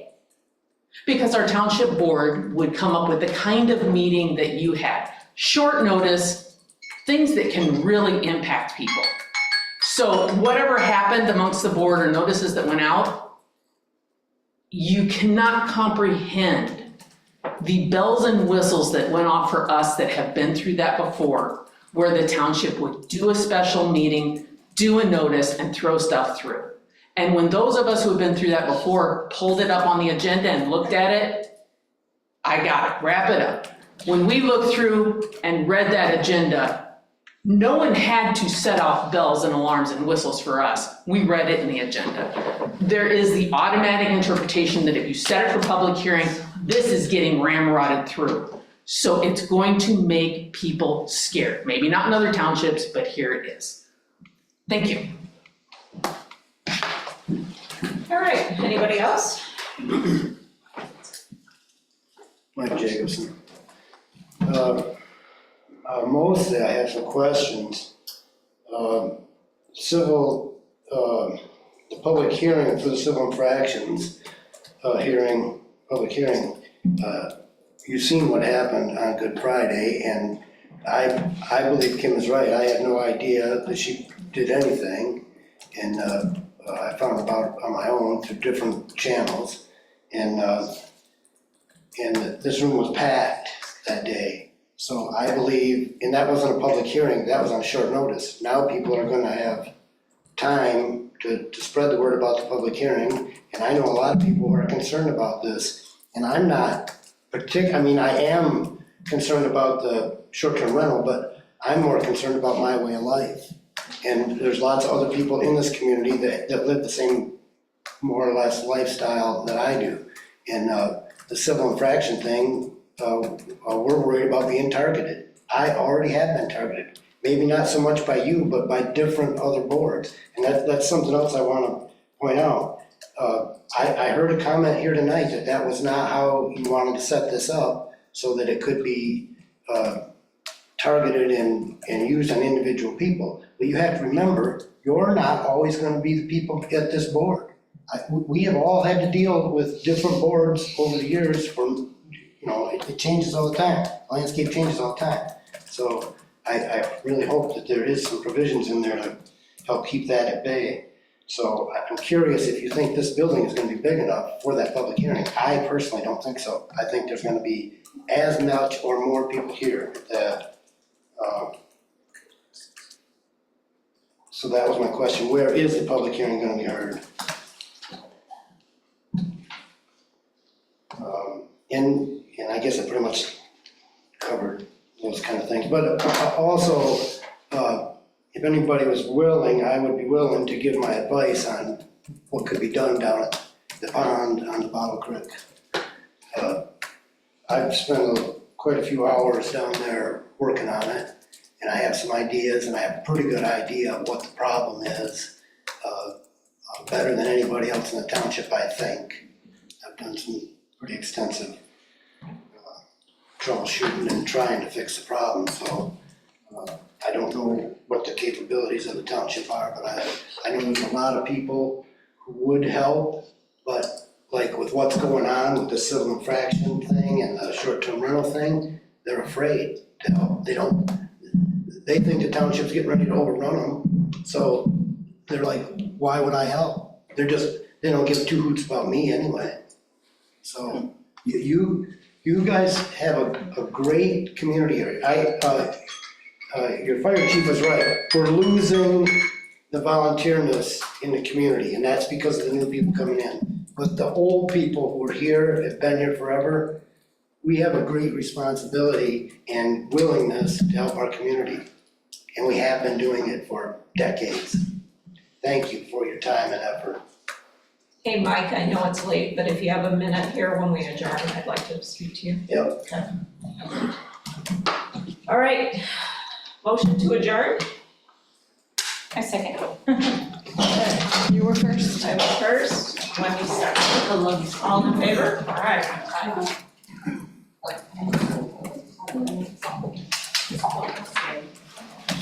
10:50 PM. Did you have some surveys for the park? Did you get my bill? Yes. I didn't know you made it, I just wanted to make sure. So, I think you saw it, it's not perfect. It is a go-to guide. Well, I filled out some. I read the I wrote them both, but. I wanted to at first, I didn't follow, but I'm gonna go find out. Thank you. That's just nice to agree, it's gonna be whole. Yes. There's the conservancy and then there's the conservation district. And I'm gonna mark that update. You stopped the recording. Right here. And so it sounded like they recommended Elmer's. Oh, yeah. We'll be backed up to it. Well, Good night. I mean, it's obviously not, I mean, they went down there with equipment and stuff,